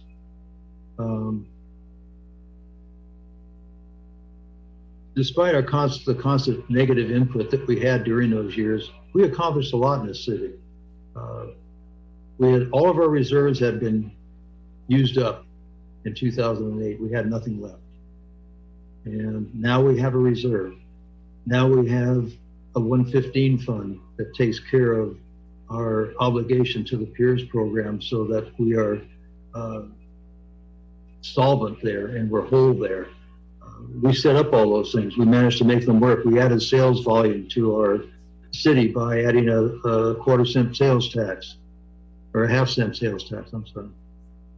And we built and tried to promote more businesses in our city because sales tax volume is what we need. It's the only way we can survive. We don't have an oil company here.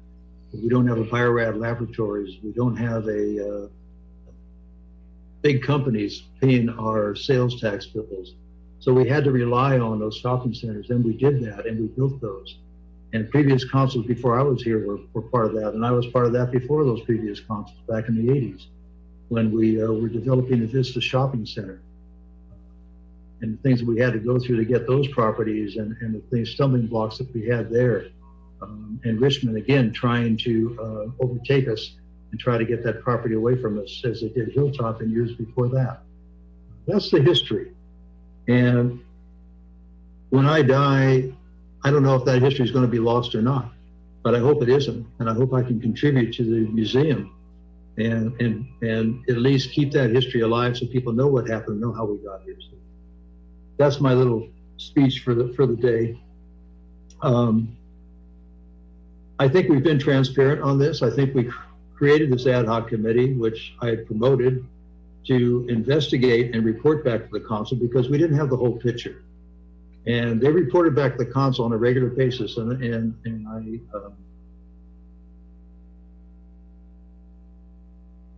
I laud them for their dedication and for the time they spent, because it took a lot of time to go through this in the last 3 or 4 months. But we needed to see something happen. We couldn't keep just dangling this thing out there. So we needed to bring it to closure, and that's where we're at right now. We're bringing it to closure. And it's my hope that we do get this project underway and bid on and completed, because we need to restore that house, period. Regardless of the museum end of it, and I know that's part of it, but I want to see that house restored, and rather than sit there and spend money on trying to keep it alive, and eventually it deteriorates like the Collins house, which now is basically, if anybody wants that piece of property, they're going to have to just tear it down and start all over again.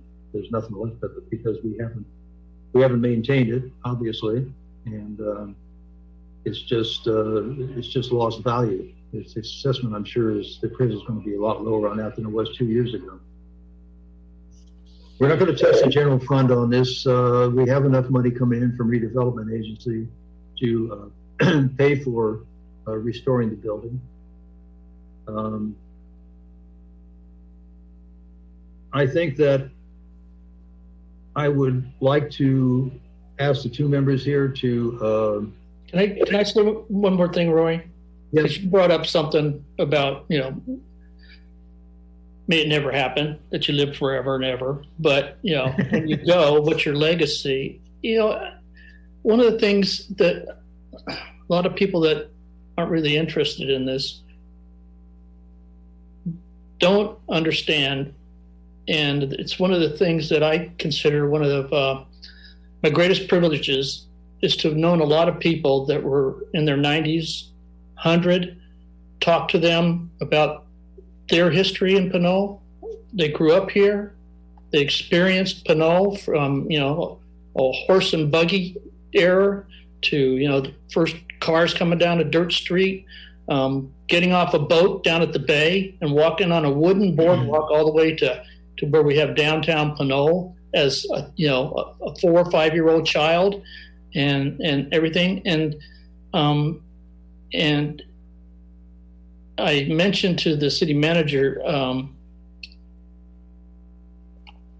that Betty Boyle sat down and interviewed a lot of these people. I had the luxury of talking to these people at various events, visiting and everything, and to hear their voice explain what life was like back in those days, it's worth its weight in gold, and then it makes you feel alive, and it makes you have a piece of insight into the past and what a kind of a farming cowboy town this was at one point in time, to a little city, and right up until the modern days, just not too long ago, Leonard Boring, the last of the Pinole cowboys, with his ranch out in the valley and all of that. I mean, and you hear their voice and you can remember it in certain instances. Certain things happen, boom, light goes off, you remember that.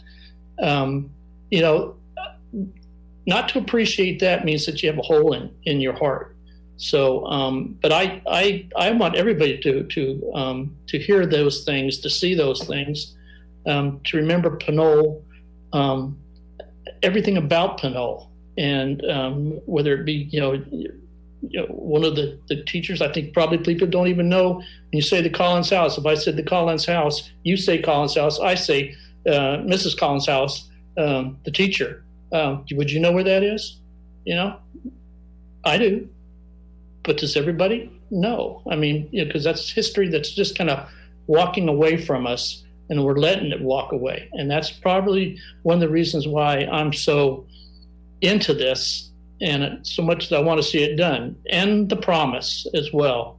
So when somebody says it's, my little payback, that's a little bit of nastiness coming out of them, because, I feel responsibility for something that we promised to the Freya family, one of the old families in Pinole, and then all the old timers that were, came before us here. And the stories that you hear are very interesting. I'll give you one little quick story.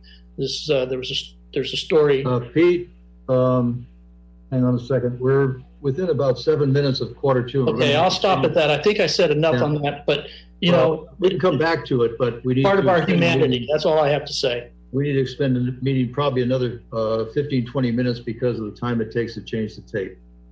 So I would make a motion that we extend the meeting to no more than midnight, and we're going to call it off. So if the council's okay with that. Yeah. And Dave, when do you want to change the tape on this, now or you want to wait for 11:45?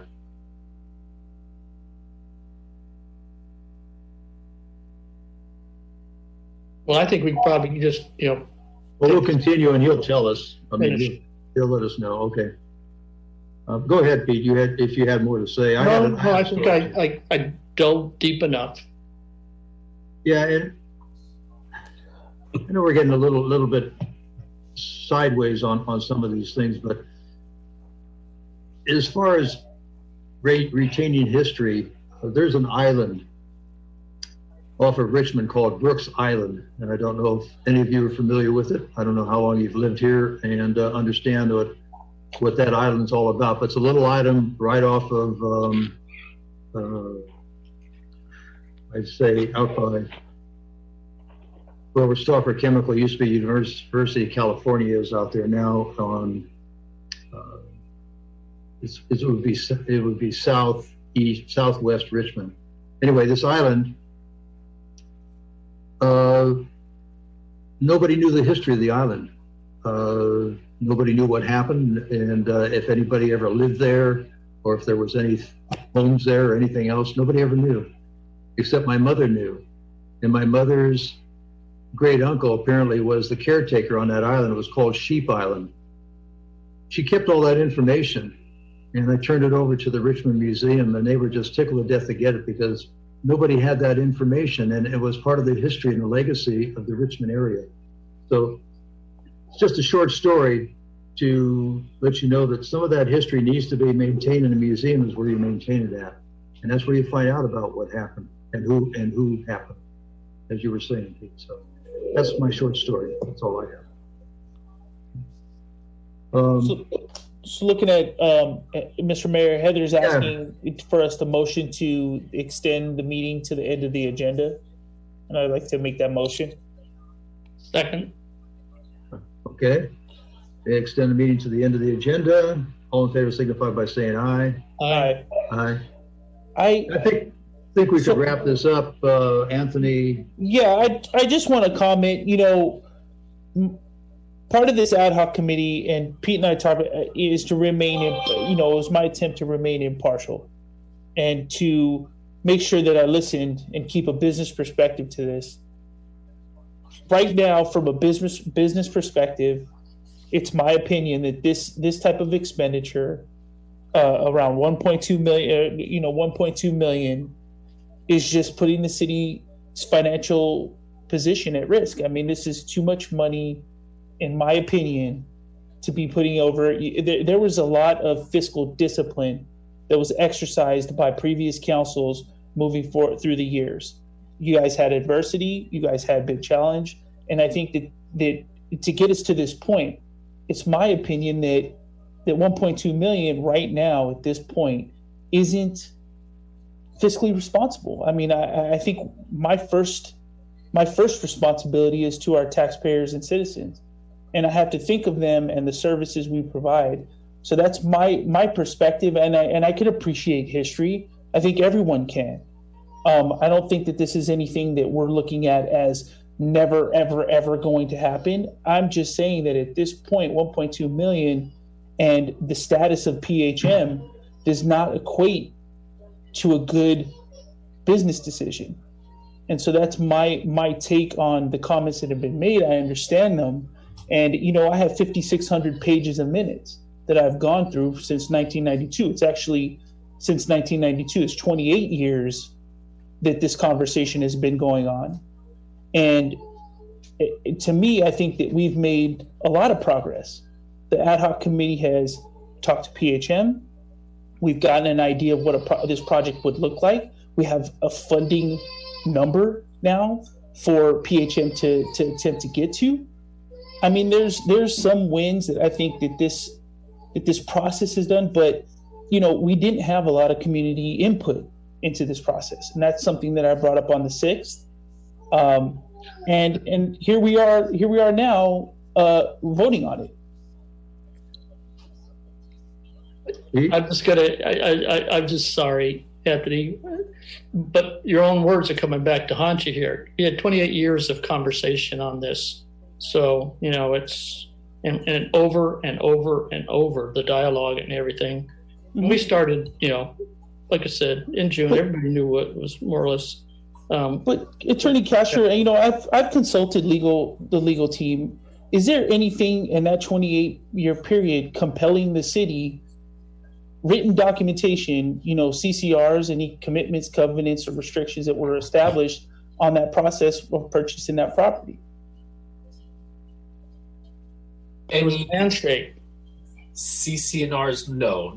There were. I think the record that's before us in the documents that have been included reflect that there were, some overtures. There were some kind of commitments that were approved by the council. There aren't kind of formal agreements in place or anything like that. But I think the record speaks for itself, and it's pretty extensive. That's in the meeting minutes right now, or in the packet. Okay. Well, there may not be any CCNRs, but promise is a promise to me, and an obligation is an obligation, and I'm certainly not going to go back on it. I think that would be an insult to the people in this community who expected to have this building restored into a museum, and I'm definitely not going to insult taxpayers of this community who want this, and there's certainly a lot of them, as shown tonight, that are very supportive of this project. But again, I just want to see that building restored. To wait on it means more cost. It means more cost to the city, more staff time, more public works time, until we finally decide if we're going to spend 1.2 million. Oops, not 1.2 million anymore. Now it's backed up to the number that we had before, 1.5 million, because the costs have increased. And unfortunately, the costs always increase. We've seen that no matter what the economy does, up and down. And sometimes the prices go down a little bit, but most of the time, your material costs and your equipment costs are going to increase. So I've never had labor costs go down, that's for sure. My labor cost has always increased over the years. So this project is not going to get any cheaper as we move forward. So that's my comment. Mr. Mayor? Yes. I call for the question. Question's been called for. Then I will make the motion, the recommendation that the City Council receive the findings and recommendations of the Faria House Ad Hoc Committee and consider a resolution approving a memorandum of understanding between the city and the Pinole Historic History Museum regarding the renovation of the Faria House and the lease to the Pinole History Museum. That would be the motion, as is stated on the example 9A of our agenda. Okay, I second it. Okay. We've talked enough. All in favor signify by saying aye. Aye. Aye. Opposed? Nay. No. Okay. Motion fails for lack of a quorum, or for a lack of 3 votes. And I want to explain this so that everybody understands it. According to the Brown Act, you need to have 3 votes out of 5 to pass any motion that uses public funds, for the use of public funds. And regardless if there's 5 members or 3 members, that still stays in effect. You need to have 3 votes to pass a motion using city funds. So the motion fails for lack of a 3-vote minimum. So that would end this portion of the meeting 9A, and it also ends all discussion and future reports on this project. This project dies at this point. If the new council wants to bring it back, that's fine. At this point, it's gone. We will proceed to what's 10? Where's my agenda? Which has now disappeared. New business, oh, there we go, item 10, new business none. Item 11, reports and communications. Mayor's report. I have no announcements tonight. I did attend the mayor's conference, and we had a report on sea rising, which I thought was pretty interesting because at some point in time, I think Pinole's going to need a seawall, but that will come out at a later point in time. Mayor and council appointments, don't have any tonight. Council and committee reports. I need to get the rest of the council back on board. I see Norma Martinez Rubin is here. Is Vincent here?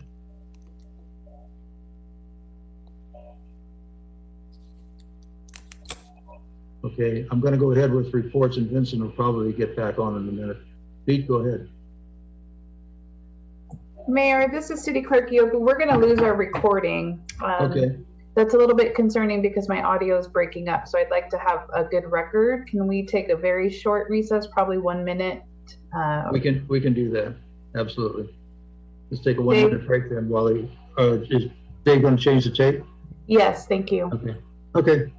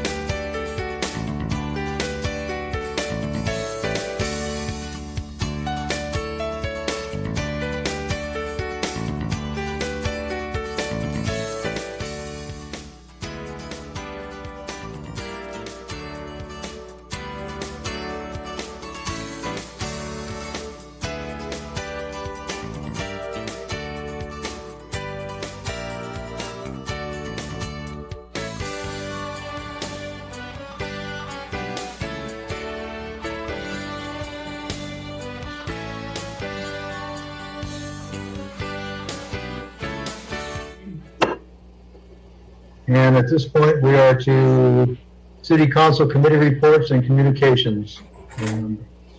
Raise your hand if you have one.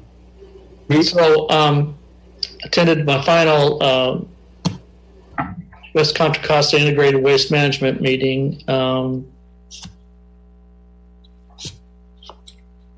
guess it was last Thursday, and last act was to vote on raises to the fees and everything. And what the nice thing about it was everybody agreed that we would pull money out of the reserves and apply it to the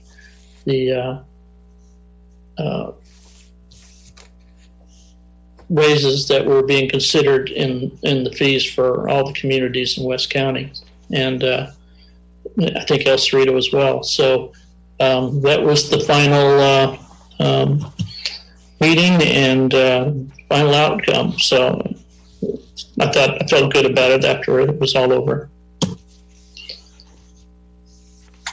That's it. Okay. Mr. Mayor, this is Tamara Miller. If I could just take a moment to share what else happened at the meeting that Pete is being, Councilmember Murray is being humble about. They probably gave him a new watch. The entire Wickama board thanked Pete for his many, many years of service. It was very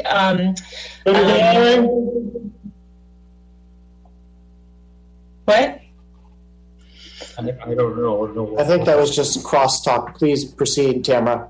The Wickama board thanked Pete for his many, Councilmember Murray, for his many years of service, gave him a proclamation. I think there was a standing ovation, many kudos to his contributions to that committee.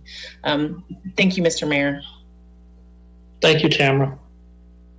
You're welcome. I forgot to say that I also said goodbye to the people at West Contra Costa Transportation that I've been working with for the last almost 13 years. And carrying that committee for 2 years. And so I kind of felt a loss in that regard because there were still a lot of things on the books that needed to be done. But I think we'll get a new council member down there that'll be able to take care of that just fine. So, any other committee reports? Norma. Thank you. The WestCat board met on November 12th, and there were a couple key items. One of them was the presentation of the Public Transit Agency Safety Plan, which is a new plan for WestCat in order to comply with the Federal Transit Administration. And what that means is that having met the requirement to put together this plan, customized for it working as WestCat and its service provider, the organization who actually provides the drivers. Now that this plan is in place, it will then meet the requirement for the FTA to provide funds to the agency or continue providing funds to the agency. One other key item of discussion was that the board has begun to be a bit more focused on setting service priorities as the economy begins to reopen. And what that means is that the agency, WestCat, has since COVID shelter-in-place orders in March, has not been providing a entirely different level of service. In other words, the buses have continued to run. As many drivers as are available have continued to remain hired. And there have been some changes made in order to comply with public health guidelines, such as maintaining a separation of 6 feet for riders when they are on the buses. And that has shifted some of the schedules. Fares have not been collected since March. So those fare revenues have not been in existence. And as the reopening occurs and if they open and when we open, there's increased ridership with public health guidelines still being in place, the board then has to consider whether the same level of service is going to be maintained.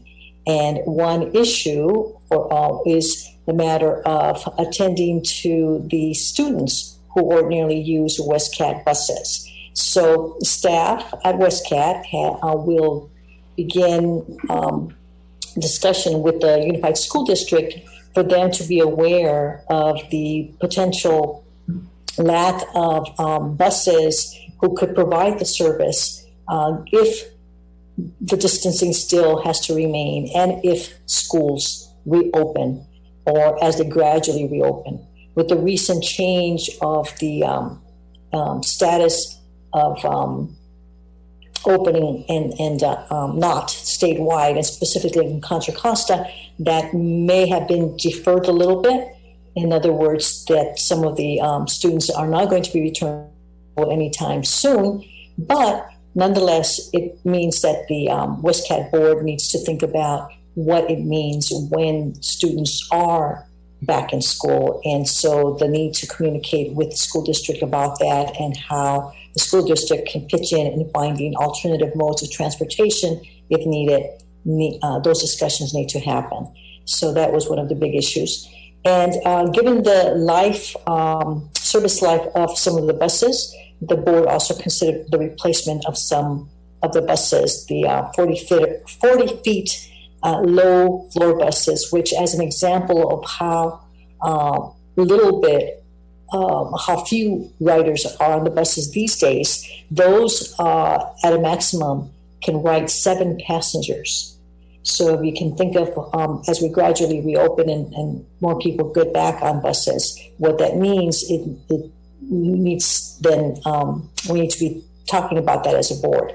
But the larger issue was the matter of the students. And so we'll keep reporting back on how WestCat is addressing that and how responsive the school district is and its plans to possibly make up for a mode of transportation if WestCat can't provide that for them.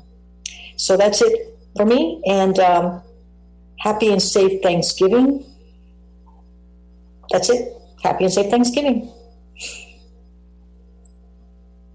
Okay, any other council committee reports?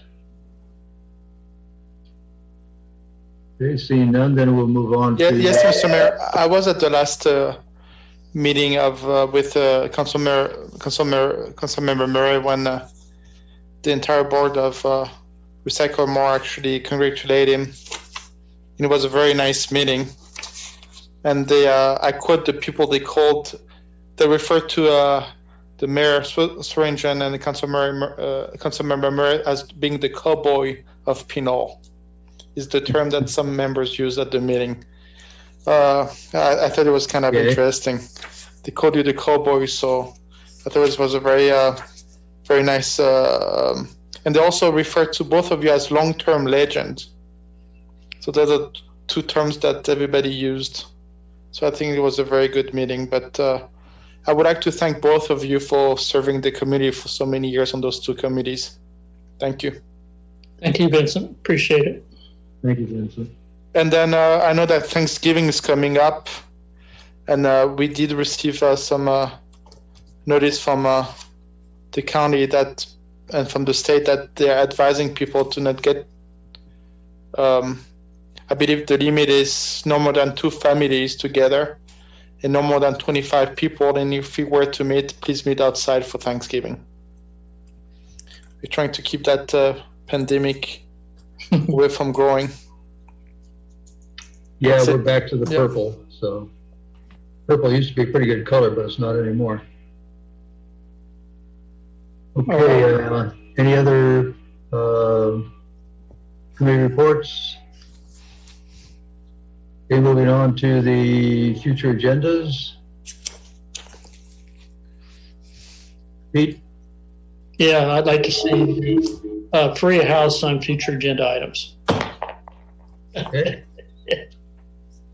Council want to agree to have the Freya House back on the agenda on the future agenda? I have a question. Am I allowed? Do I have a conflict of interest if I answer this? Yes. So it would be only the 3 members who have participated in the prior discussions of the Free House. Well, now it only takes 2 of us, so I'll vote for it. Anthony?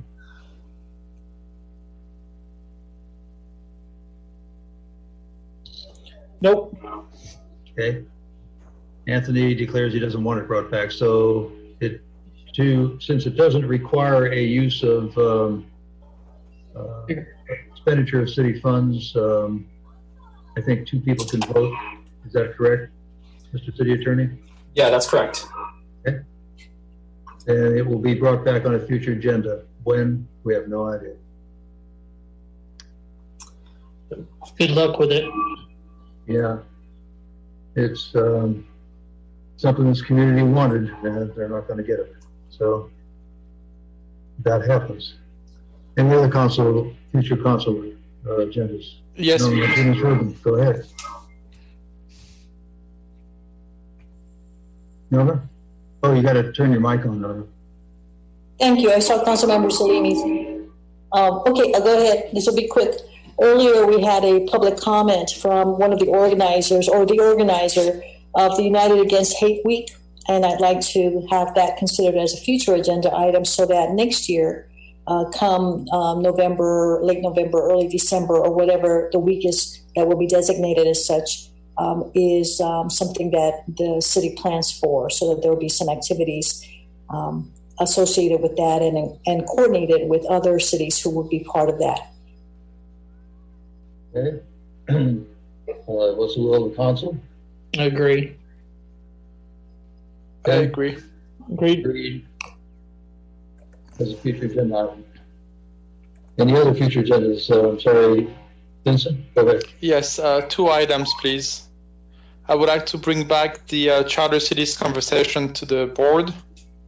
And the second item that I would like to bring back is the fire study. Okay. Will of the council? Okay with Anthony, okay with Norma? Yep. Yeah, it doesn't matter what I think, so, because I won't be here. Any others? Okay, city manager's report. Just briefly noted a couple times, the city and the whole county have moved back into the purple tier under the state's COVID framework for a safe economy. And so we're, of course, encouraging everybody to be very diligent in observing healthy practices while enjoying the holiday week. And that's all. Thank you. Okay. City Attorney? Nothing to report. Thank you, Mr. Mayor. Okay.